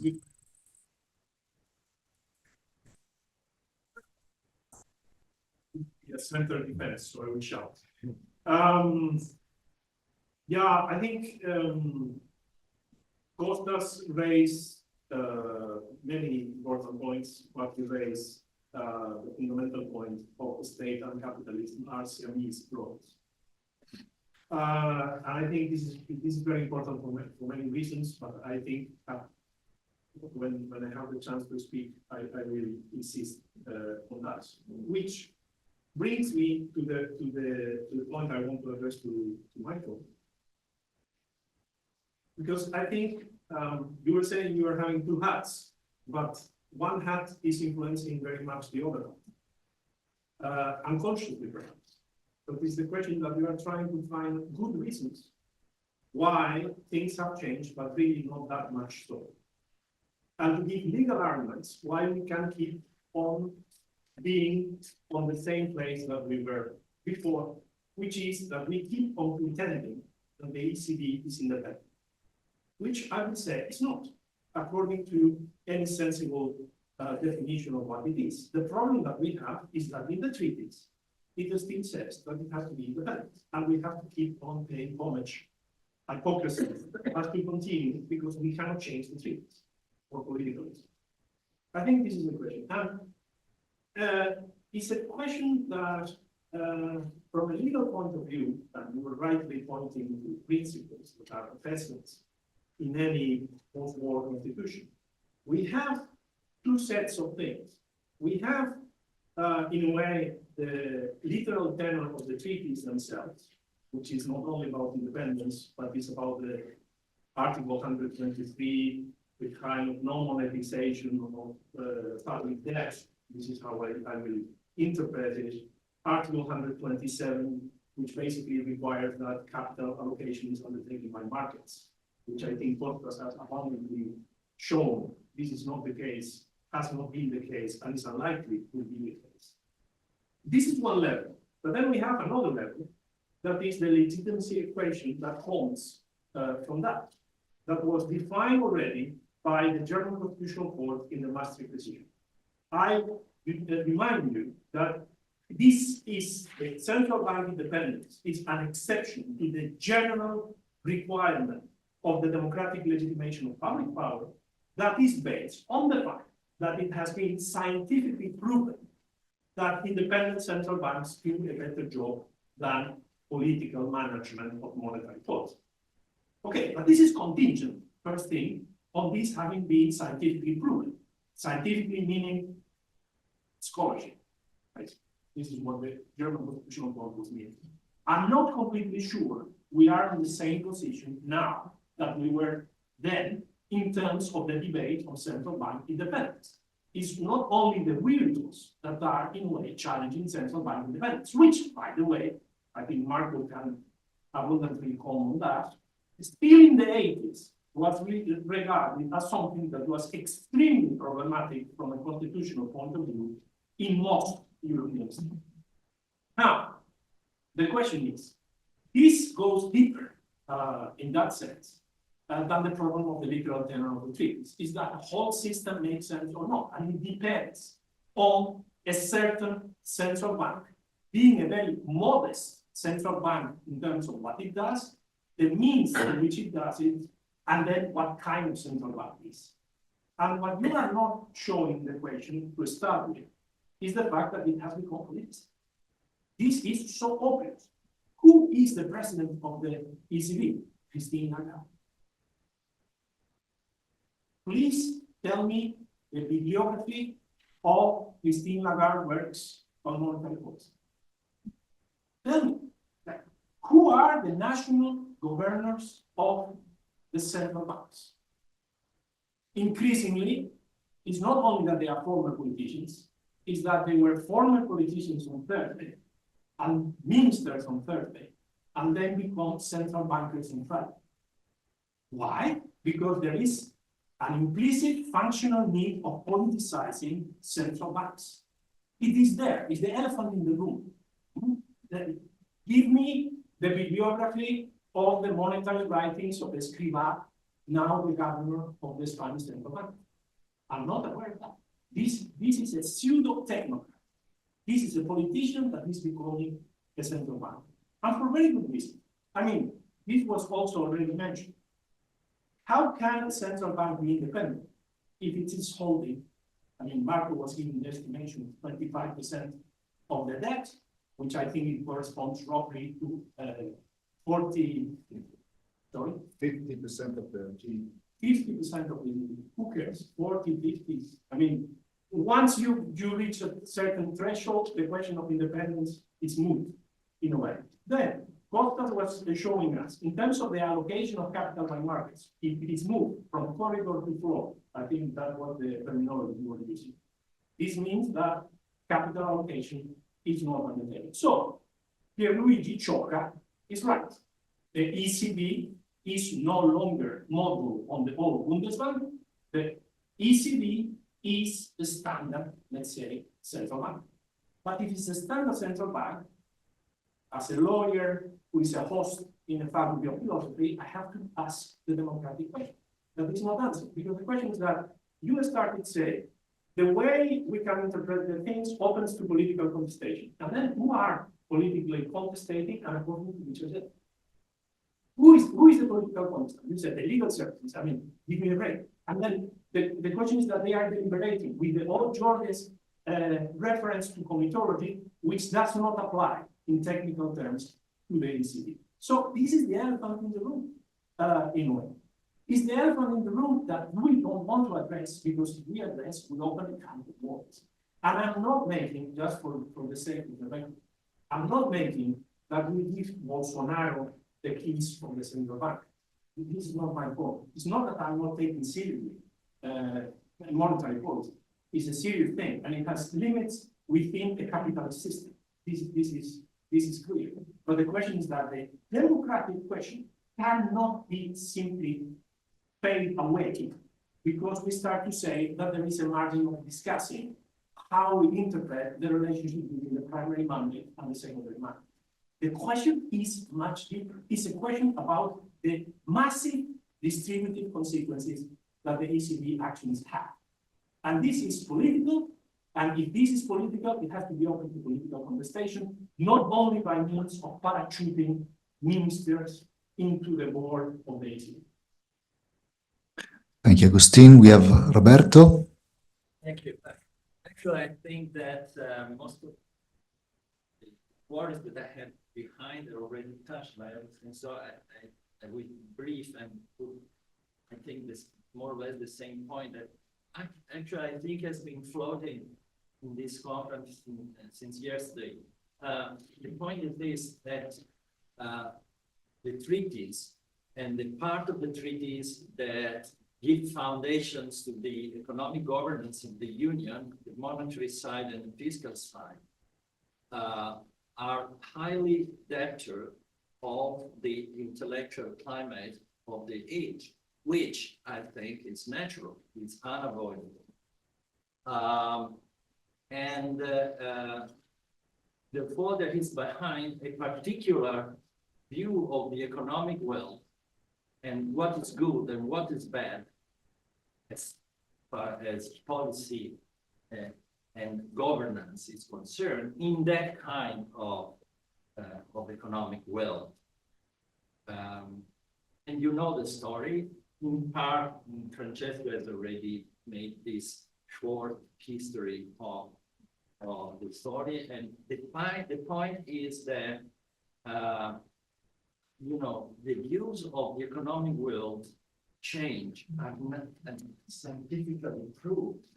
It's a very, I know it's there. And it's an incredibly strong proposition.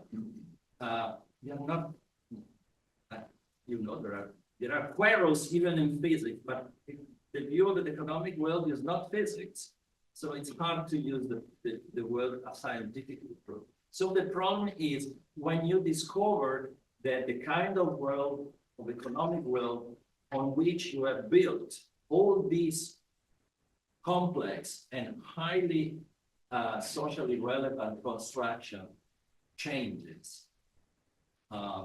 You discover, to use a well-known sentence by Stiglitz, going back in 1984, that, sorry, the world is Keynesian, it's not neoclassical.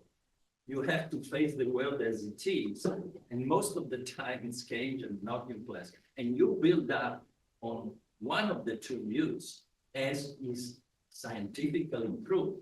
Of course, you create a lot of problems to people like in the legal services or whatever, or the ECB that has to use really tortuous reasoning to connect whatever reasonable is doing in one moment to price stability, which has a very remote connection with what they are doing in a totally reasonable way, which is what other central banks are doing, because simply they have gone to sugarcoat what they are doing with price stability and so on and so forth.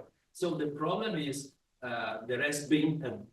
there's always going on behind this, a battle of ideas. Just to mention the well famous book by Bernard Meyer and others, a beautiful book. The battles of ideas at some point in time has crystallized with one winner and other losers, but then things change. So the problem is, how can you survive with a construction, it's the overstructure of legal principles that are so rigidly connected with one single view of the world, which is disputable and can be changed by history. So the problem is the flexibility of the structure. Otherwise, because all the problems that have been raised so far will become enormously complex and will give rise to the idea that someone in the system is cheating, is manipulating, whereas what has been discussed yesterday, basically we are trying to go through the difficulties that the world as it is raises. And if you want to keep the EU alive and prospering, you have to change the policy structure because the world has changed. Thank you, Roberto. We have Floris, and then we'll leave the floor to our speakers. Thanks, Michael. So something that I'm not sure what I'm doing, something that I think would be very interesting and open it up to discussions that lawyers have been having for a while, is to figure out how central bank activism is different or similar to judicial activism. Where there's a lot of literature on the conditions for activism to take place, and conditions that constrain activism. So there's ambiguity in legal text, which you touch upon with the secondary mandates. There's also these sort of institutionally permissive environments, or less permissive environments, which you also touch upon. But also there's legitimation strategies in the judicial activism literature. There's a need of member state intervention before the courts. In your account, so member state buy-in through the central bank system.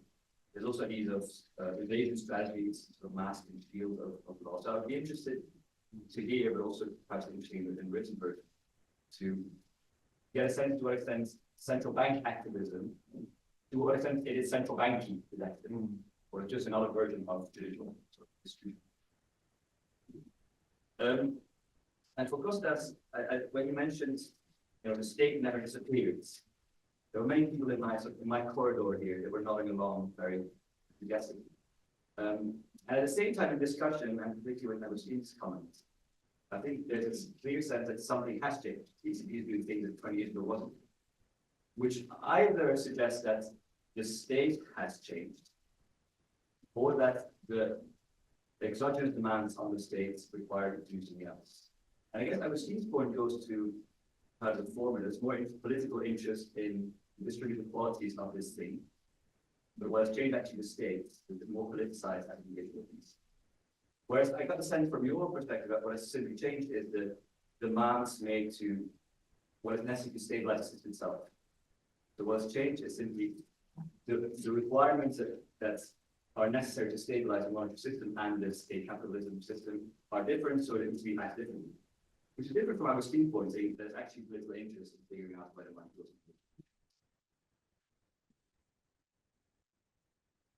Okay. Would Michael start or Kostas? No. Yeah. So many things, many interesting points. There was one thing that I think was very interesting in your intervention, the word explicitly. So things that you do explicitly.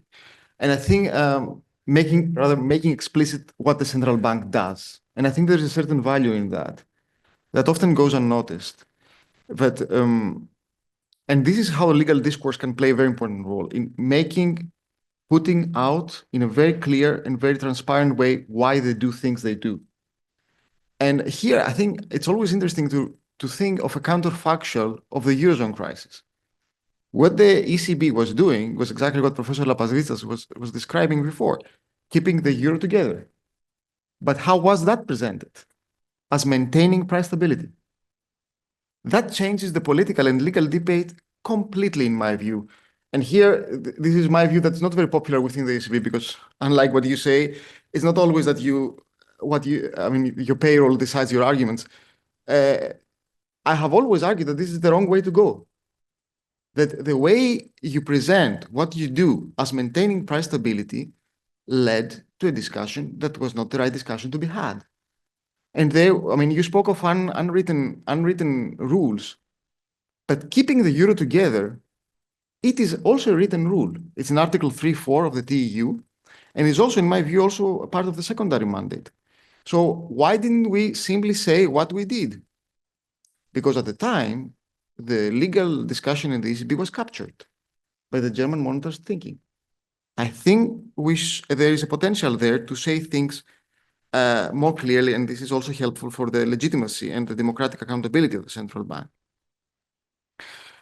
Andrea, you had a couple of very interesting points. Of course, I cannot do justice to all of them. My point was exactly this what you call legal openness. And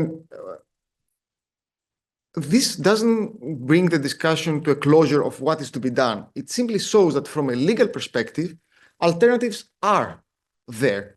Now, whether we as a collective, we choose to pursue one or the other, yes, it's true. Maybe nothing changes. But it's another thing to say that nothing changes between the law does not allow that. And it's a different thing to say that the law, that nothing changes because the political system doesn't want. So there's a difference then, because to me, it's emancipatory to say that the law allows it. And at the moment, maybe the juncture is not there, but it could be. So, and you don't know how often we receive requests in the legal service that would require us to tell us that the law says one thing and nothing else.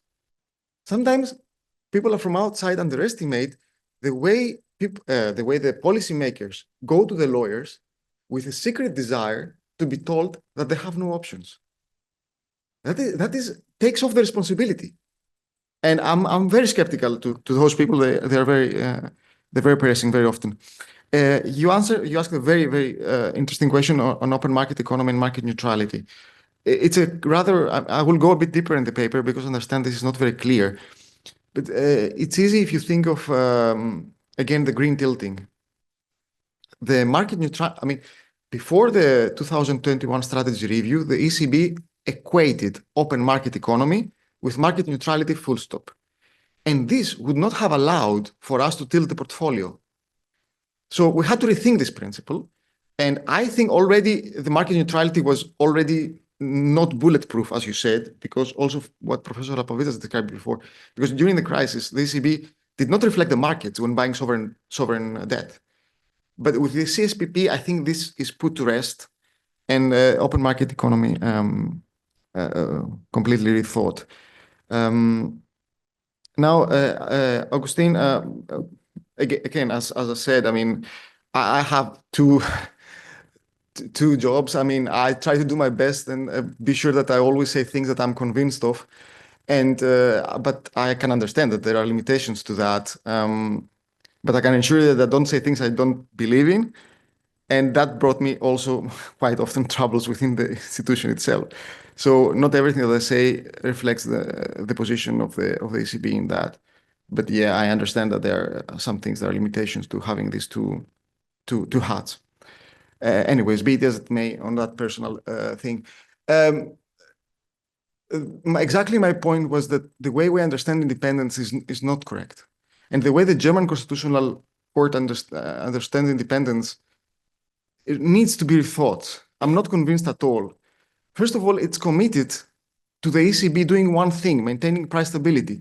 And if something I think was clear from my presentation, I hope that would be that. That is not the only thing that it does. And if it does more than that, independence cannot be so one-sided. It cannot be one thing. It needs to be open and differential to other institutions. And this is what I think we did with a green tilting. And we should have done also during the crisis. We should have said there's a political choice to keep the euro together. We reflect upon that and we proceed. So independence is not what the German Constitutional Court have said. I would say the old Constitutional Court. The German Constitutional Court changed within the last year. And I'm expecting to see very different judgments on that. And I think what we have seen before with the changes in the second Senate will not be the same. And we have already indications about that. So maybe that also belongs to history. of course, there are many things on how you deal with central banking in a composite constitutional system like the EU. I mean, I cannot open all these discussions, but there is one thing I don't think I totally agree with you. First of all, you made this point quite important about the resume of the central bankers and what are the contributions in economic literature. I have two observations on this one. First of all, I don't think that their technocratic, let's say, legitimacy would ever be enough because they're doing politics. And we have to face that. They're doing politics, they're making political decisions. And even if they were the best scholars in monetary policy, this would not be enough. This is the first point. And second is that you cannot expect governors sitting in a governing council to make their analysis. It's other people who do it for them. We need to be realistic on that. I mean, also Christine Lagarde and even, Mario Draghi was a bit different, but there are people who are the technocrats below them. I mean, these are not, a governing council meeting takes a couple of hours. You cannot expect people to assess and make technocratic calls and assessments on that. There's a huge team behind them. So it's the institution that has technocratic expertise. It's not the governors themselves or the president of the ECB. So I think that's a bit too much to ask and ask for their qualifications in making this kind of assessments at that point. But I'll try to reflect many of these points, I hope, in the paper within the limit that you have provided. And yes, the point of Loris, this is fascinating, I think. This is fascinating, and I think it's not so much researched. The idea of the parallels between the judiciary and central banking, I think there is something there. There is some research, probably you know that, but not that much. And I think this is very promising. There are things there are, of course, many differences, but some of the conditioning that you mentioned could be relevant. I don't know if this is the appropriate paper to explore that, but as an idea, I think it's very promising. Thank you, Michael. Kostas. If I'm allowed to make a point that's slightly flippant, but tells you something. Ben Bernanke led the monetary policy in the United States. They don't come more prominent than he is in monetary theory, and he presided over the biggest bubble in the last few years and the disaster that followed in 2007, 2009. So, being good in mainstream monetary theory doesn't make you a good central banker. But be that as it may, there are many questions. I can't answer all of them. I'll put them all together in a sense and try and I'll take all of them into consideration, but I'll try and answer them in one coherent go. Many of the questions pivoted on the state and capitalism. It's fair enough. I think it is the state and capitalism that we should be thinking of. But obviously there is a transformation, and I made that point. The interregnum is characterized by that. What though? What is a transformation? I'll tell you how I understand it. Prior to that, we had a lot of arguments, particularly from Stiglitz and others, about intervention by the state, but to fix the market based on information asymmetry, basically. Transactions cost and information asymmetry. So the markets fail because of information asymmetry. And the state can intervene and ameliorate the asymmetries, and so we can improve the performance of the markets and so on. That's in the past. I mean, it hasn't gone away, but that's not how it works. The way it works now is different, and it hasn't got the same theoretical foundations, and that's characteristic of it. How? We still have intervention and aggregate demand. It never went away. We always had intervention as far as aggregate demand is concerned, mostly from the monetary side, sometimes from the fiscal side, but systematically from the monetary side. What has emerged in the last 15 years is that the fiscal side is very, very important for aggregate demand management. Keynesianism in that way, although not admitted openly.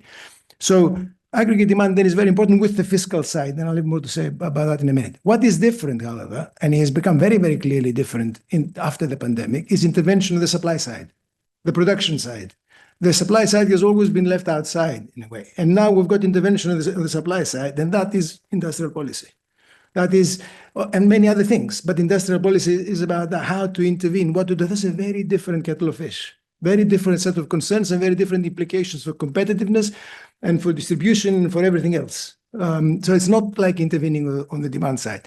Why? Because the supply side doesn't work.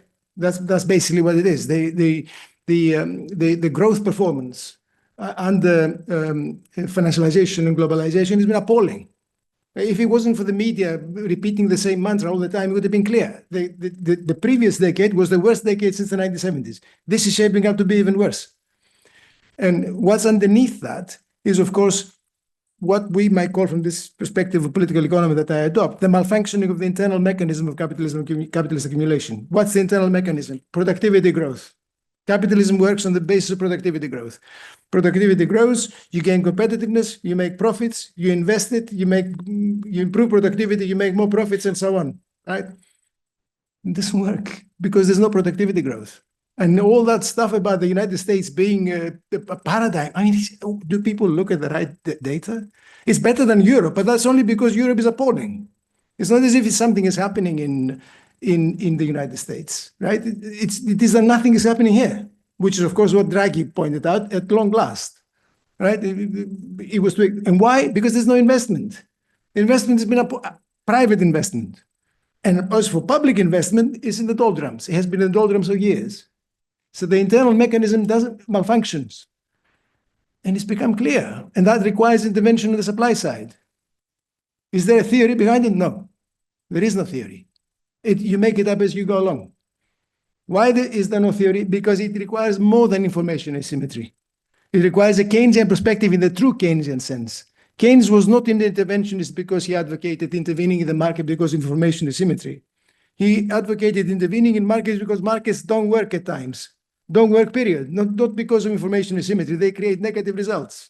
That's a very different perspective, which prevailed in the 50s and the 60s. And it went by the board when neoliberalism became the dominant ideology. Are we going back to it? No, I don't think we are. But in a fumbling way, something is beginning to emerge, which will have distributive outcomes, of course, but it will also should have outcomes on the productive side. If, though, the state is not prepared to intervene in the labor market, and if it's not prepared to intervene in property rights, and I mean to acquire publicly owned agents, then the scope for intervention is very limited. And that should be for me, that should be the main point of debate here. How to push in that direction. Which brings me to the last point. Fundamental to this, buying time in a way and stabilizing it has been fiat money. The last 15 years have been an incredible period in the history of capitalism. We've never seen anything like it. The balance sheet of the ECB reached almost 9 trillion euros, 8.6 at the peak. It's just 6.5 roughly now. And it's just an astonishing size. It's like a behemoth in the center of the European economy and the money market, right? The rate of interest is a fundamental price in capitalist economies. Fundamental price, right? Now, the long-term rate of interest for many years has been very low. Why? Class change. People who extract income out of interest and out of capital gains position themselves so that they can profit out of very low long-term rates of interest. The short-term rate of interest, different story. The state dictates that. And by controlling it through fiat money creation, it can generate profits in the short term, and it can affect the way the economy is structured. That's what we're witnessing. The central bank is the main lever of state intervention in the economy today. There's never been a period in the history of capitalism like that. Never. Nothing like it. And the central bank has accrued to itself the mantle of undertaking policies for which it's not qualified. There's no evidence that it's qualified. It still operates as a bank. It's not a central planner, but it pretends to be a central planner under the banking, behind the banking facade. So, last point. In all this, the ECB is unusual. Not only within the general frame of peculiarity of central banks across the world, it's peculiar among central banks as well. That's the strange thing about it. You look at it and you don't know which way from where to pick it up from. And that's what I tried to bring out. And the reason is the whole thing is jerry-built. It's just made up, by adding this to it and adding that to it and bridges and this and that. It hasn't been created from the bottom up in a logical way. It comes out all the time. Now, should we go to banking union or to common collateral? I said I didn't want to get into that debate. I'll give you my view. A common collateral will be easier. The problem is the same at all times. It's the multiplicity of nation states underneath. There is no demos in Europe. There is no common state. This doesn't exist, right? So if you create a common bond, you might be able to get away with it because it gives it a monetary dimension. If you go for central banking, for banking union, all banks are national at the point of death, as Goodhart said. He was right. Right? And therefore, the notion that German taxpayers will be paying for the death of Italian banks, I'd love to see that. I'd love to see the politician who will be able to tell the Germans, we've got to tax you to pay for the failure of this bank. You know, I can't see it happening in Europe. So the problem is very difficult to solve. If it goes down the sovereign bond path, it's simply shifting the goalposts, you know. They might go that way, but we'll wait to see. Anyway, that's all. Thanks for listening to me.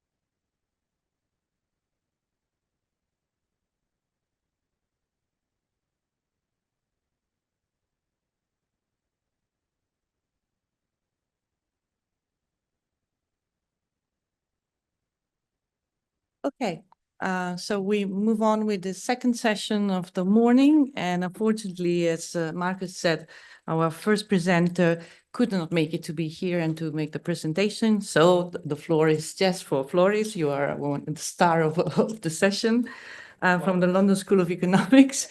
And this is it touches actually a lot about not just the presentation, but a lot about the discussion that we had after the first session, that is the political dimension of this new economic activism of the European Union. So Floris, you have the floor. Thank you so much, Lisa, for the introduction and for the invitation. Marco as well, but he has disappeared as well. He was here for Isabel. He was here for Isabel, clearly, not for me. Apologies again for showing up late to this conference and missing much of yesterday's presentations. Unfortunately, there were some other requirements at LSE. The premise of my paper is one which I think underpins many of the presentation papers I read as well, which is that the changes the EU has gone through in the past decade or so changes something fundamental about the EU. And there's this idea that what the EU does has an impact on how it structures itself, how it does it, how it legitimates itself. And that really underpins my paper as well. And it's something that I picked up from the work by Bartolini and Ferreira, but I think Kate and Dan Kellerman have also made a similar suggestion that there's this intricate connection between the substance of European integration and the form through which it takes place. That the policy demands shape the EU internally as well. And I was interested in thinking about how this interaction has changed as the EU is becoming much more active in different fields. So Marco asked me to think about the democratic credentials of this new EU. And I thought that this would be a good approach to think through what those might be and what the constraints might be to those democratic credentials. So the paper does two things, or tries to do two things. First, suggests that there's a much longer trajectory of state building, if you will, in the EU, or reconstruction of the EU internally, of which this activist economic government is perhaps the latest iteration or the latest symptom.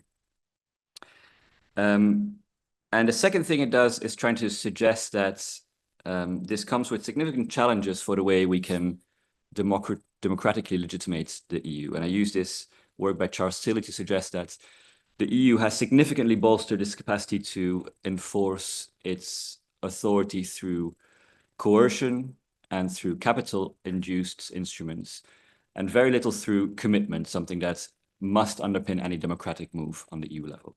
So the idea is to suggest that there's some asymmetries emerging in the way in which EU legitimates its rule, which do not bode well in the longer term.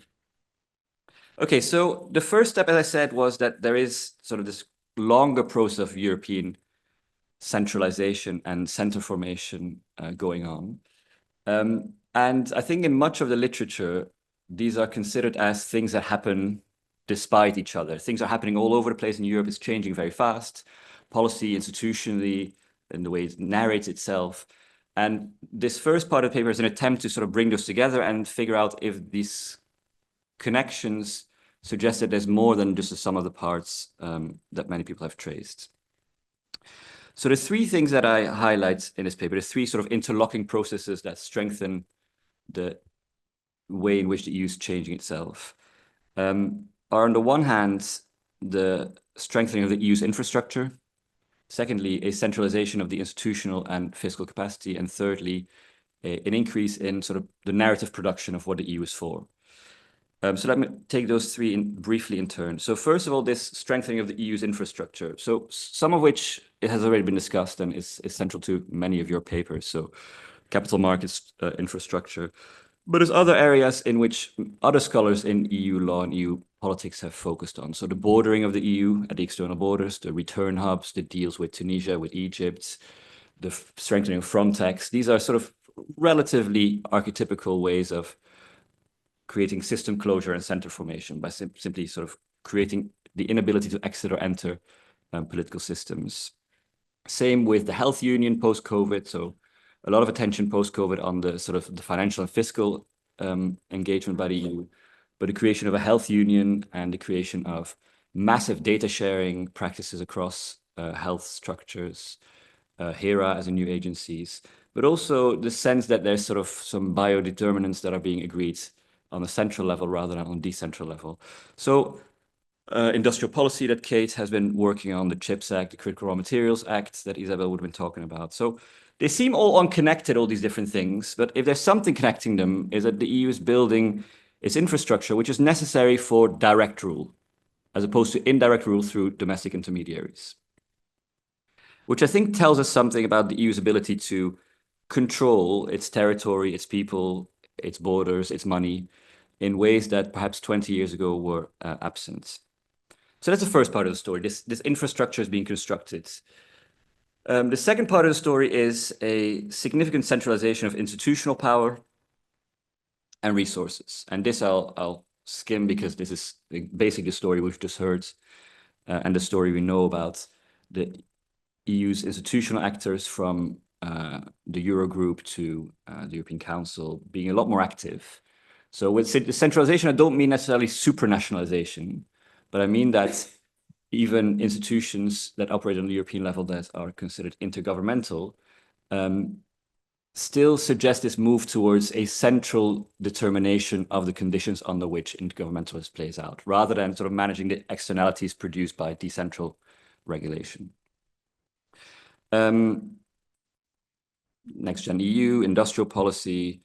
If you look at the reform projects for the treaty, the Franco-German report, or the Commission's or Parliament's suggestions, or you read the Draghi report, the direction of travel is all the same. The direction of travel is always more centralization, more resource capacity on the European level. That clearly is the direction which the EU is constructing itself. So again, you know, this building of the infrastructural and fiscal capacity serves the purpose of allowing much more direct rule on the European level, no longer being dependent on the domestic intermediaries. So if we have the construction of the infrastructural capacity, the institutional capacity, the resource aspects in order to allow for more direct rule, this brings me to the third story, which is less of a legal story, which is that it becomes this sort of a bit of soul searching about what is the point of this direct rule then? What are we going to use it in service of? What is the point of European integration?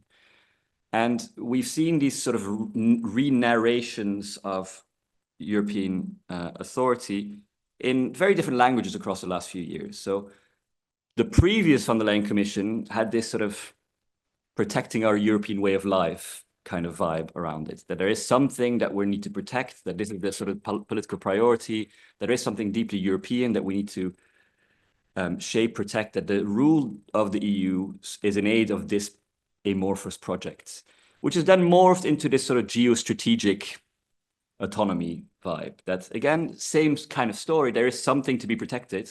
All this power is exercised in aid of something, and that something is now more articulated as, this terms that Kate will touch upon in her presentation as well, this sort of resilience, self-sufficiency, autonomy, that there is something that needs to be articulated there.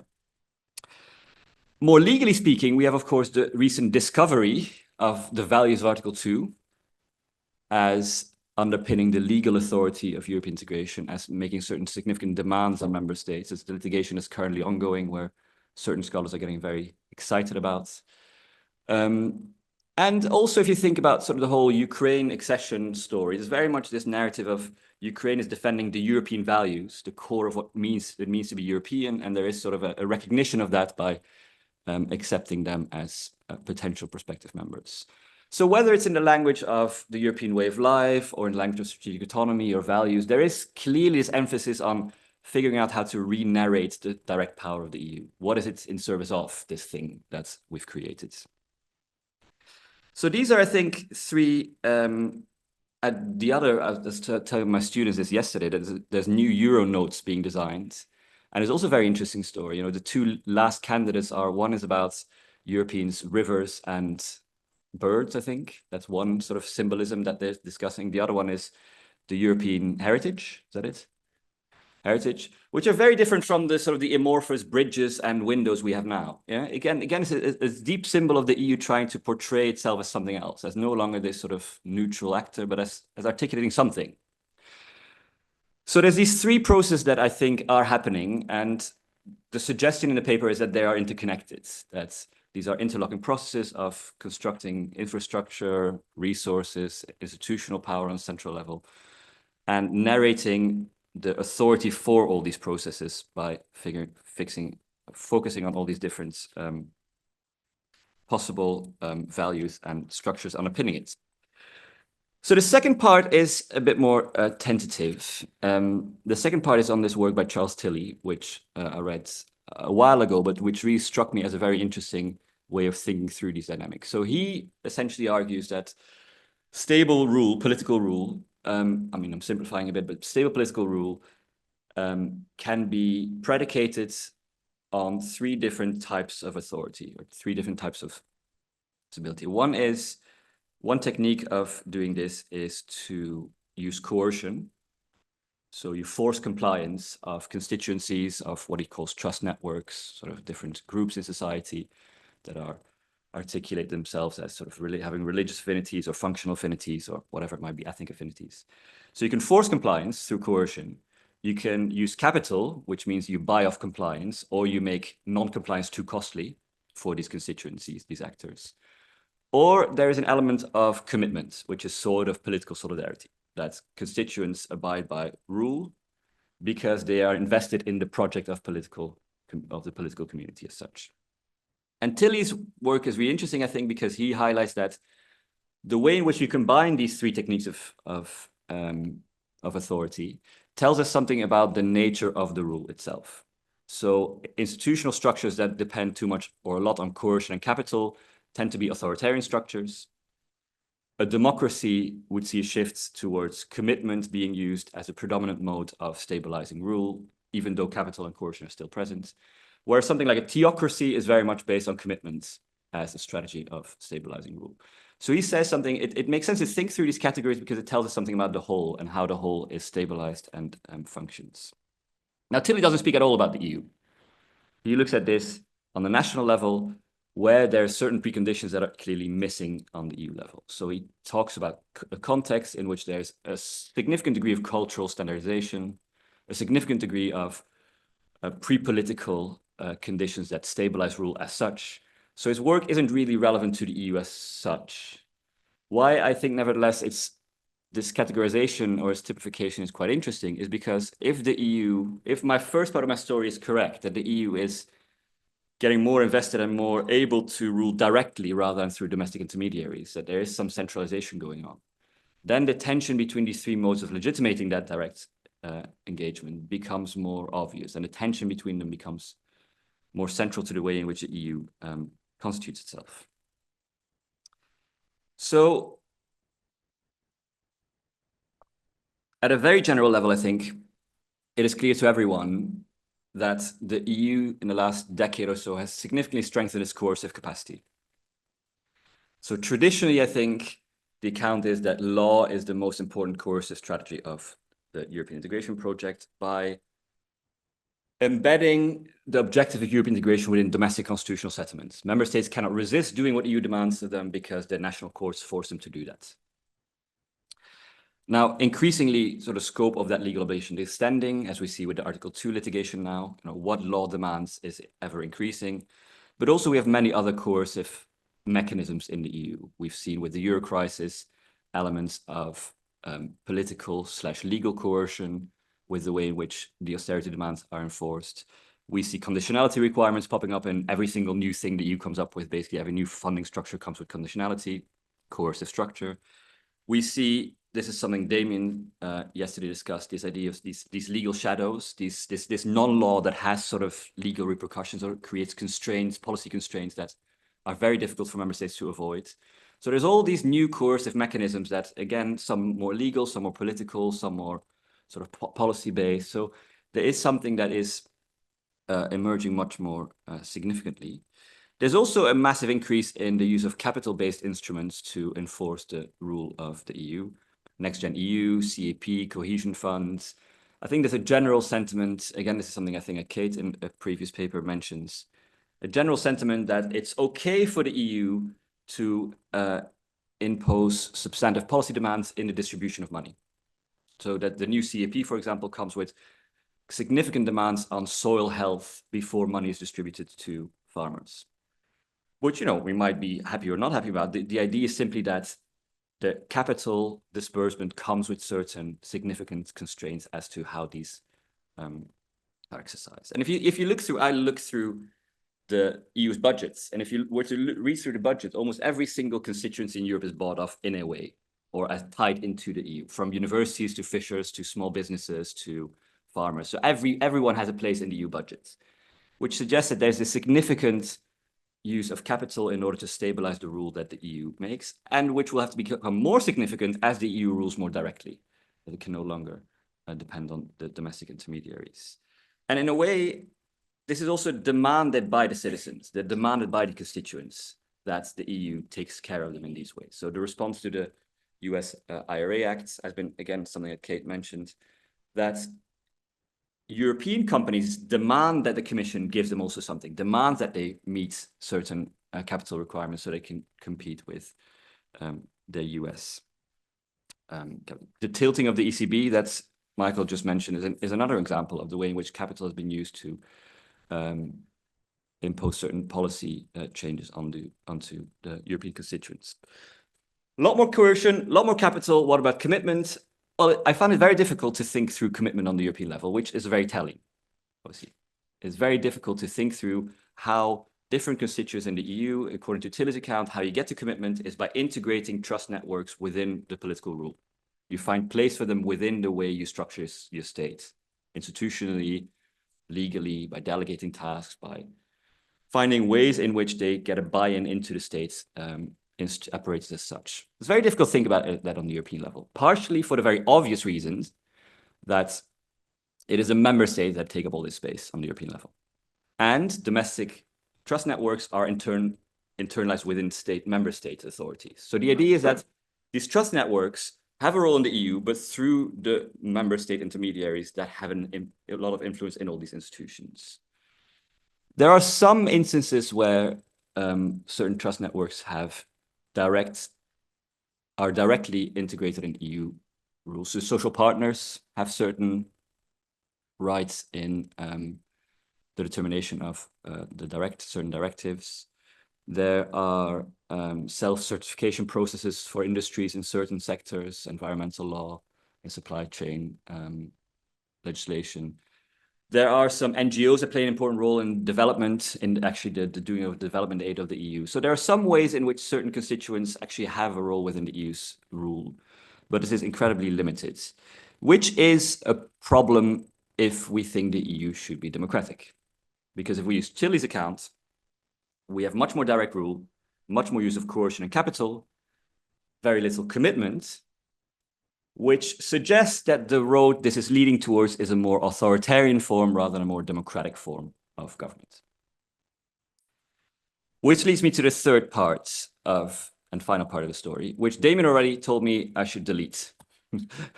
So maybe I'll stop there the presentation as well. The idea is that this sort of Euro optimism in me, where I think that we should also think through how we might remedy this. And how might we remedy this? And I think to some extent, there is a critical potential in this part as well, because the way to remedy this are really radical, which suggests how big the gap is that we're facing. If you can only come with really radical solutions, it suggests that there's a significant problem that we cannot address otherwise. So very briefly, a minute each for these three possibilities of solving this issue. One is very simplistically to move away from direct rule and back towards indirect rule of EU law, i.e. we again give more power, decentralized power, and give it to member states where these trust networks are much better integrated. So the idea is basically that member states have the ability and capacity to vary enforcement and compliance with EU law depending on the demands of their trust networks internally. To some extent, legally speaking, this would be giving up on this obsession that many lawyers have, particularly in Luxembourg, with the idea that EU law be applied uniformly across Europe. That will be an example. So simply, we move back towards more indirect forms of rule, but that comes with accepting variation of rule. And that's perhaps a more significant problem, it doesn't really solve the underpinning mismatch between coercion, capital, and commitment, because any commitment generated in this process is commitment of trust networks towards domestic actors, domestic rule, rather than European rule. And perhaps more problematically, many of the coercive and capital-induced structures of the EU are to constrain member states, not the actors within those member states. So you have a problem if you allow member states the ability to vary compliance depending on the democratic commitments that they undertake. Second solution would be a radical redemocratization of the European level, where trust networks, transnational networks are directly integrated into EU rule, which comes close to these accounts of a monopoly of voice of Bartolini's really radical democratization. And I use in a paper the example of the European Citizens Initiative as an example of what it could be like. Obviously not like ECAI is now, but the European Citizens Initiative is basically, if you have 1 million votes of citizens from across Europe, you can get something on a Commission's agenda. Lots of problems with it, but the logic is quite obvious, right? The logic is to create an incentive for transnational interest groups to come together on the European level and demand something. That is what this sort of second idea would be. Trust networks on national levels come together on the European level and have a buy-in in the institutional process. That will be what commitments would look like institutionally in the EU as well. The third example, again, very briefly, or a third solution in a way, would be not to mess with the institutional structure or the way in which member states are able to vary compliance, but to look at the problems implicit in the legal system and the way EU law structures itself, which has this deeply functional slant. EU law is very coercive. It needs to be coercive because the EU has no other ways of forcing member states and actors to do things that it wants. It has no police force that's going to force you to do X, Y, Z. But it's also deeply malleable. I mean, many people have picked up on that EU law can mean one thing or another thing depending on the political needs for it to say something. And that is quite problematic in the sense that what that cultivates is a legal culture in which law is seen to serve specific policy objectives, specific visions of the world. And resistance to EU law becomes a way of prioritizing or defending other visions of the world. So Liz Fisher has spoken about this beautifully in the context of climate change, that there's a real risk of EU law being seen as a very partial, very sort of ideologically driven instrument, very simplistically put, this sort of liberal, disengaged vision of society, wherein resistance to that ideological idea is transformed as legal resistance to the legal system as such. In which case you have a serious problem, right? If the legal authority is undermined tout court because of its ideological presuppositions. So a solution to this, and to make EU rule more sensitive to the context in which it operates, would be to allow local trust networks to act as mediators in translating the legal demands that the EU makes onto the specific circumstances of the local environment in which it operates, i.e. democratize EU law at the receiving end of EU law rather than at the way in which it is determined on the central level. So these are initial thoughts. The general message, I guess, is that this moment in change in what the EU does is meaningful for what the EU is doing, but also, and perhaps much more meaningful, for the way in which the EU constructs itself in doing so, and the implication that it comes with. And as I said, Tilly offers quite a sobering story as to the trajectory that we are taking, that this focus on coercion and capital tends to lead to not very democratic systems. Thanks so much.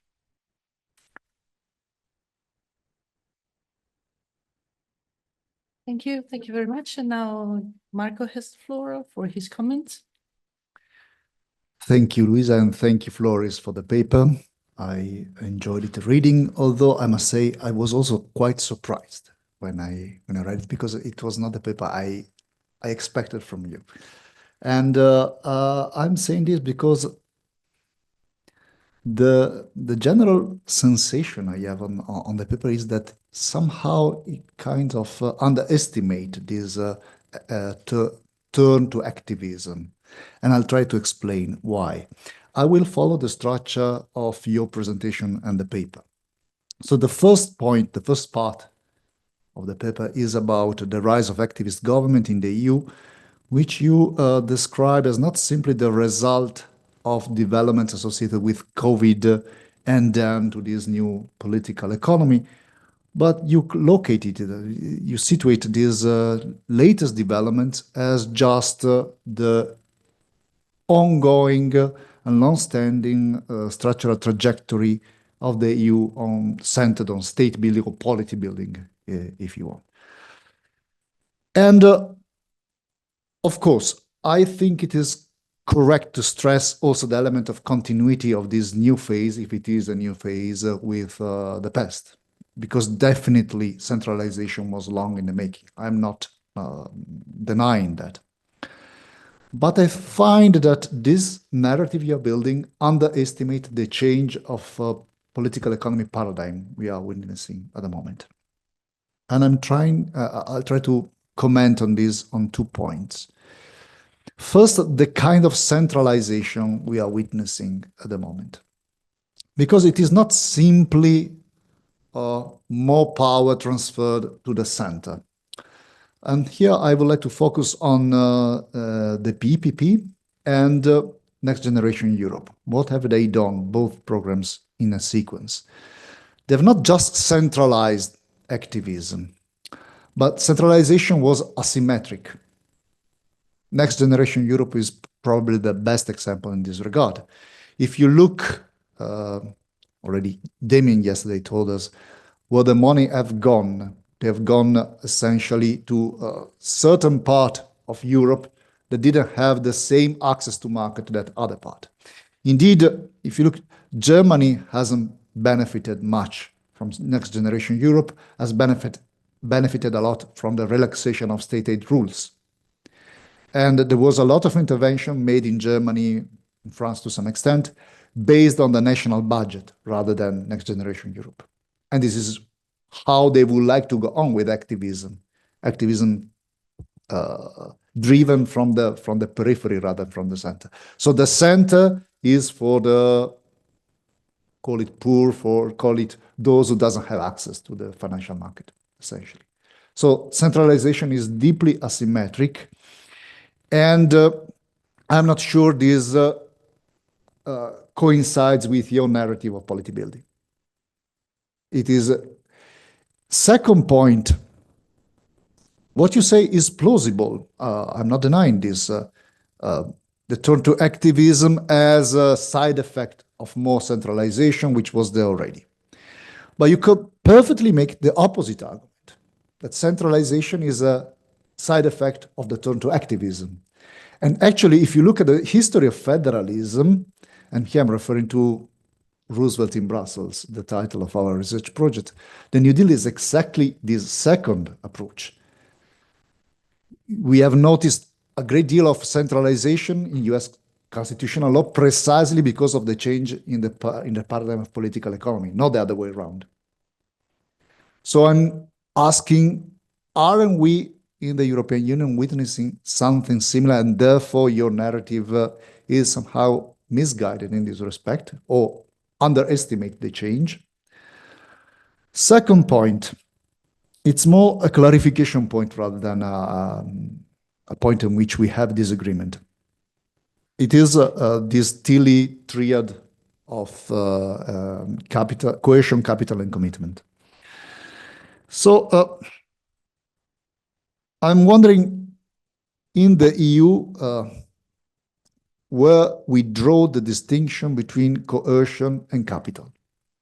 Because I was surprised to see that you have, for instance, situated conditionality under coercion, which I don't doubt that under conditionality, in particular during the austerity programs, there was a lot of coercion.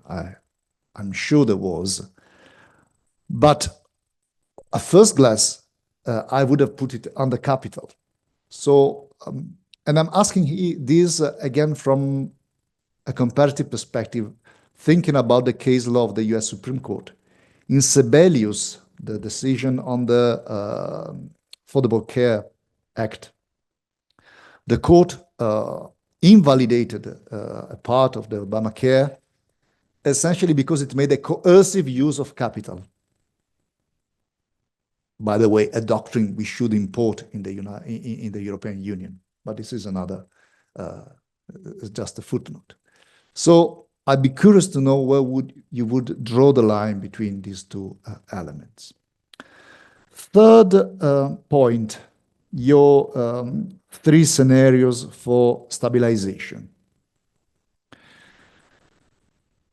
About the first one, indirect form of rule integrating trust networks in domestic institutional practices. I'm wondering to what extent this would be viable in the European Union. And I'm asking this because in order to have domestic institutional, in order to integrate networks in domestic institutional practices, it's obvious you need domestic institutional practices. But what about an asymmetric economic monetary union? So we do not longer have domestic institutional practices as far as monetary policy is concerned. So is your point about, and you said it's radical, dismantling the euro in order to achieve this? Or do you think it is possible to achieve the integration of domestic institutional practices with a single currency? Second observation.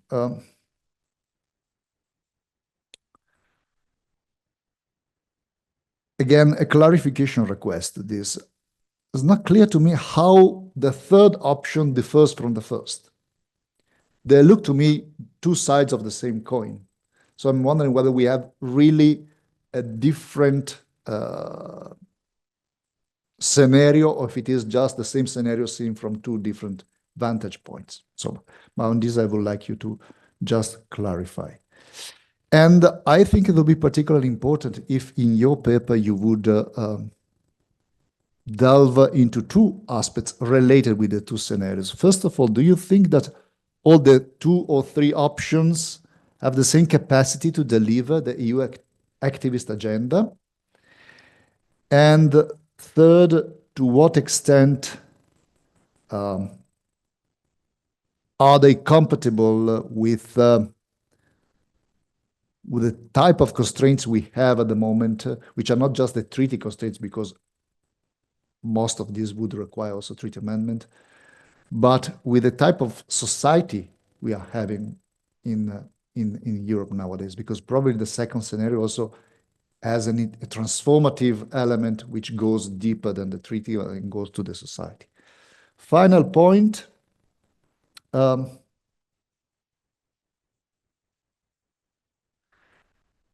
is just, it is a provocation, and it goes to the underestimate part.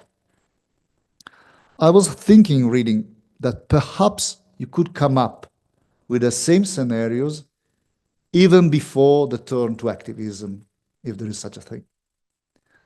So this was a perfect scenario also for the EU landscape before COVID.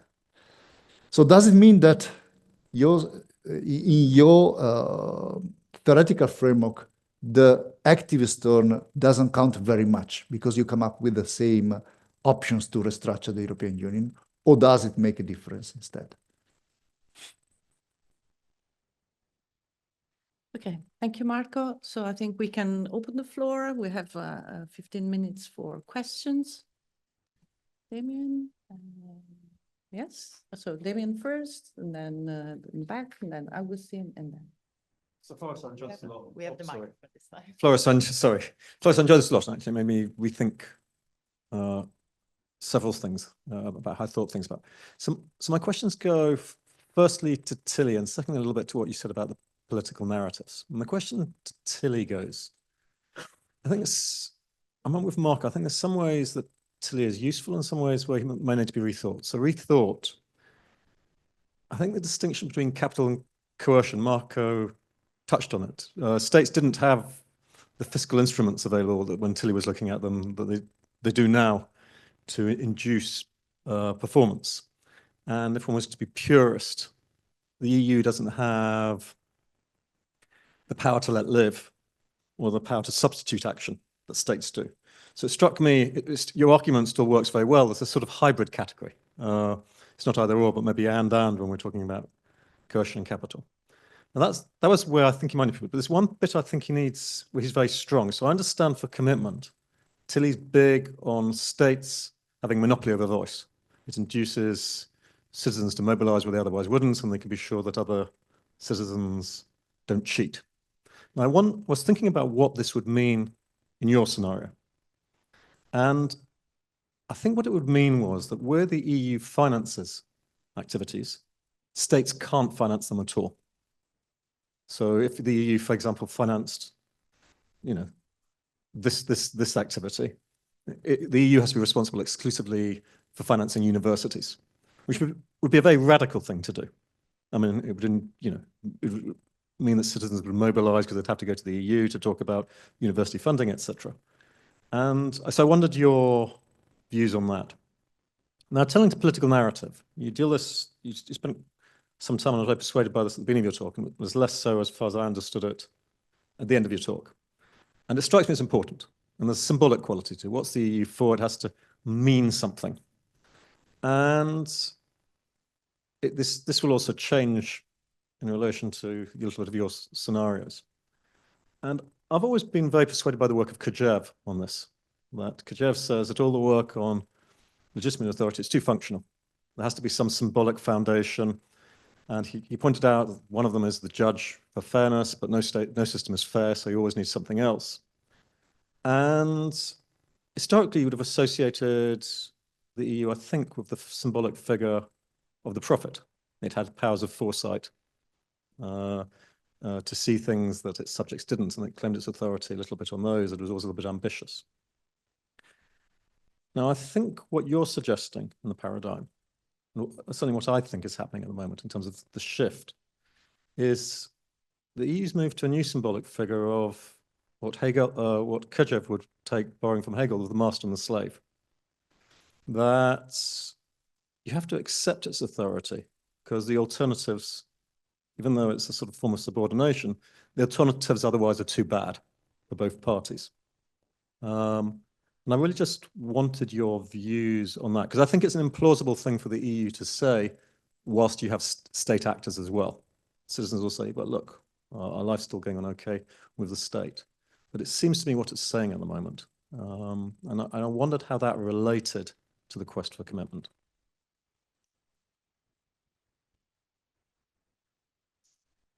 Thank you. I just have a short comment on the capital, and I was just thinking of who actually receives capital from the European Union. And if you, in comparison, if you look at the German budget, 40% goes to social spending, right? So social spending in the sense of it goes into retirement insurance or aid to people who need assistance, people with children, and so on. So it actually goes to the citizen. And if you think about the EU budget, there's not much that actually goes to to the natural person, right?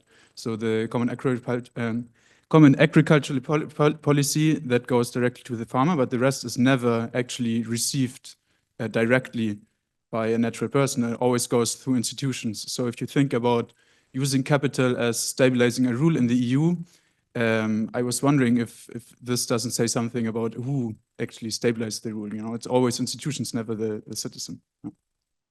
Thank you.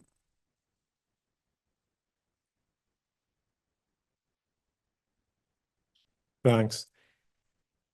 Before I start, to Michael, just to clarify, this was not a kind of personal attack on your point. Is how institutional roles, in a way, shape the way you see it.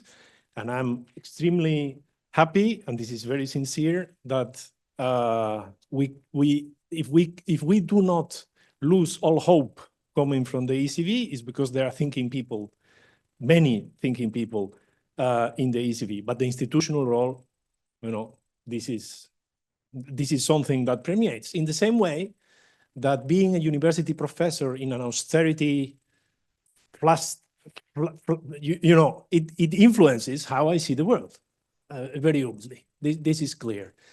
I think that social reality is easier to see when you are an austerity affected area than when you are in the tower with the lifts of the ECB. That's my very biased claim about how this goes. But this is not anything that has to do with your position that you said your pay affects your way. This is not what I'm saying. This is not what I'm saying at all. Floris, yeah, I think there is partially a similarity with the paper of Damien in terms of the kind of genre, in a way that it is. Because the first part is a very sociological, even Weberian kind of analysis. Is this a state or is this not a state? We have a kind of thing here that is emerging that is increasingly having state-like features. I think this is the argument that you make, and you make it very obviously in an empirical spirit, because you obviously mix from what any kind of normative perspective are very different developments. The fact that there is a collective outsourcing of migration policy to such champions of human rights, such as Turkey, not to talk of Libya, or there is the escapade of Albania that is applauded, or that the Greek government is defending our borders when it's drowning the migrants on the sea. These, from a normative perspective, are probably appalling, and I'm completely sure that you have as many problems as anybody that still thinks it makes sense to abide by international human rights is. But this means that this is a kind of Weberian approach.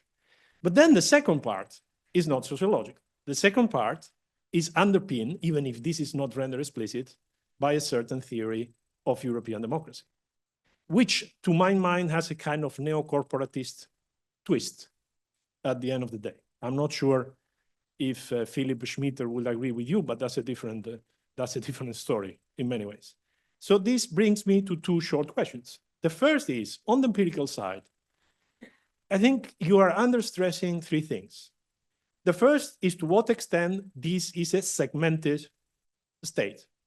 This is a state that does not have really a kind of overall view. It has been, and Kostas was stressing this, like the ECB. They have been building this, building that, adding to it treaty amendment after treaty amendment, then some kind of evolution here, and we develop that. There is an emergency, and we do this, and we do that.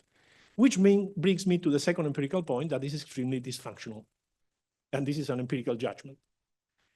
The world is collapsing, and we take 6 months to elect the European Commission.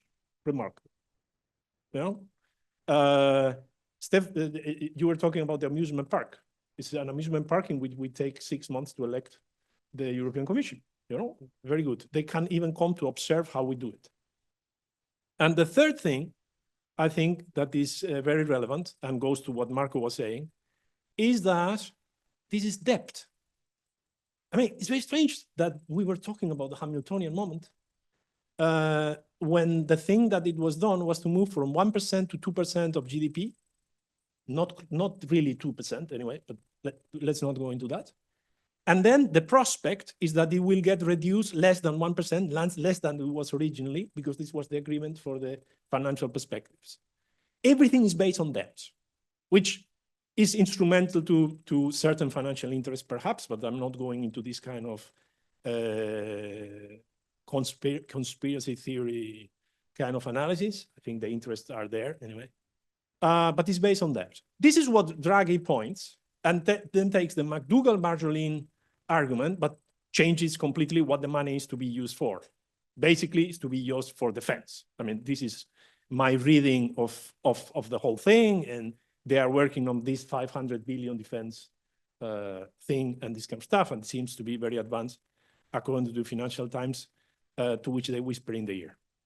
Now, if this is so, then the question is why, it's not so much in the paper, but why we keep on talking about governance?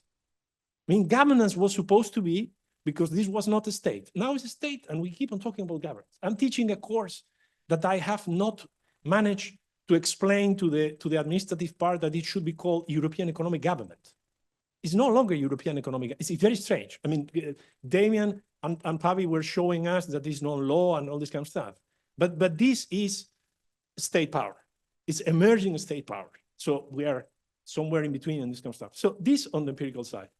And then on the normative side, I keep on looking for the complete theory of European democracy, because otherwise it's very difficult to make head or tails of the proposals. Among other things, because the implicit move, I'm not saying that you are doing it, but this is what is implicit, is we have this state. Now that if we have made the state, we have to democratize it, or we have to find a way of making it legitimate. But depending on what theory of European democracy you have, then you have to go back to the developments, because many of the developments from a democratic point of view are terrible, to the point that I'm not completely sure the existing monster that is emerging, the coal monster in each terms, the coal monster that is emerging is open to be easily amended from a legitimacy point of view. And then Marco's point, for example, could be one of the points. Can we really have the type of democracy that you are thinking about with the kind of economic and monetary union that we have? Can we really amend economic and monetary union without it exploding? All these kind of things.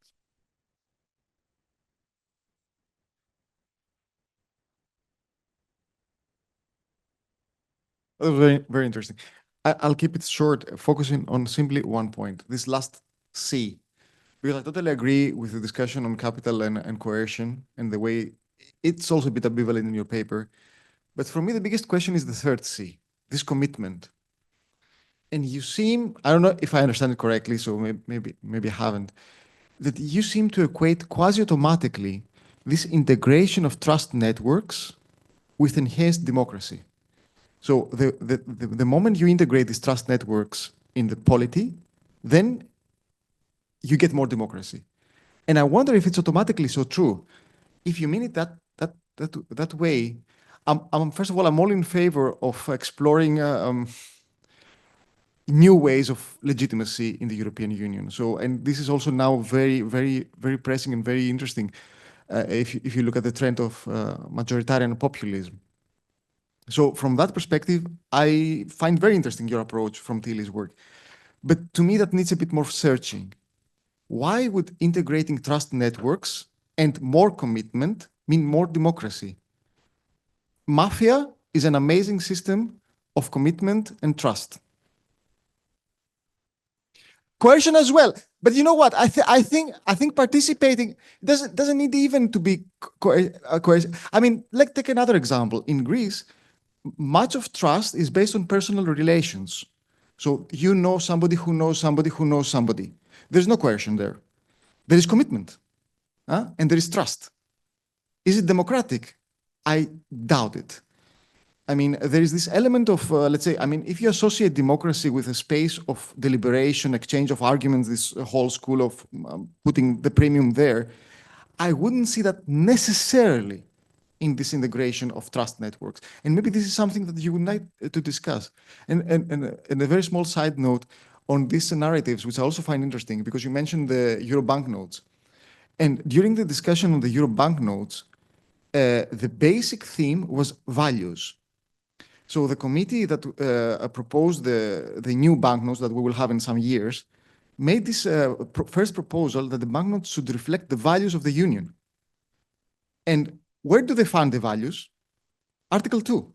They could have found any type of values, but nothing oriented them so critically as Article 2. So they have dignity, human rights, And if you think of it in the abstract, to have values in the storage of value of the Union, it's a narrative. And that's simply to reinforce your point, because I think it's a very critical one. Thank you.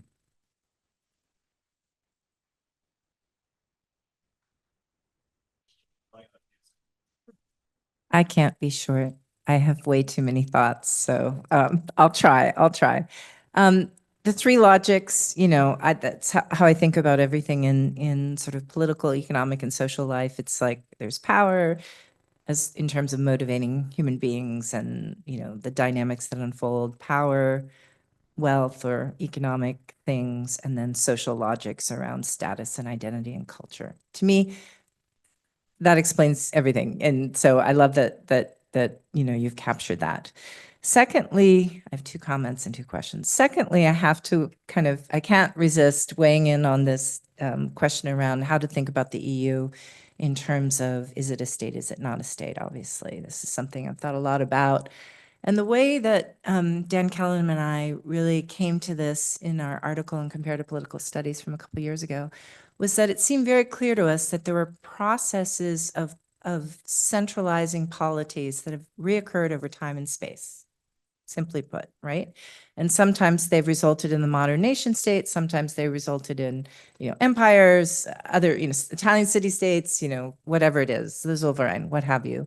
And so I tend to like to think about it as comparative political development as kind of the academic frame, because that gets you away from only focusing on, is it a state or not a state, right?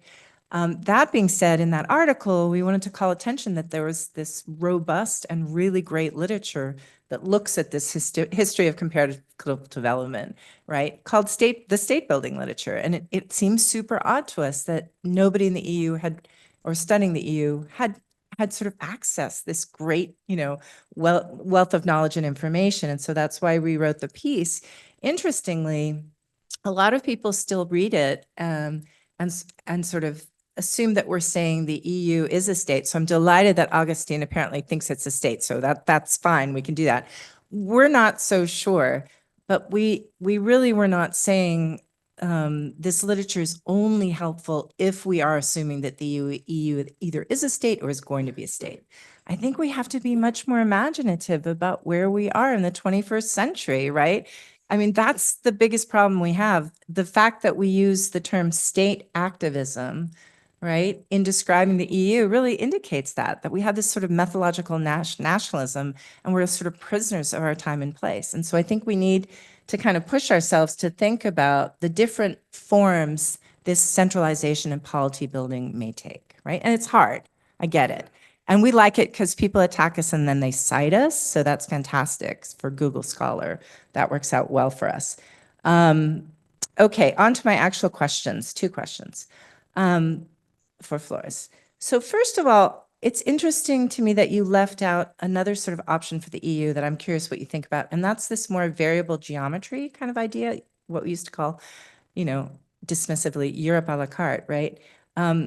Catherine de Vries and I wrote in that scholarly journal, Foreign Affairs, in 2018, this piece about how maybe a solution to the EU's various crises around democratic legitimacy and so on, is to actually do that more, right? And so you think about the euro as an example, of course, of variable geometry, of people being able to opt out. And it seems this conversation around the defense fund is very much along those lines. So I'm curious where that would sit in your kind of view. The second thing is going a completely different direction, which is a true European federal system with national politics, but also true European parties and a true role for the European Parliament.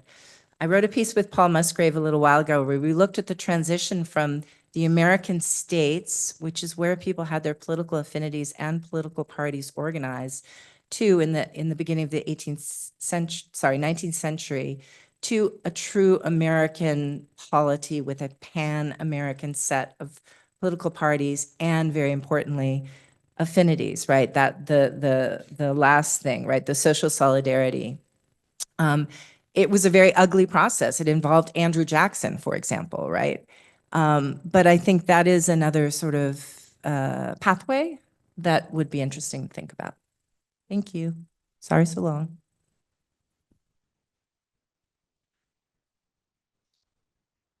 Yeah, I can be very short because my question is on the trust networks as well. So it was already touched upon. Yeah, they seem to be very central to your theorization. They are both in the more analytical part, so part 2, and also in part 3, they come up at some point in the, as I saw, I think it was the both the second and third solution were based on European or national trust networks. And my question is, what's your definition of trust networks?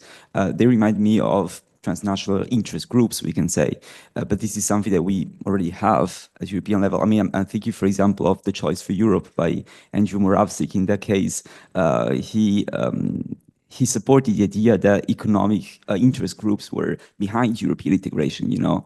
And so what's the different qualitative difference between those economic groups that already exist and the ones you have in mind? And second, I don't know if in the paper you recognize any examples of these trust networks. I'm thinking of one, and I don't know if you agree if this is a trust network or not, but the emerging phenomenon of the industrial alliances, for example. Again, those are economic interest groups, but they advocate for also more policy-driven interests, let's say, and they contribute also to the infrastructures you mentioned in the paper. For example, the European Health Union, I'm thinking of the critical medicines infrastructure, critical medicines alliance. So yeah, this is the question. Now it's your turn. Have we not run out of time? Thanks so much, all of you, for this great feedback and questions and observations. And I will think about them and see to what extent I can include them. And they'll definitely make my argument sharper and more to the point. So thanks a lot for that. It also made me realize that I will scrap, I think, the third part, not because of the observations that are made, but because in order to engage with the observation, I need sort of 10,000 more words, which I don't think are up for grabs. But I will answer the questions that you've posed on that part as well. So Marco, thanks so much for your very thorough reading and engagement with this. So I think, let me pick up on a few of your points. So first of all, this, am I underestimating the most recent turn and how important it is to the whole story, and sort of also, is this centralization activism not actually the other way around? How do they relate to each other? Is activism the last embodiment of the centralization, or are they actually hand in hand? So I think that's really a great point, and I think I'll think a bit about that more. But my point was not so much to suggest that there's this sort of chronology to this, that you cannot have activism without centralization, that necessarily, that sort of, if this had happened in the absence of centralization, it wouldn't have been possible. The suggestion that I was trying to make in this paper is that, and I think it goes a bit to this sort of Agustine's point on this Hamiltonian moment of the next-gen EU, that there's so many things happening that should be understood in combination, that cannot exist without the other elements to it. So the infrastructural push cannot exist without centralization, but also the other way around. And the narration is necessary exactly because of the infrastructure push, but also guides it. You know, what we narrate as being important also guides where we draw these massive infrastructural projects and where we focus on. So I think the idea, and it should certainly be strengthened, is that these three processes are sort of interlocking and are interengaging and mutually reinforce each other. And I do agree, and I think I mentioned it somewhere, or maybe it was in my preparation for this, that the latest iteration of this is really this sort of process on steroid. It had become visible to us, and to me, this has become only visible as this economic activism really became very obvious. So in a way, the way I recounted, I guess you're right, is saying that this is a consequence of a much longer process. But I think for me personally, the much longer process only became visible because of the activism, if that makes sense. And perhaps that process is not longer, but maybe deeper is a better way of articulating it rather than longer. Some of the more specific elements that you highlight, I think are really interesting. So this asymmetric centralization, some member states getting different access to different elements and being differently engaged in the centralization process and infrastructural process than others. I think that's super interesting. And it speaks again to another aspect of, Ferreira's, Bartolini's idea of system closure and central center formation is a center periphery stabilization. That is actually part of the story, this more explicit imagination of what is a center, what is a periphery in economic terms, in social terms, in cultural terms, in racialization terms. So I think actually that is part of the story. The fact that this has become more asymmetrical is part of the effect of the system closure and the center formation that Bartolini and Ferreira would highlight. But it's definitely something that's should be more explicit. This capital coercion, so also sort of Michael, Damien, and your point as well, how to think about the interaction between the two of them. So I think this coercive use of capital, and the example you gave is very, very telling. So the flippant answer here is that, yes, I mean, obviously I will have to go through Tilly and define and see how he defines it and to what extent this definition makes sense in the contemporary commitment structure. But I think what is really interesting is if we cannot make sense anymore about what is capital, what is coercion, that's very telling for this story in a way. It's very telling for the fact that the EU has created this sort of hybrid thing that is everywhere now, that sort of pulls together these two forms of authority stabilization and have created one that's even more pervasive and more difficult to dislodge. So I think that's actually a really nice critical point that you pointed me towards, which I'll definitely think about.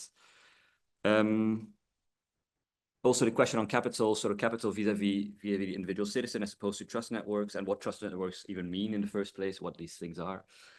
So in Tilly's account, it's, I mean, again, to simplify massively, so he wouldn't talk necessarily about functional interests. That's sort of my slight reinterpretation. So for him, it's less sort of about functional interdependencies and more about sort of mechanical forms of solidarity, if you will, if you want to use Durkheim's view. So religious groups, family units, certain reproductive commitments. So these things that are much more that trust networks, because they require very tight bounds between the members of a certain group in order to stabilize the commitments that they share. That's the idea basically. So he doesn't think about the relation to individual citizens, and I think it's quite interesting in the EU. I mean, you're very right in saying that that's obviously the difference between the budget sheets of the EU as opposed to member states. But I think it's actually quite interesting that the EU has these sort of sectoral policies, because these speak much closer to the trust networks than they would otherwise. But yes, it's a very good point.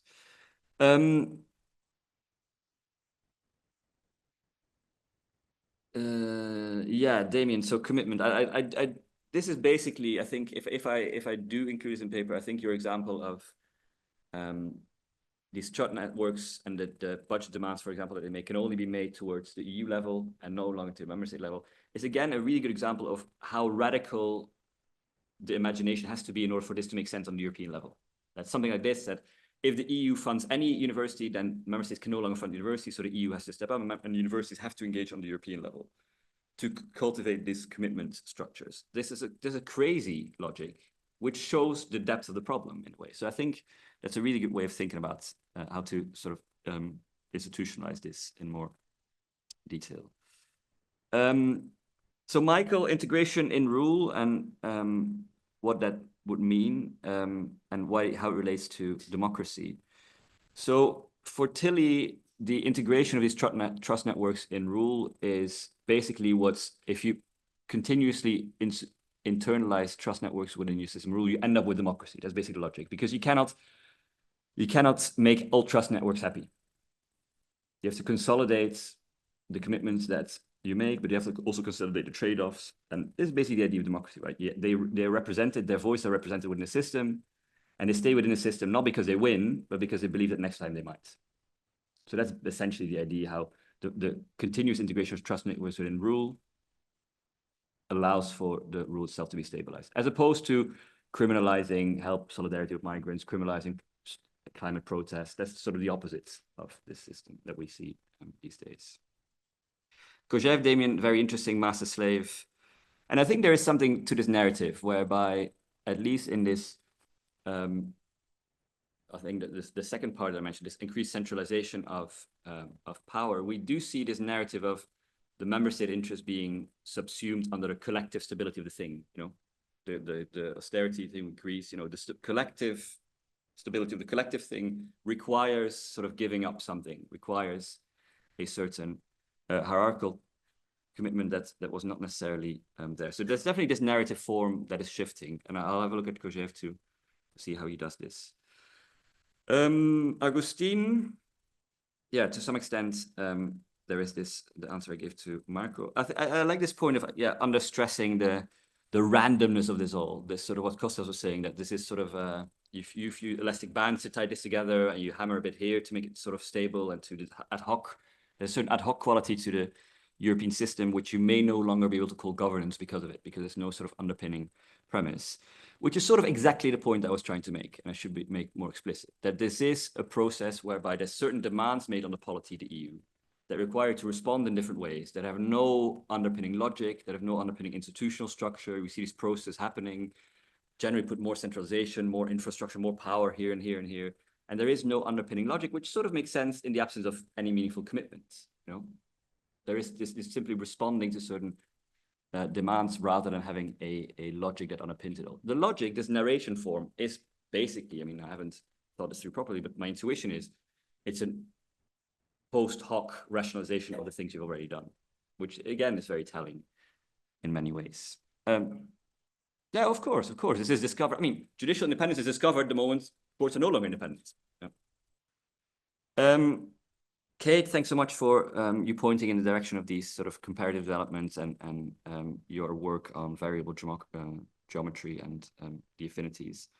And yeah, I'll definitely think about that. And sort of variable geometry, to answer your question specifically, would be a variation of this first logic of creating more indirect rule, whereby you destabilize the conditions for direct rule by allowing member states to, if their constituents and their trust networks demand certain things, to opt out of the directness. So I hope I answered some of your concerns. The last question on trust networks. Yeah, no, so exactly. So this idea of trust networks would be less, in Tilly's work at least, less sort of industrial alliances and functional preferences, functional networks, and more sort of trust networks that are sort of some more sort of mechanical sense of solidarity, that are sort of less about interdependence and more about a commitment to a particular way of life or a particular view of the way society should operate. But obviously that doesn't really work in the EU context. So I have to think about how these two worlds, sort of functional interest, the functional arguments, functional theory of integration relates to Tilly's points. Thanks so much. Thank you. Thank you so much for the question and the debate. Just a quick note, then maybe we can talk about that. I think Hirschman's model about exit, voice, and loyalty has something to say here, because it's about states having voice and exit and people, groups, communities. So I think that much of what is happening can also be read under the model that if you don't have a voice, either you have loyalty or you go for exit, and the Brexit and all the discussion goes into that. So maybe you can get something that is useful for your model, but we may talk about that. In any case, thank you so much. So Marco, it's now 11:15. How do you want to do that? 5 minutes. Yeah, start. Okay. Okay, thank you. Thank you.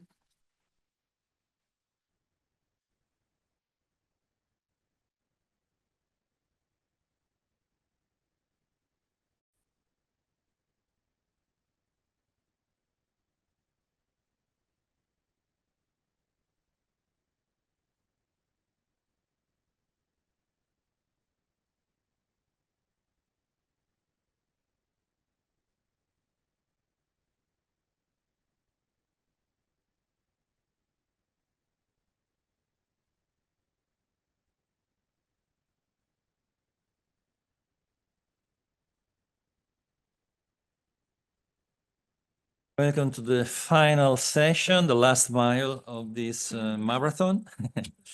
And the session is entitled The U-Turn to Economic Activism, Contingent or Structural. We have two speakers. So I will start straight with Kathleen McNamara, Georgetown University, the usual 20 minutes. And the floor is yours, please. Okay, thank you. Thank you very much. Well, really a delight to be here, and I've already learned so much from these conversations, so appreciate everyone's interventions very much. So,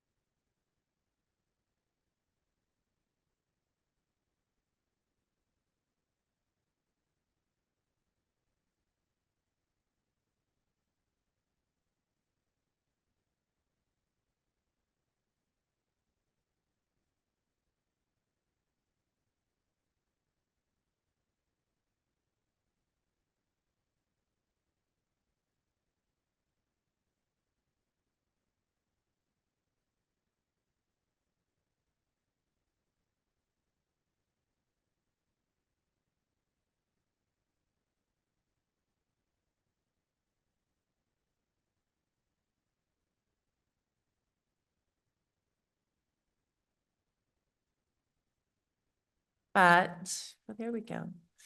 Let me move it away from me there, rather loud. But that there is this important missing piece of which we've all been talking about, obviously, of accountability and democratization.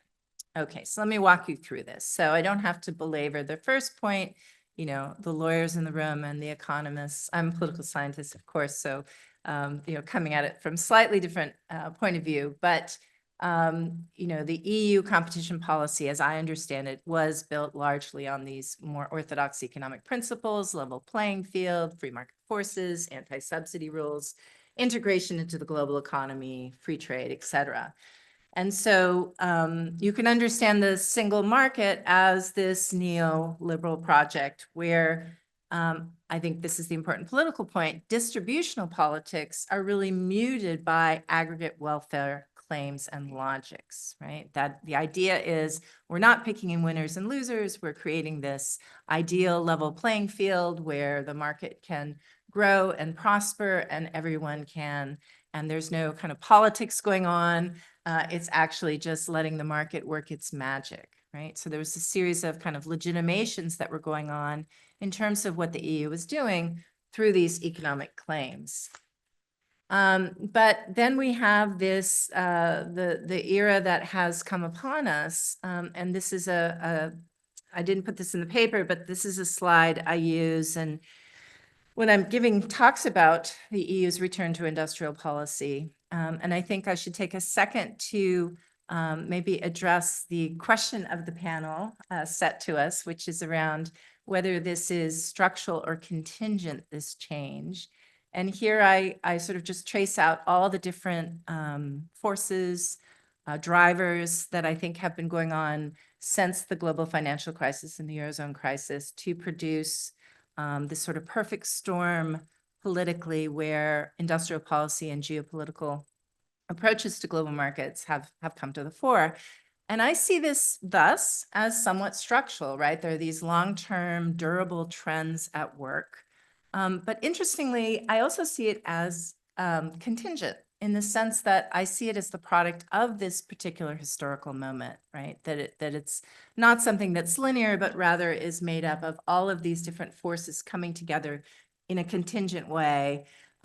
It's a sort of historical institutionalist way of thinking about the world. So I think I would respond to it. It is both structural and contingent, but it's not temporary. So that's, I think, the phrase I would use instead of thinking of it as either or of those two things.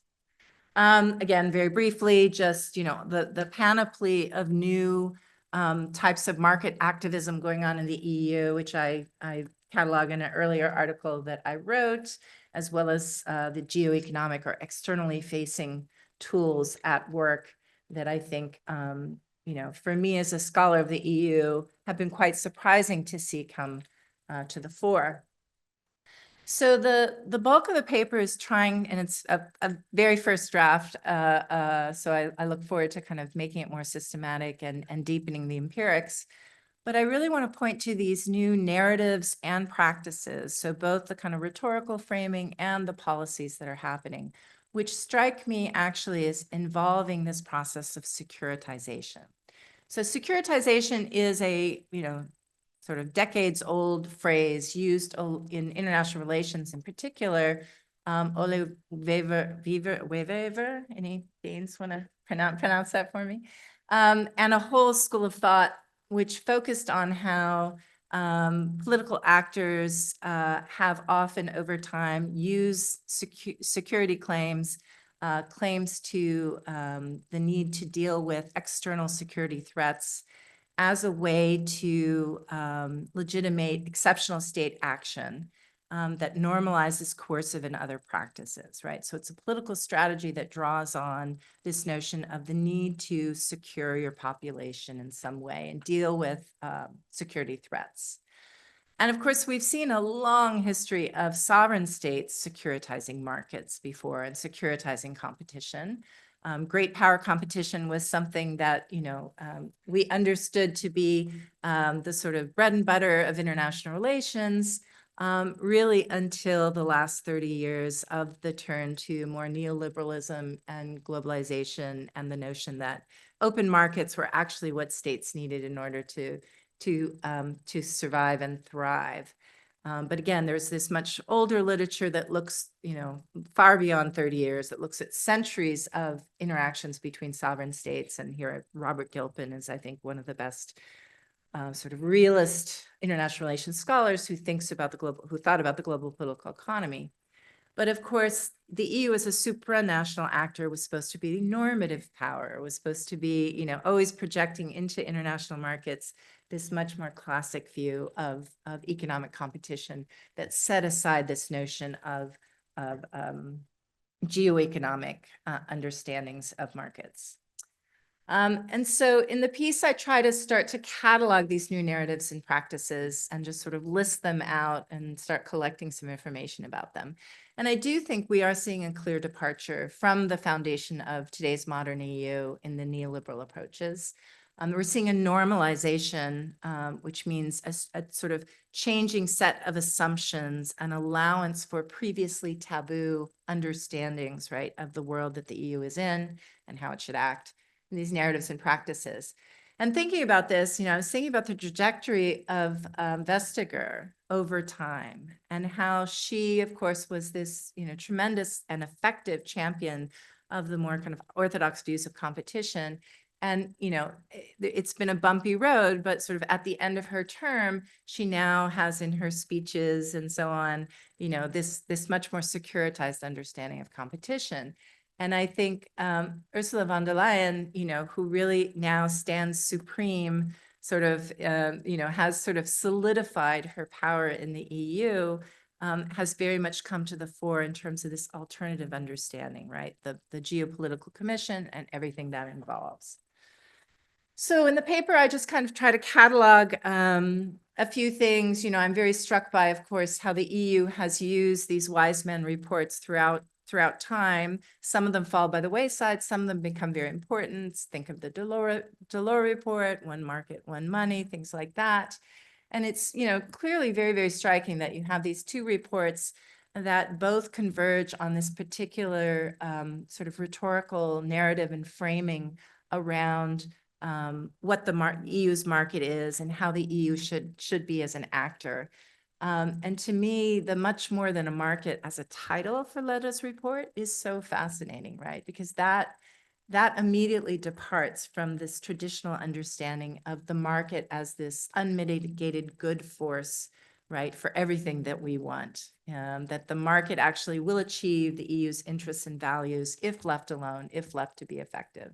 And that Letta's report, of course, you know, says, no, that's actually not true. And this kind of hooks into this notion of moving beyond the market correcting view and to this much more sort of let's structure markets for our interests and values as a political community idea.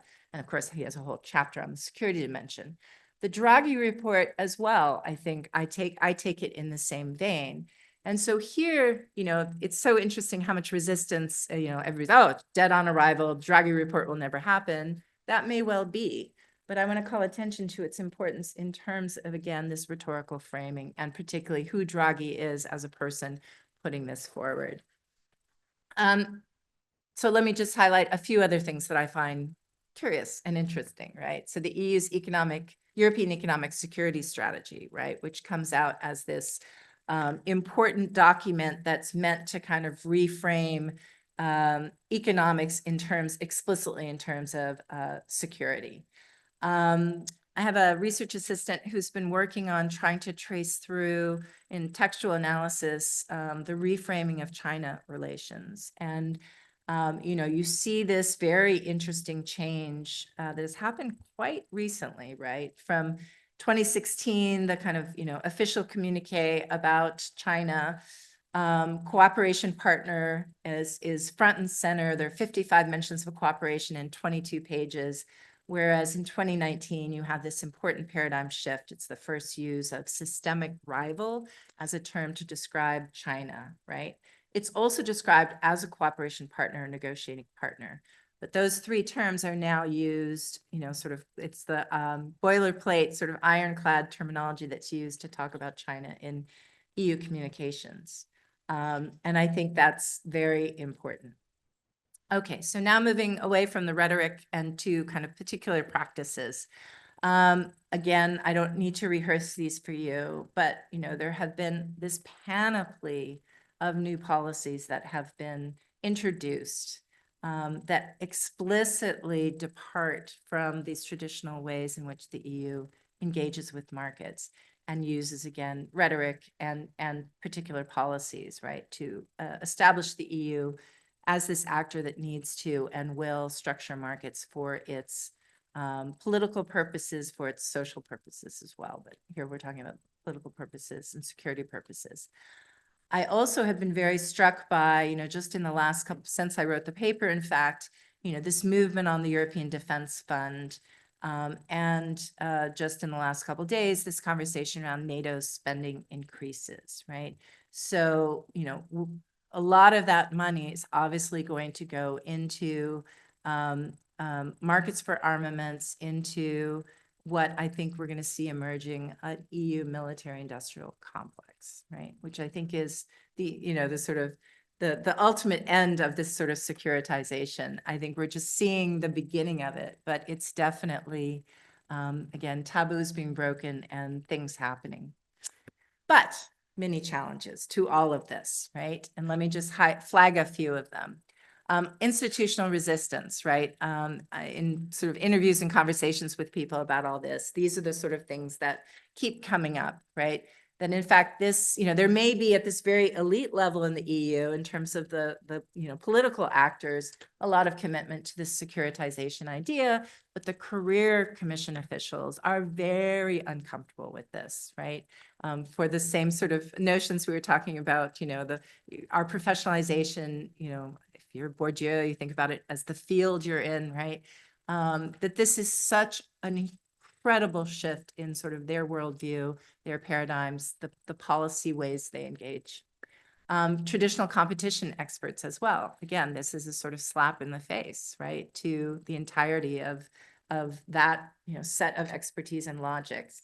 And of course, you can really see this when you look into DG Comp and DG Trade, which now are of course being rearranged in the new commission.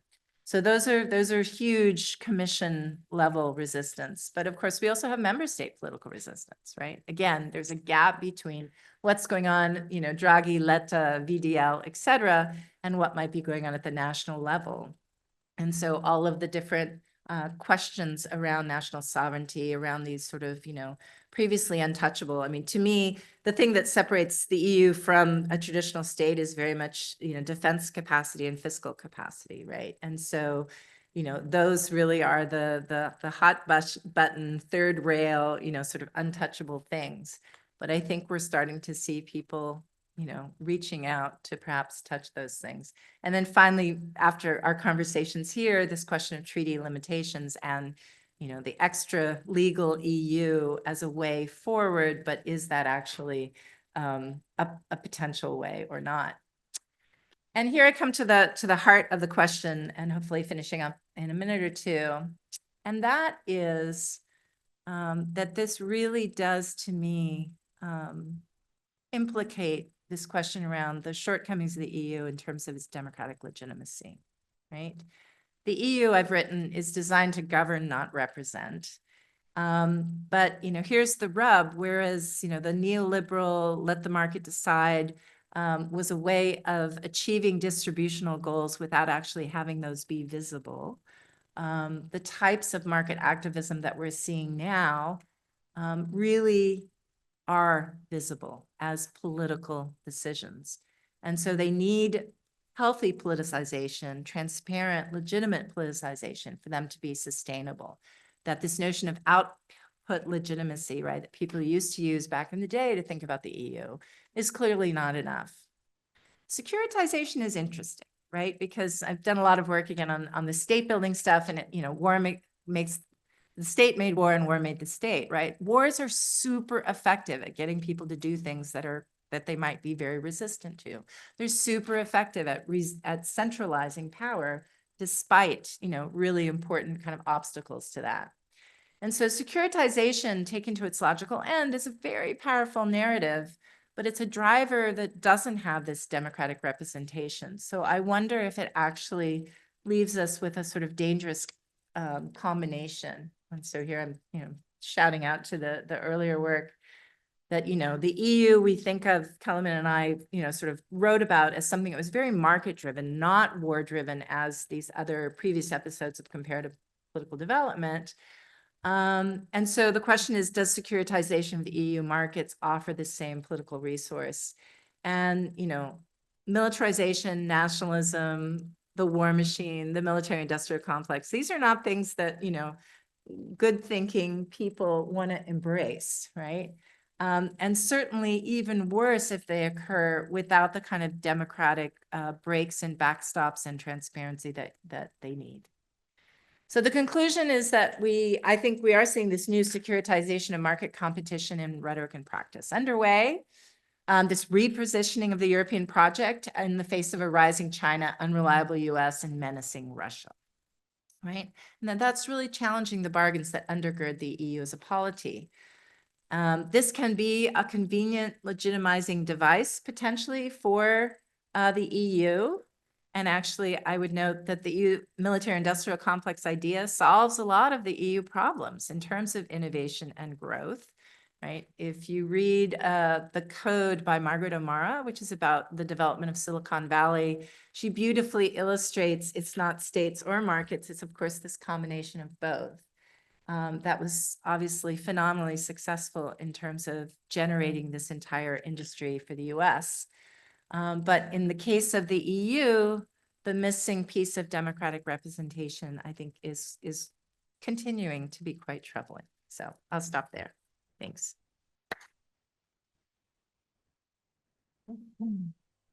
Thank you very much. Perfect time. So we can move to the next presentation by Anna Maria Simonazzi, University of Rome, Sapienza. Okay.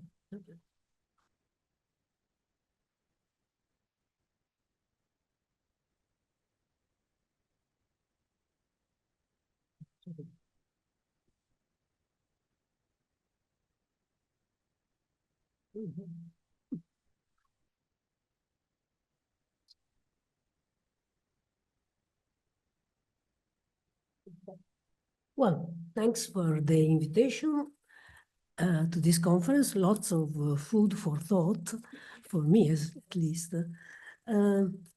My talk will take up many of the things that have been just presented. To answer to the question of whether it's contingent or structural, I think we should look very briefly to the most recent Europe's vulnerabilities. And I will do that with a special focus on the differences across European countries. We cannot consider the European Union as a single union. There are very many differences, and these affect the policies that the European Union can do. In these terms, I would look at what I've called the difficult art of industrial policy making. Now we have moved to industrial policy, but there are many hurdles to the implementation of this policy, many dilemmas, policy dilemmas, and internal conflict. And I think we should look at these in order to also respond to the question whether it will be structural, which kind of policy we'll have. Very briefly, the structural vulnerabilities of the European Union we can summarize in the cost of decarbonization, higher energy prices in Europe, which reduce the competitiveness of European industry, particularly for energy-intensive sectors, the competitiveness, which is mostly the Chinese challenge for Europe and for its most important country, Germany. And together with this, the middle technology trap, as it has been called, that is the European specialization in medium research and development intensive sectors, which in turn implies a competitive disadvantage in disruptive innovations. And connected with this, there is this technological dependence, since Europe has missed the digital revolution and risks falling behind in clean energy technologies. But what I would like to argue is that there are internal divides, that their heterogeneity between member states in terms of vulnerabilities and economic technological capacities present a further problem. So let me go very, very quickly on these three vulnerabilities. Decarbonization, the impact of the energy crisis, of this crisis, has been very different from the previous oil crisis. It has meant a huge competitiveness shock for the European Union. And it is not the same shock for the United States, for China, for instance. But moreover, there has been an East-West divide. I mean, traditionally, we're thinking of the divide between North and South in Europe, but the energy crisis has sort of made a reshuffle of these divides, with Germany, Eastern Europe, and Italy, which have been hit hardest by the energy crisis because of sectoral specialization, of energy dependence from Russia, and all that. And you can see the dark color, which is a sort of eastern and western divide, with the eastern and the south, Italy from the south, but even Germany in the core of Europe, which are equally hit by the energy crisis. So how do the different member states position themselves on the green transition? Well, to assess the relative position of the European Union countries' resilience to the decarbonization effect, we have compared each country, we is me with Garage and Relic, we have compared each country's share of energy-intensive industries plus the automotive sector with its share of renewable energy in its total energy mix, which is a measure of the degree of vulnerability, its relative specialization in green technologies, measured by patents in environmental technologies in total patents, as a proxy for the country's mastery of green technologies, and its share of state aid allocated to environmental protection in GDP as an indicator of its fiscal capacity and commitment to green industrial policies. So if we go to the results, what can we see from this comparison, this different mapping? We can see that Visegrad countries, Germany and Italy, have the highest share of energy-intensive industries, as we saw in the figure, but they also have among the lowest share of renewables in their energy mix. Conversely, the Nordic countries have the lowest share of energy-intensive industries and the highest share of renewables in their energy mix. As for green capabilities, these are higher in the core countries, Germany, Austria, Nordic countries, but more problematic in the southern and the eastern peripheries. Finally, the data shows no clear correlation between expected restructuring costs and policy commitment, as proxied by state aid for the environment, but highlights the greater fiscal capacity of core countries in supporting restructuring for the green transition. And Germany is an outlier in this. So, the first point is that we can have a new European geography, and decarbonization has the potential to reshape the geography of comparative advantage and industrial specialization in Europe, strengthening existing division and creating new ones.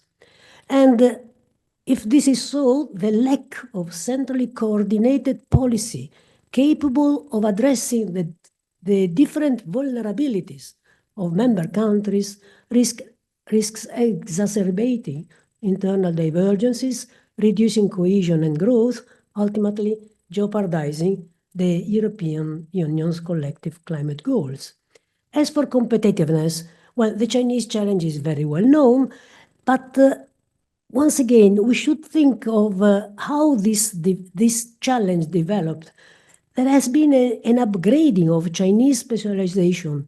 Competition shifted from the southern periphery in the early 2000s when China entered into the World Trade Organization, and it moved to the core, to Germany. And we see a sharp increase in the number of product categories in which both China, Germany, and Italy are competing. You can see this is taken from the Draghi report, and you can see that for Italy and Germany, Italy had this competition much earlier than Germany, but it is increasing. So China is more and more competing on the specialization products of Italy and Germany. And we have an asymmetric interdependence. The Chinese market has been very relevant for the exports of mainly Germany, but other countries in Europe, and for local production. And it is important for the inputs of raw materials, intermediate inputs, and technology. We are seeing in several sectors, for instance, automotive industry, a sort of a reverse engineering. To be in China is no longer only important for selling on the market, but also in order to take back the technology in which Chinese industries are becoming more and more advanced. And now we have the slowing growth of the Chinese economy. We have overcapacity in most of the Chinese industries, which has led to fierce price war, squeeze in the margins, bankruptcy, and industry consolidation. And we have a flooding of the foreign markets, which are eroding market shares of Western competitors. So this is not just a German problem. Germany was the most interlinked with interacting with the Chinese economy. But this is not only a German problem, because Germany accounts for 2/3 of the imports from fellow European Union states and for a quarter of European GDP. So the problem of Germany becomes a very serious problem for the rest of the European Union. And lastly, failure to innovate.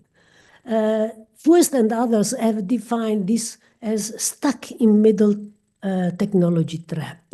Well, this can be an explanation, but it doesn't go very deep into this explanation. Why should Europe remain behind while the United States and China were successfully moving up? So we need to go deeper, and I suggest, among others, two main explanations.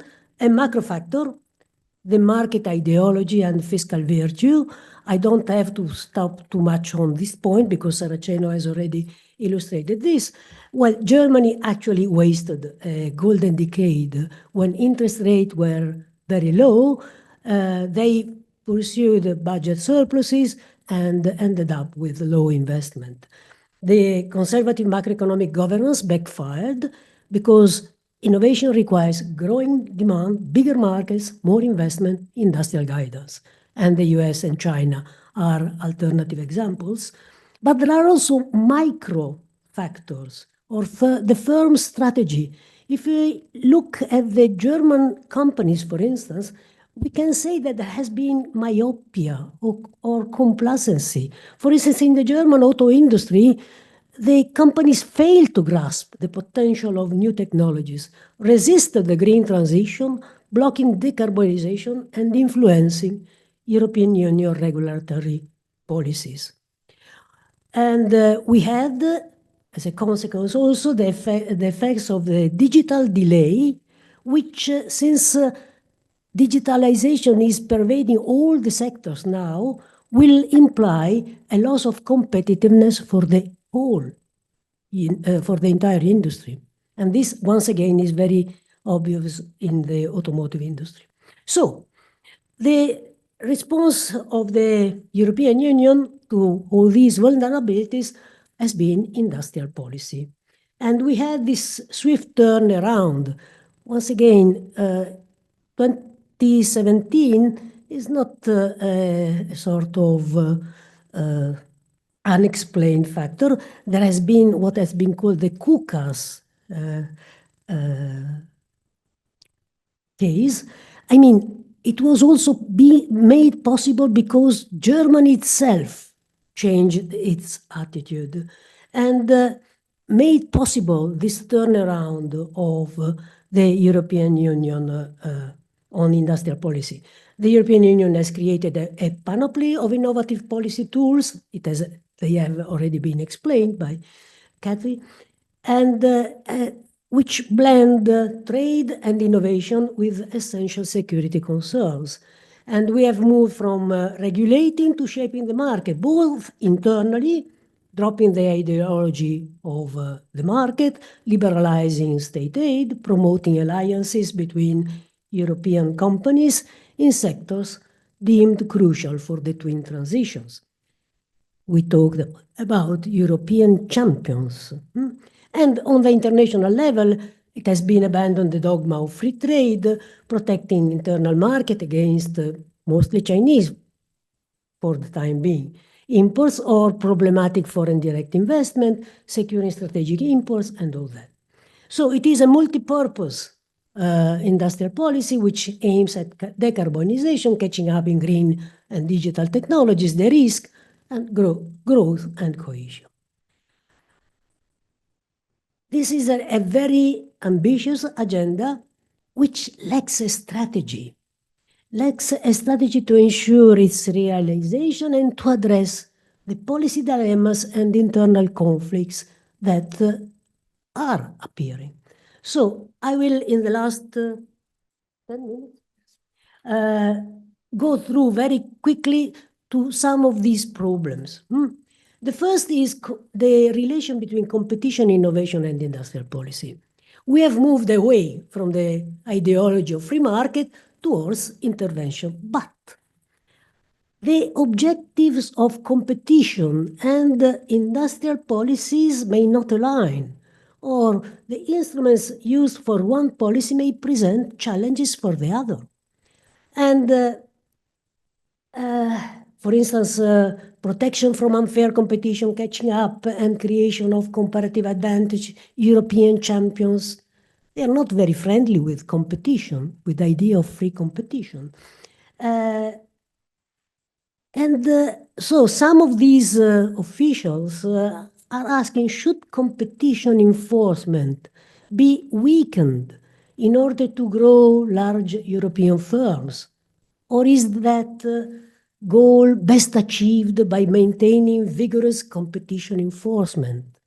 I mean, should we throw away competition, the baby with the dirty water, or should we keep some kind of guardrail? And this is a possibility, a proposal that has been made to follow a pro-competitive industrial policy.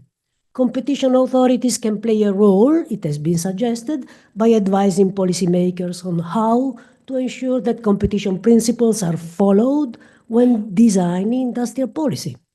They could provide input, for instance, on the choice of the industrial policy instruments, their design, and what conditionalities and guardrails are desirable.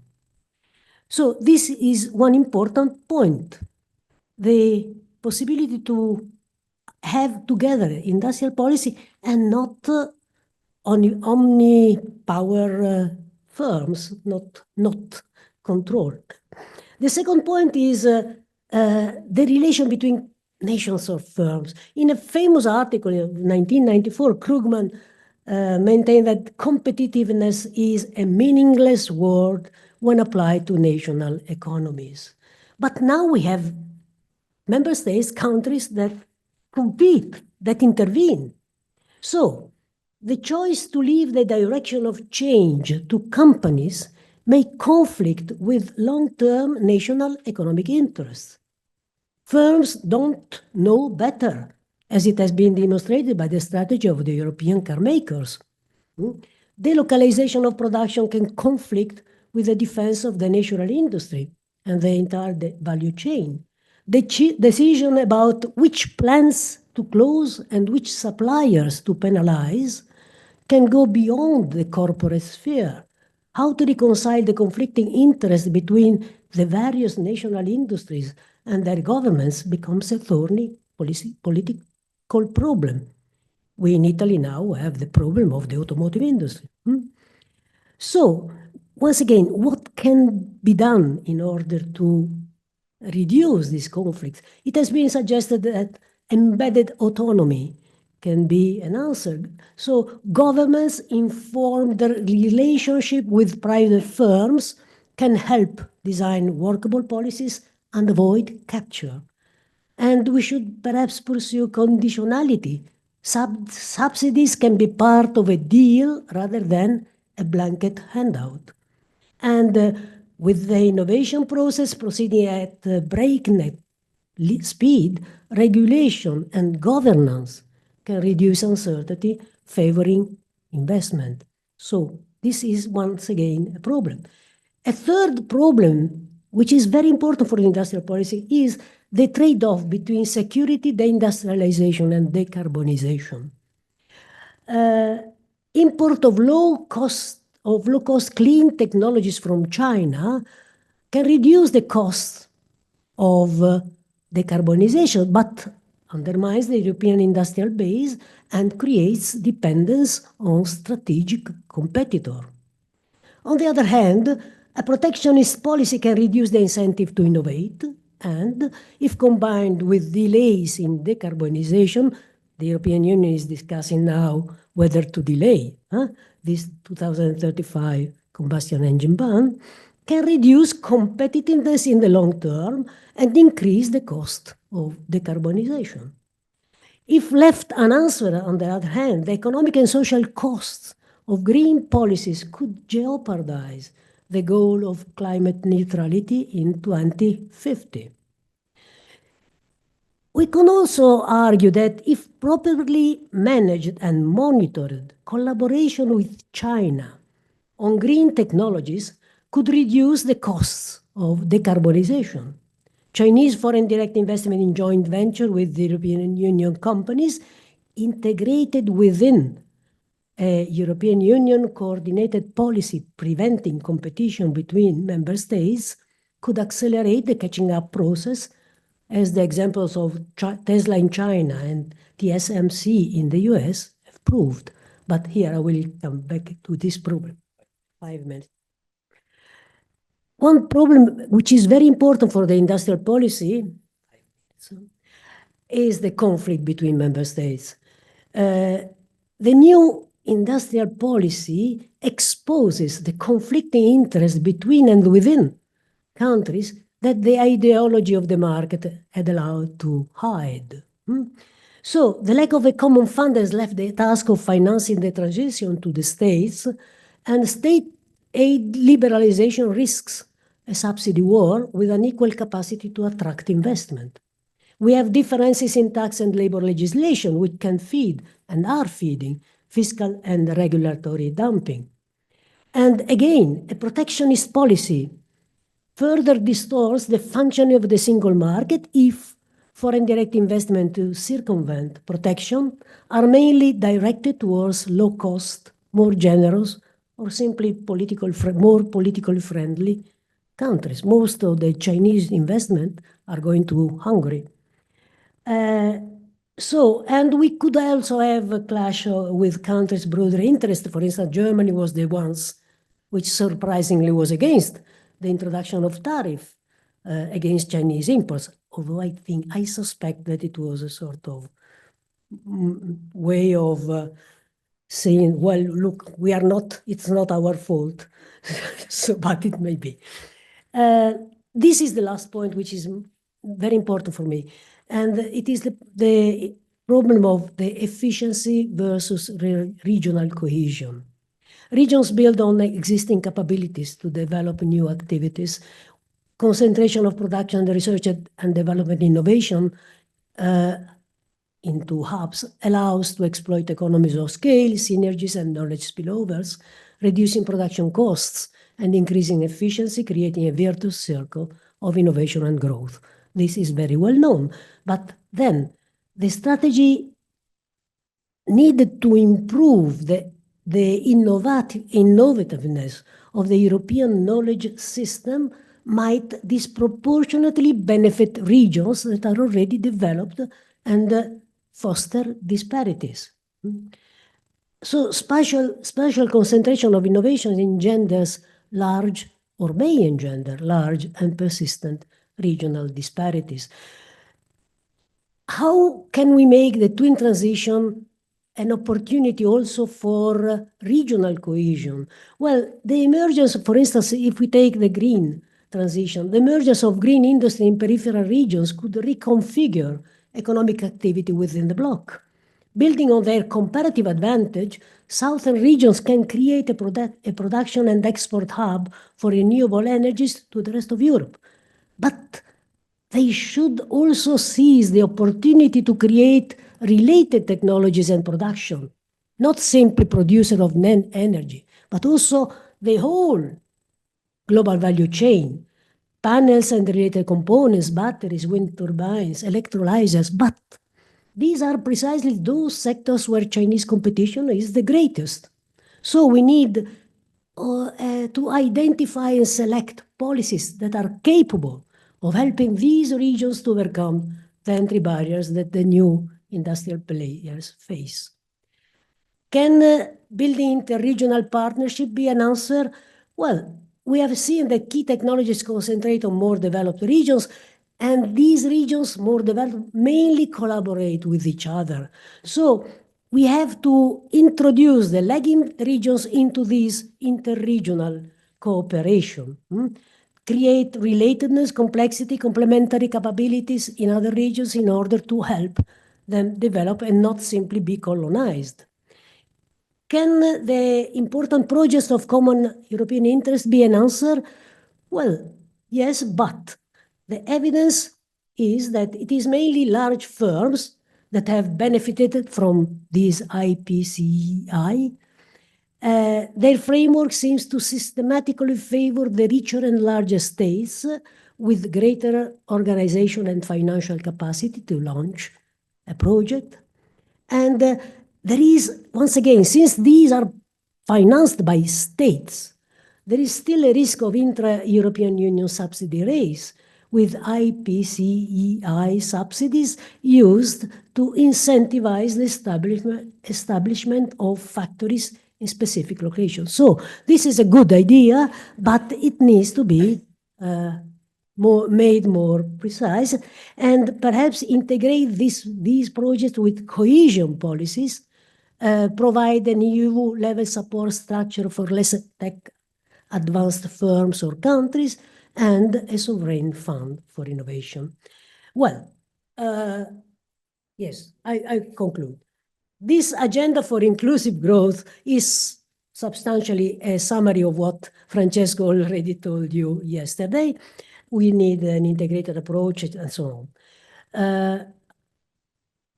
What to expect? Is it structural, contingent? Well, we have had a change in policy in the United States, which is potentially dangerous for Germany and Europe as a whole. And especially because of the last point that has been perhaps sort of suggested, that it can bypass Brussels to deal directly with individual European capitals, divide et impera. And on the other hand, we have a union which is sort of turned upside down. We have a withering core. The interest rate on French bonds are at par with the Greek ones. We have the budget proposals of Germany, Finland, and Netherlands, which have been censored by the European Commission, while the Italian, France, and Greek ones have been approved. We have the right populist parties on the rise across Europe and precarious governments in France and Germany. We have a fiscal policy which is deflationary on the whole for the European Union. And we have the president of the German Central Bank, which has urged the government to relax the debt brake rules to address defense and infrastructure shortfalls. Perhaps, as Francesco was suggesting, Germans are already on the border of the cliff, and they see that there is danger. So we have a fragmented, divided Europe, which cannot afford to fight a trade war on two fronts. And Lagarde suggested that we should negotiate, but negotiate with whom and in which way?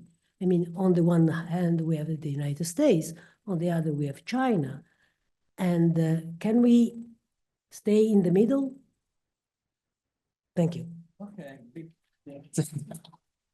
Thank you very much. So, Andrea, you not have such an easy task, but stay in time, and the floor is yours. Okay, so thank you, Luisa and Marco for inviting me to this session. Sorry. Okay, cheers. And thank you for the paper and the slides. And I try to make a few comments about that. I won't answer the last question because it's too difficult for me. Now, I would let me make a few comments because I've been asked to. So I agree with many of the things that have been said, but I'll try to be critical to a certain extent. So to start, I would say that it is undeniable that we have gone through a winter of industrial policy. That's true. But I would argue that it is a mild winter, because we have seen yesterday, we have said that, Costas made many examples today, that we had a number of occasions in which member states were allowed to have rules. Not all sectors are covered by rules.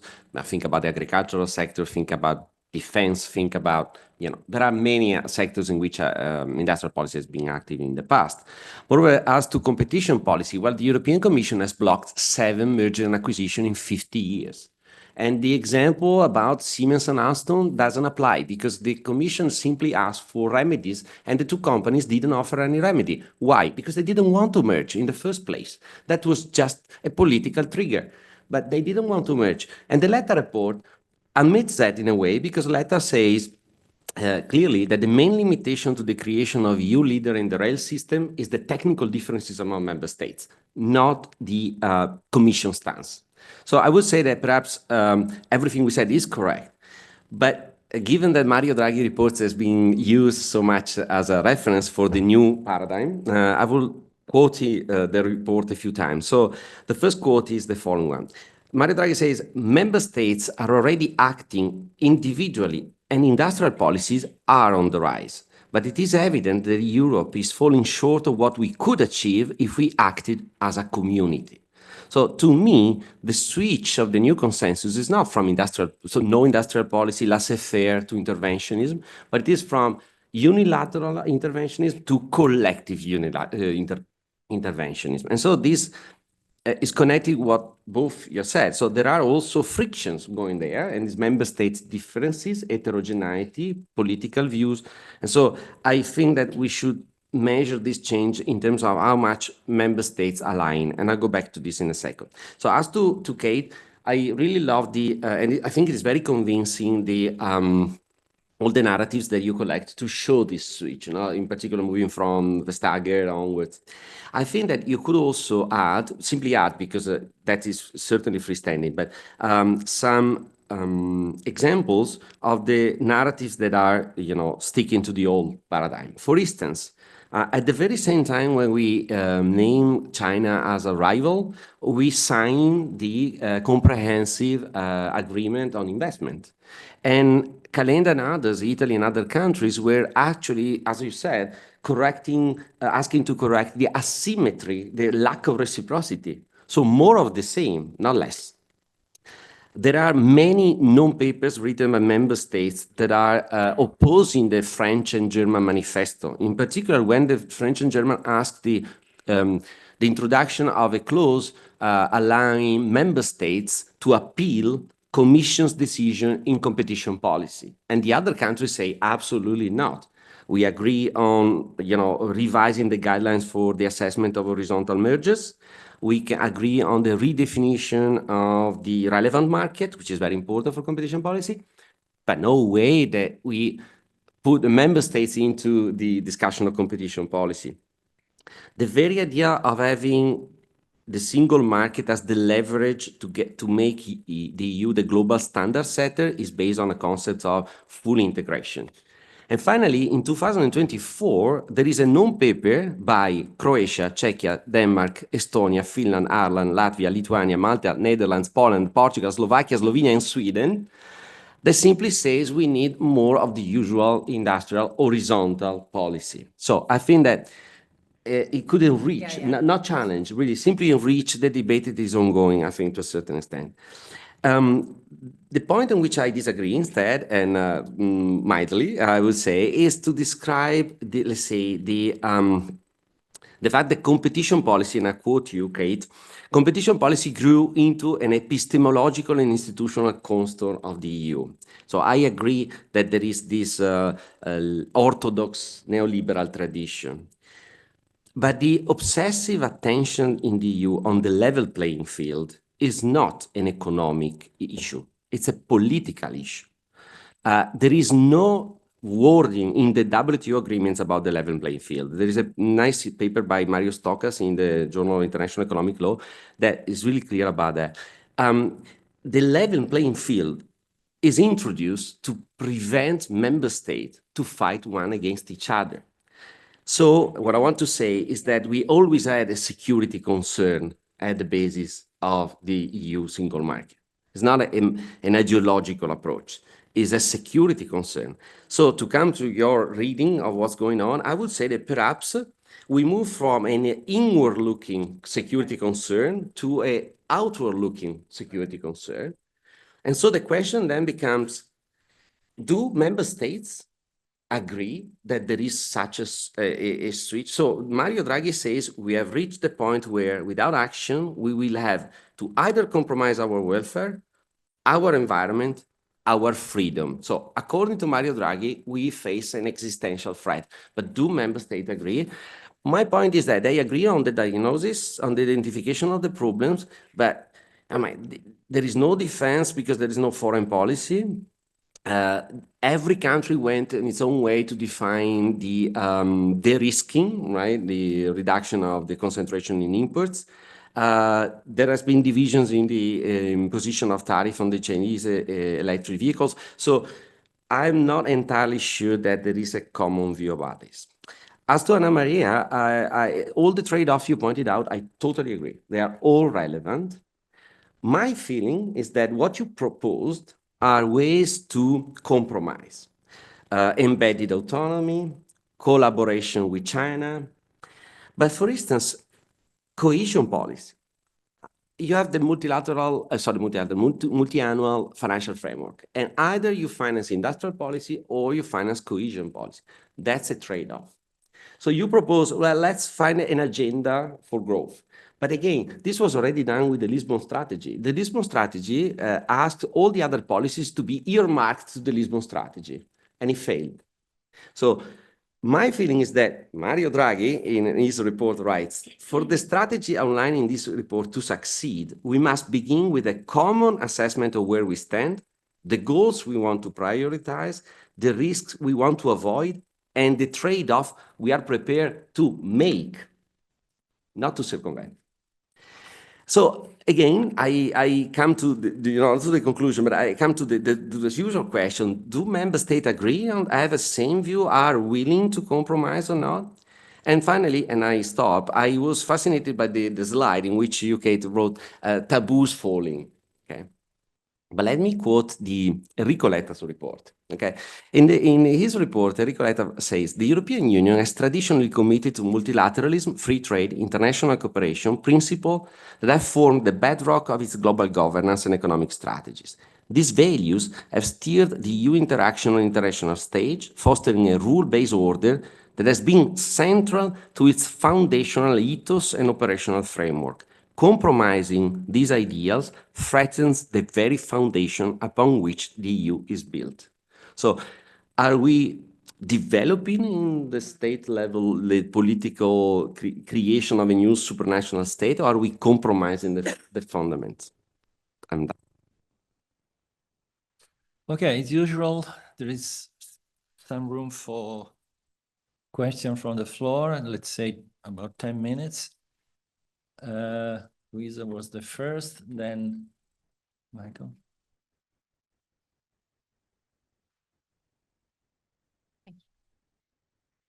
Thank you very much. I think what comes out of these 2 days of conference is that in spite of being widely divergent in topics, there are some underlying threads that are continuously come back.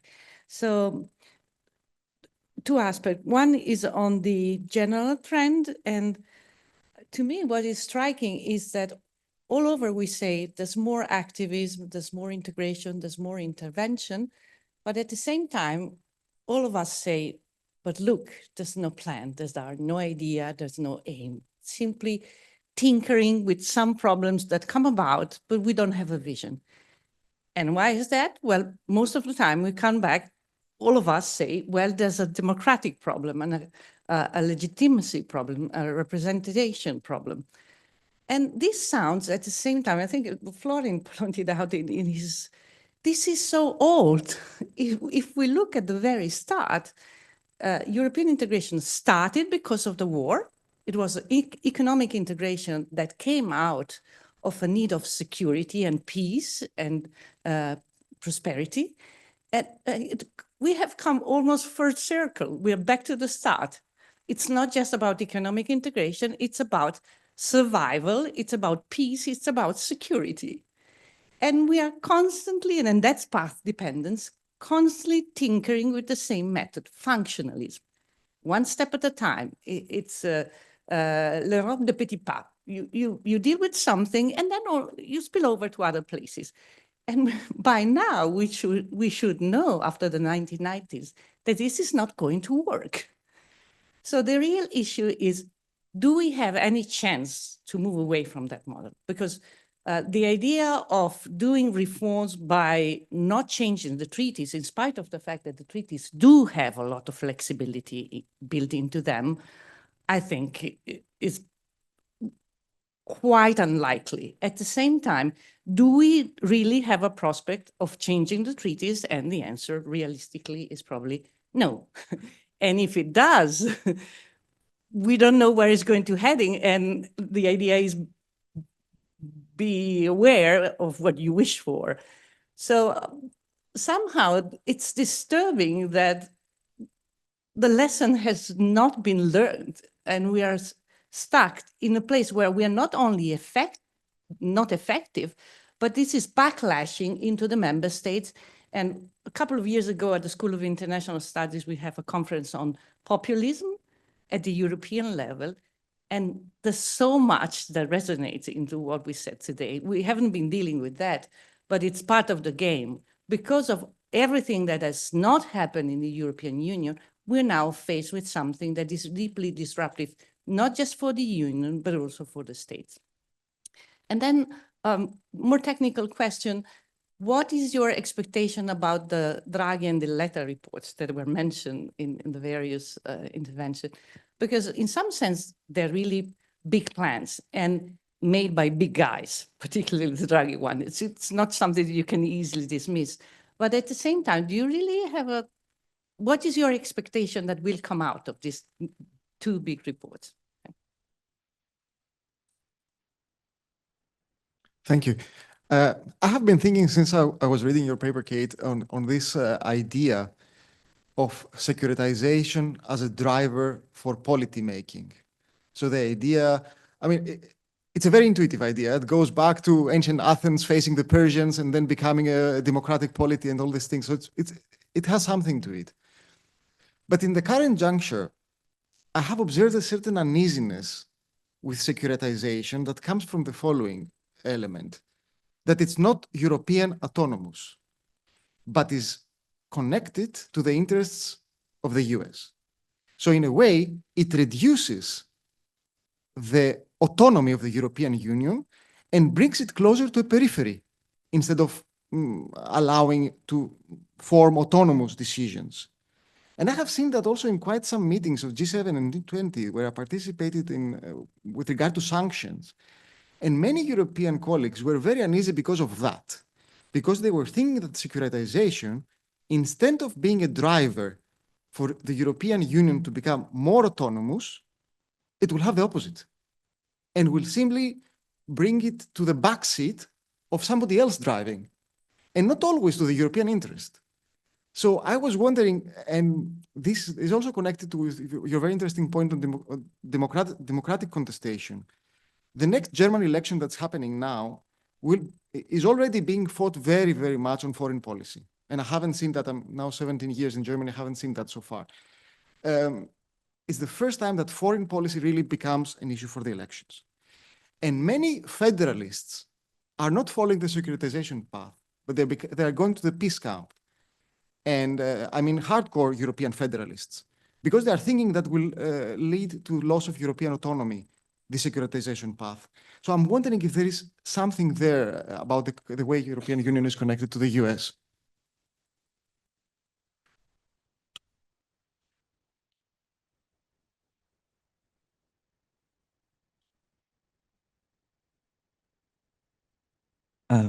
Thank you for your presentations. I have two questions for Caitlin. These two questions are related to, first, the legal framework where we are moving in. The other one is about the institutional framework. As for the legal framework, it has been said already that also the project of a single market and economic integration, creating economic interdependencies, was conceived as a tool for European security, maybe inward-looking security, but it was security. However, if we look closer at the legal framework, we see that security is there. It says a national exception in the treaties. You can see that, for example, from Article 36 of the TFU, it's public security exception to market integration. You can derogate from free movement if there are some public security issues. So I think this is a point that must be taken into consideration when also one talks about securitization of the European economy. And I don't know, I mean, if you also look at this closer in the paper. So that's the first question. Second question is about the institutional framework, where especially European institutions work. I'm referring especially, I mean, you mentioned also in your presentation the DG competition and the DG trade as two heralds of two different ways of doing economy, let's say. But what about also, for example, DG DEFIS? So the new DG about defense and space strategies of the European Union. And what about also DG growth, which is also very important in this discussion? And what my question on this point is the following. I mean, we do have these different DGs with different cultures. Do you see in the European Commissions any forms of coordinations among these DGs? Because we talk a lot about, for example, the so-called silo commission, you know? So you have different DGs with different cultures. I'm thinking, for example, one of these instruments, but I don't know if I'm right or not, so this is a pure question. The strategic foresight, for example, you know, like this instrument, which is like very soft coordination instrument, knowledge-based, but I don't know if there are some others. So that's the second question. We can move to the replies by the speakers because we have to save a little bit on time. And Okay. should we? Okay. Okay, I'll try to be quick so we have time for our last speaker. Super interesting and super helpful. And, you know, I was shaking in my boots the thought of presenting anything about competition law to lawyers. So, you know, thank you for your patience and thank you for all of the various points. The level playing field point, very, very interesting. You know, the notion that that actually is a way of, it's a political thing, not an economic thing. But I would argue that it is cloaked in the language of market efficiency. So the rhetorical play is still to kind of acclaim towards these sort of economic good things, right? But absolutely, that's all very well taken. And the public security opt out, I mean, I'll definitely have to look at that as well. So I really appreciate all those things. Just a few more things. So, you know, one of the things I didn't mention, but, you know, when I started working on industrial policy in the EU a few years ago, and I realized, you know, what's old is new, right? The European Coal and Steel Community. What was that, right? It was explicitly using the market and economic things for security goals. So I definitely think that we've sort of come back to that. There's no doubt about it. What's going to happen with Letta and Draghi? I don't know. I'm sorry, but I don't know. I mean, I do think it is super, super important that that those ideas are out there and you know, the kind of, if you like, ideational entrepreneurs who have put them out there. It's super, super important. So it, you know, what I'm interested in, the way the kind of assumptions that people have in Europe are changing, and the arguments you have to have about things are changing, even if people may not be moving in their positions, right? Michael, so that's interesting. You know, not European autonomous, but rather US driven. I think that might have been true under the Biden administration. I don't think that's going to be true under Trump. I think that, you know, there was still enough with Biden, a sense that, well, okay, we're all pushing in the same direction.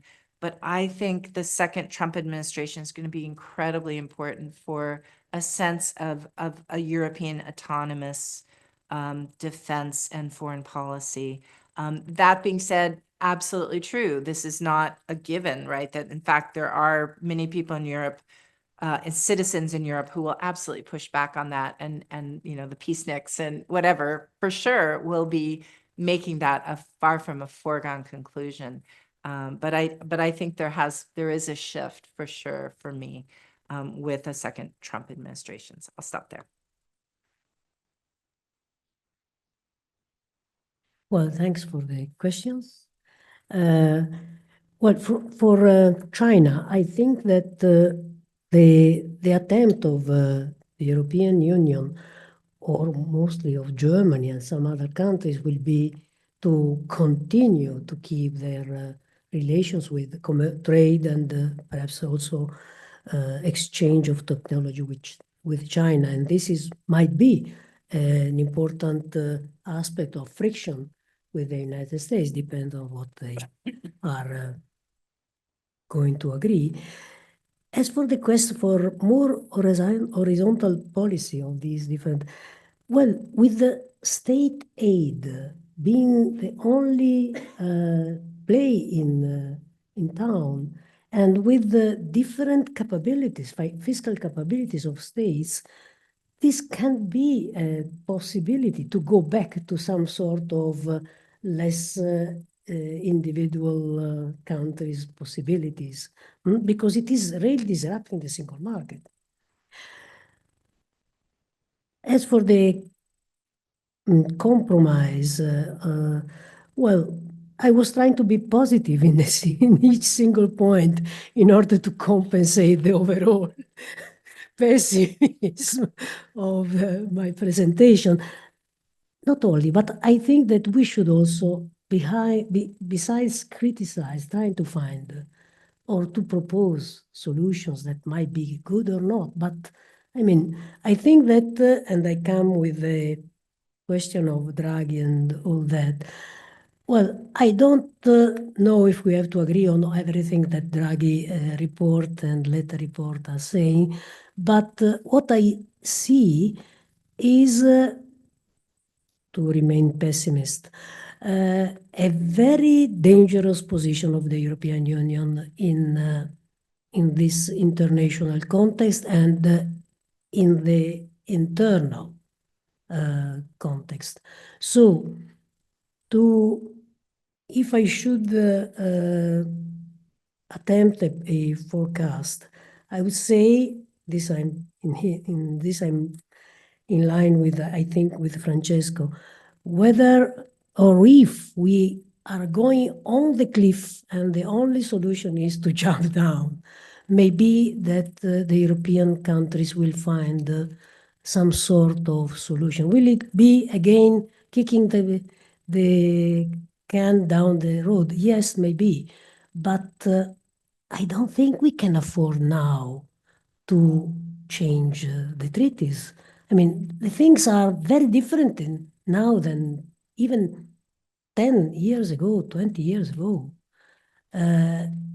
We are so fragmented politically, socially, that I don't see another possibility other than kicking the can. Unless we are so desperate that we can be compelled to find a sort of agreement, a real agreement. And the only agreement I can see is on macroeconomic matters, perhaps a public or common fund to finance investment or some sort of this. Don't know.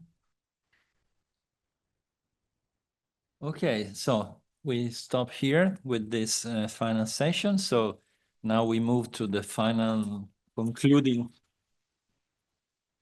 words by Agustin.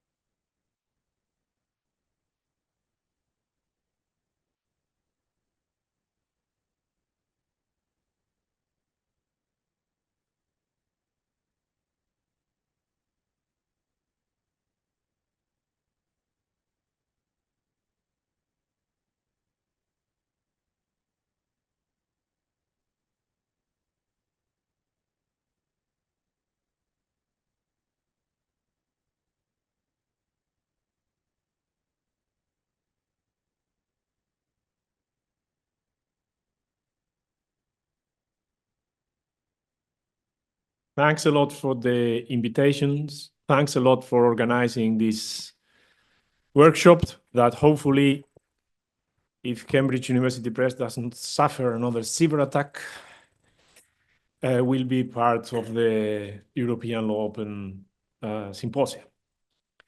In this workshop, from the blueprint that Luisa and Marco put together to the actual papers, we have tended to use a couple of concepts which are closely associated, but in a somehow muddled way: active state and interventionism.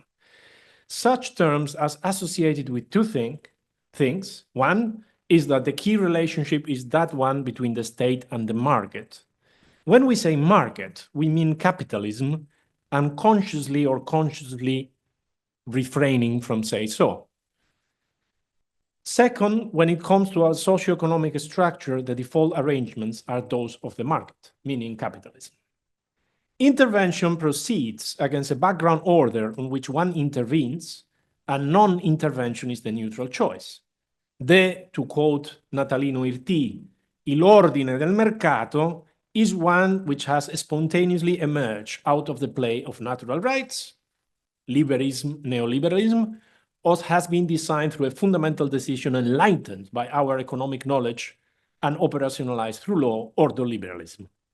But if that is the framework within we think, most of the thinking is already predetermined. The market is not only naturalized, but romanticized. Our economic relations are presented not to be about the exercise of economic power, the capitalist over the worker, the real estate owner over the tenant, the creditor over the debtor, but as a matter of subjective rights, paradigmatically Gnostic, anarchy state, and utopia. To escape that and have a non-biased discussion, to be able to talk without prejudging the question, we have, I think, to do two things.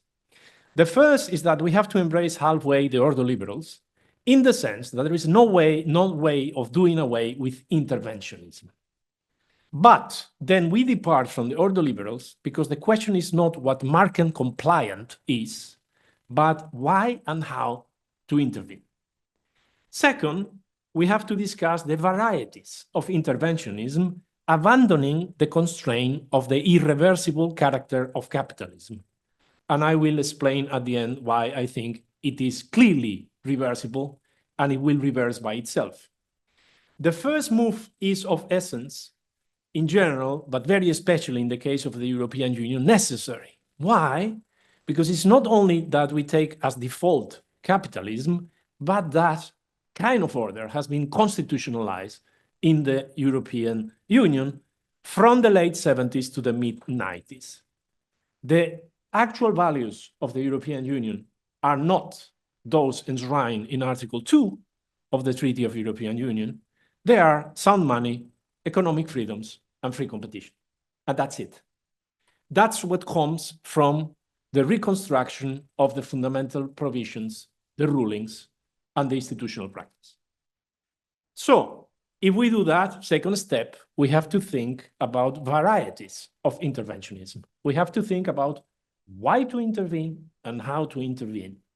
And I think this requires, as I have just said, to discuss the possibilities that are out there. I will not consider neoliberalism because it assumes that you don't have to intervene, and I think this, in intellectual terms, is a non-interesting position. The interesting position is interventionism in the ordoliberal way to consolidate and expand the market society. The market order, according to Ordos, is constructed so we can distinguish its constitution from its operation. It is through the form of law that we take collective decisions to establish markets and we grant individual legal rights, crucially including the right to private property. It is important to notice, however, that this order is not the result of a process of political deliberation, of a volonté générale, but reflects moral economic knowledge. The basis, in other words, is not procedural democratic, but is based on the existence of a truth which is being ascertained by the right economist and translated into institution by the right lawyers. This explains why once the market order is established, the state has to limit itself to intervene in a market-compliant way, according to this understanding of what the market is. The main point is no longer efficiency, which will come but is a side effect, but the very maintenance of a market society by means of mending markets or by means of imagining replacements of markets. And this was crucial during the Eurozone crisis. This is interventionism 1. Interventionism 2 is reforming capitalism, making capitalism great again, what you could say. The activist state, the mixed economy interventionism, if you wish, was based on the realization after 3 lost decades and 2 world wars, a very slow learning curve, that market failures were so systematic and persistent that massive corrections were needed, to the point that there should be an institutionalized and large public sector. This was based on several strands of reflections, including in this country, how to catch up, in a way. The point, misquoting Alan Milwer, was to rescue capitalism, but that required a mix of creating public control over key institutions, the nationalization of central banks, deploying active macroeconomic stabilization policies, public ownership of some key industries, rebalancing economic power through labor law, and creating insurance institutions with open redistributive purposes. But in the process, keeping the economic power associated to capital, not least in terms of collecting profits. That is interventionist 2. What about interventionist 3, which we have not really covered, is that collective decisions and interventions can be aimed at transcending capitalism, at facilitating the transition from capitalism to a different socioeconomic model, one in which property is socialized, not statalized, and in which individual and collective autonomy are also the basic principles organizing relationships of production. To quote Di Vittorio, bringing the constitution to the workplace, not the factory, a larger understanding. This is the vision of liberal socialism, libertarian socialism, which emerged in disparate forms in the wake of the First World War, and which can be found in different shapes and with different colors in most, if all, European states with different institutional projects, and not only on the left, also on the Christian Democrats. Now, these are the 3 varieties. What about Europe? So in terms of where we are, where have we been in terms of that? I think basically, I think 3 points, very telegraphic, have to be made. First is that the treaties were ambivalent. The treaties themselves left open the question of what kind of interventionism we were going to have. The Ordos managed to plant seeds. The reformists managed to plant seeds. So the treaties themselves could have been moved in one direction or the other. The direction in which they moved in the 60s and the early 70s, the resolution of the ambivalence was in the direction of what I call basically interventionism 2, supporting interventionist 2 at the national level. What we have experienced, and that's the 3rd point, is that after the economic shocks of the 70s, the European economic constitution was rapidly altered through a process of constitutional mutation. There was no explicit decision being taken. It was a question of profiting from the ambivalence and shaping the direction in which the thing were moving into a certain direction. I don't have time to go in detail into that. Let's only say that the Maastricht Treaty did not only accelerate the path of change, but largely codified the constitutional mutation that had started with the European monetary system and with the jurisprudence of the Court of Justice, starting at the latest by Cassis de Dijon. This means basically that we have already seen different types of interventionism, but the question is that up to a point, there was an element of clear ambivalence of the treaties. Now we have to deal with the fact that some of the elements of the layer that was corresponding to interventionist type 2 are still there, but the treaties have been moved clearly into the direction of interventionism type 1. So, step 4, the question that was being asked by the organizers. One of the questions that was being asked by the organizers. What are we seeing since the crisis? And I would say that we have to answer the question not only from Corona, but also regarding the fiscal crisis. The fiscal crisis was also about massive intervention.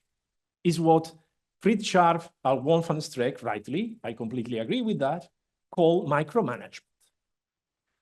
The way of providing austerity was through micromanagement of economic policy. And this micromanagement of economic policy was in clear tension with the layer of changes that had been introduced in the treaties. This is what explains all the acrobatics in legal terms that we have seen during the crisis. The lawyers in the legal services of the institutions have to provide pirouettes to try to avoid this contradiction. So you have, and I only give you a summary, we have there the bilateral but coordinated assistance to Greece, which was a legal invention, fabulous. The creation of ad hoc instruments to provide it outside of European law, the European Financial Stability Facility and the European Financial Stability Mechanism, inside and outside of EU law, because the mechanism was inside. Then the amendment of Article 136 to sanction the creation of what was formerly a new international institution, the European Stability Mechanism, and then the pinnacle of legal reasoning coming in Pringle, in which the Court of Justice provided a contra litteram theological interpretation of Article 125.1, which Paul Craig characterized as the ultimate form of legal reasoning, on which I, as you suspect, kind of disagree. Now, this was already interventionism, but was clearly interventionism type 1, rebelling against the kind of legal structure that was introduced in order to entrench it. That's the paradox, in a way, of it. And now we have Corona.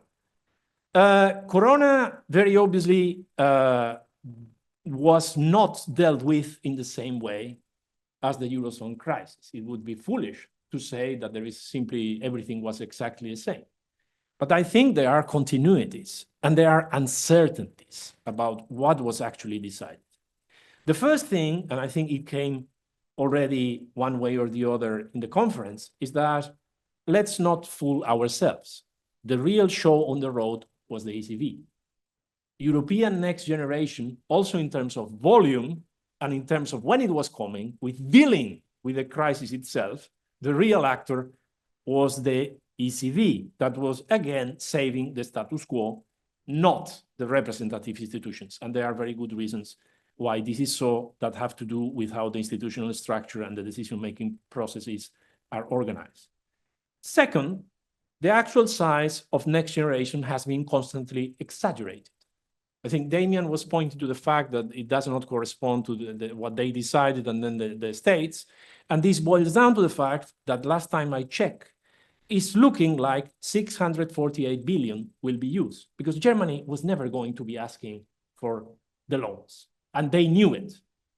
The second question is that this represents adding 1% of GDP to expenditure, which I think is the proper way of calculating that, not offering gross figures. And I think the additional question is that the solidaristic element, to quote von der Leyen, the European Union has gone a moment of solidaristic infection. I don't think this is the most happy expression ever pronounced. In the middle of the COVID, you know, solidaristic infection is not what you are looking for. But the question is that we still don't know if this is really about solidarity. I think this comes in a way to explain some of the questions that Päivi was pointing, because at the end of the day, it's a way of channeling money that at the end of the day may end up being paid by the states themselves. So it makes sense that they own more in terms of what they do, so they can misspend the money more easily. Now, why is it a yet to be completed agreement? Because we don't know how it will be paid. And on that, I think the unlimited optimism that I think Päivi was also quoting from Magione figures here. Because the question is that out of the many plans, which including a carbon adjustment mechanism, the corporate income tax part of the new framework for corporate taxation, and there was an array of proposals that they made. The Commission was supposed to be introducing proposals of that. Up to now, what we have is a tax on plastic. That's it. That is not going to be collecting the money that is needed, and that if it works, it will collect no money because it's a kind of sin tax. So the real aim is that we don't use plastic, not that we collect revenue. But if we don't know how we will be paid, there is a serious chance that it will be paid through the EU budget, or they will extend and pretend, and at the end, it will be paid through the EU budget. And this means national contributions. So this means that the redistributive impact of EU Next Generation is minuscule, if this is what happens. So we don't know if it's solidaristic or not. It's a very convoluted way of Italy paying for Italy and again getting discipline by the European Commission. But now, the third thing that Francesco was also touching upon was the question of the element of continuity here is the new Stability and Growth Pact. The new Stability and Growth Pact, I think he already pointed to that, and I think some other people in the room have been pointing to the deflationary impact as a result of the fact. I'm not completely sure that the original Commission proposals were good, but the question is that they became even worse as a result of the changes. They have multiplied the number of fiscal rules. If you thought that the previous pact was hard to understand, try, I have already done it, explaining the new one to students, and then you have to explain the reference path set by the Commission, which results in the net expenditure path within the confines of 3 sets of fiscal rules. I will not bore you with the details: deficit, stock of debt, corrective measures. This is extremely complicated in any way. But my point also is that this question of the Commission setting, in a way, targets specifically for each member state from the point of view of constitutional law and administrative law is extremely problematic.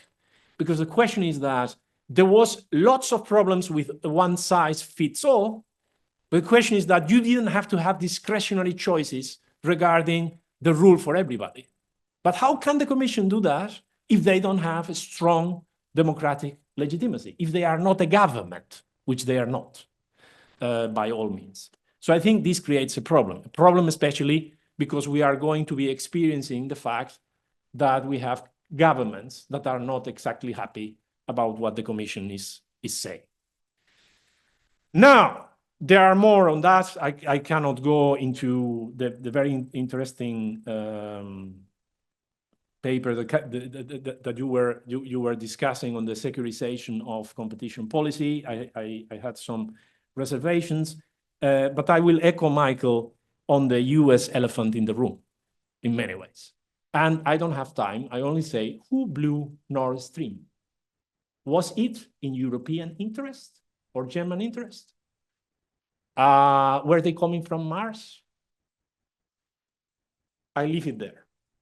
I think de Gaulle and Adenauer had a more clear understanding of the European interest than our present leaders. And I seriously believe that obsessing with China and Russia makes it forget that the problem of sovereignty from the beginning, and for very good reasons. I'm not, you know, if I have to ask for political refuge, I will ask in the US and not in Russia. That's clear. But the question is that in terms of sovereignty, the elephant in the room is the US. Who is calling the shots in Romania these days? Now, my last kind of very romantic point, planetary limits.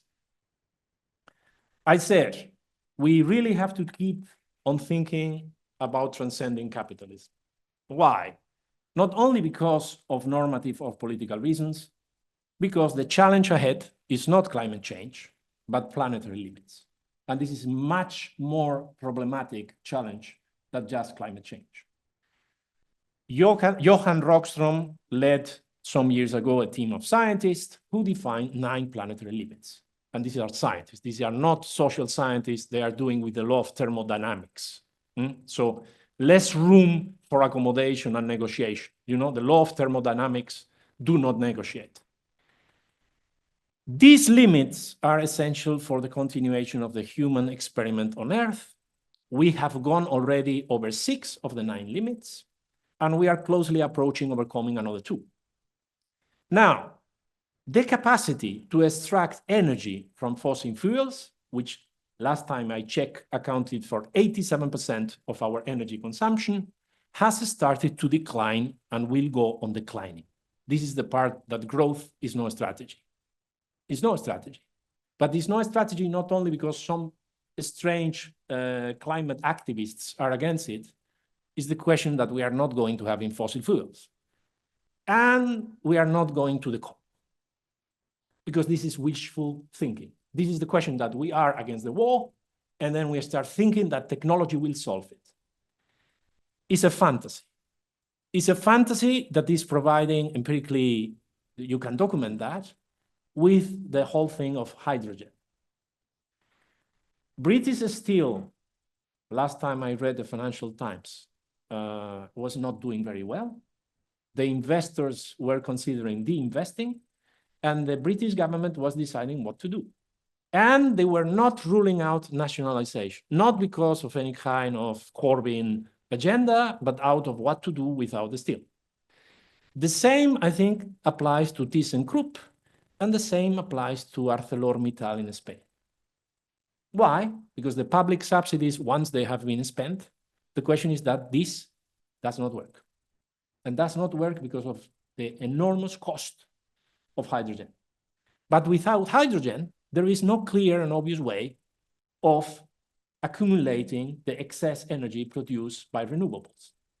Because we cannot have batteries. Apart from Congo and how we extract the batteries and this kind of stuff, the cost of accumulating 3 days of wind will be higher than the annual GDP of Spain. So this is again, not a possibility. But if this is so, degrowth is the only strategy. Actually, it's already happening, only in a distributive asymmetric way. I'm a public employee. Since 2010, my salary has been reduced in actual terms 20%. And the same applies to all public employees. The result of austerity plus inflation has been degrowth for public employees. At the same time, there has been an acceleration of the extraction of the surplus, to use as a non-erratic, non-Marxist, still the Marxist terminology. The extraction of the surplus has accelerated. So the distributive conflict is becoming even more acute.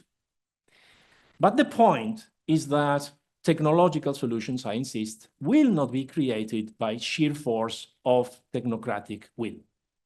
There is no decoupling and no possibility of eternal growing energy consumption with declining levels of fossil fuel production. For whole ranges of the population, the growth is here. So, and I conclude, the challenge is to make the growth inclusive and happy to the extent that this is possible. Without that, the planetary limits will kick in, and capitalism cannot exist without growth. So in this gloomy note, I stop.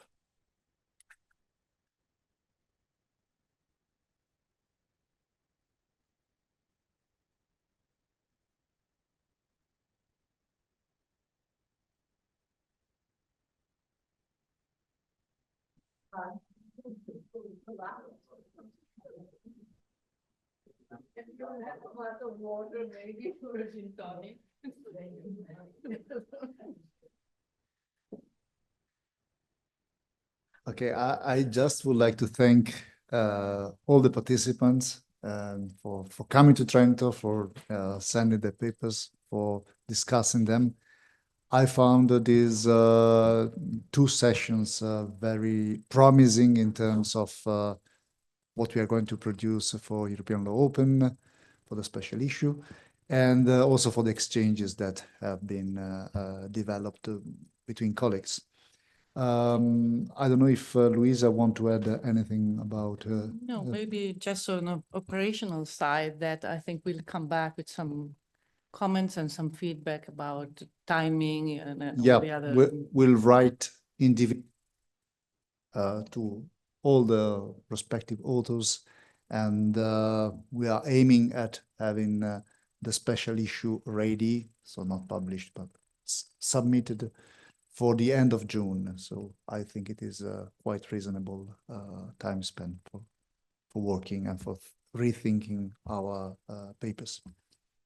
And so thank you very much also for the participants to this workshop and for the involvement in this undertaking. Thank you very much, and see you next time. Thank you.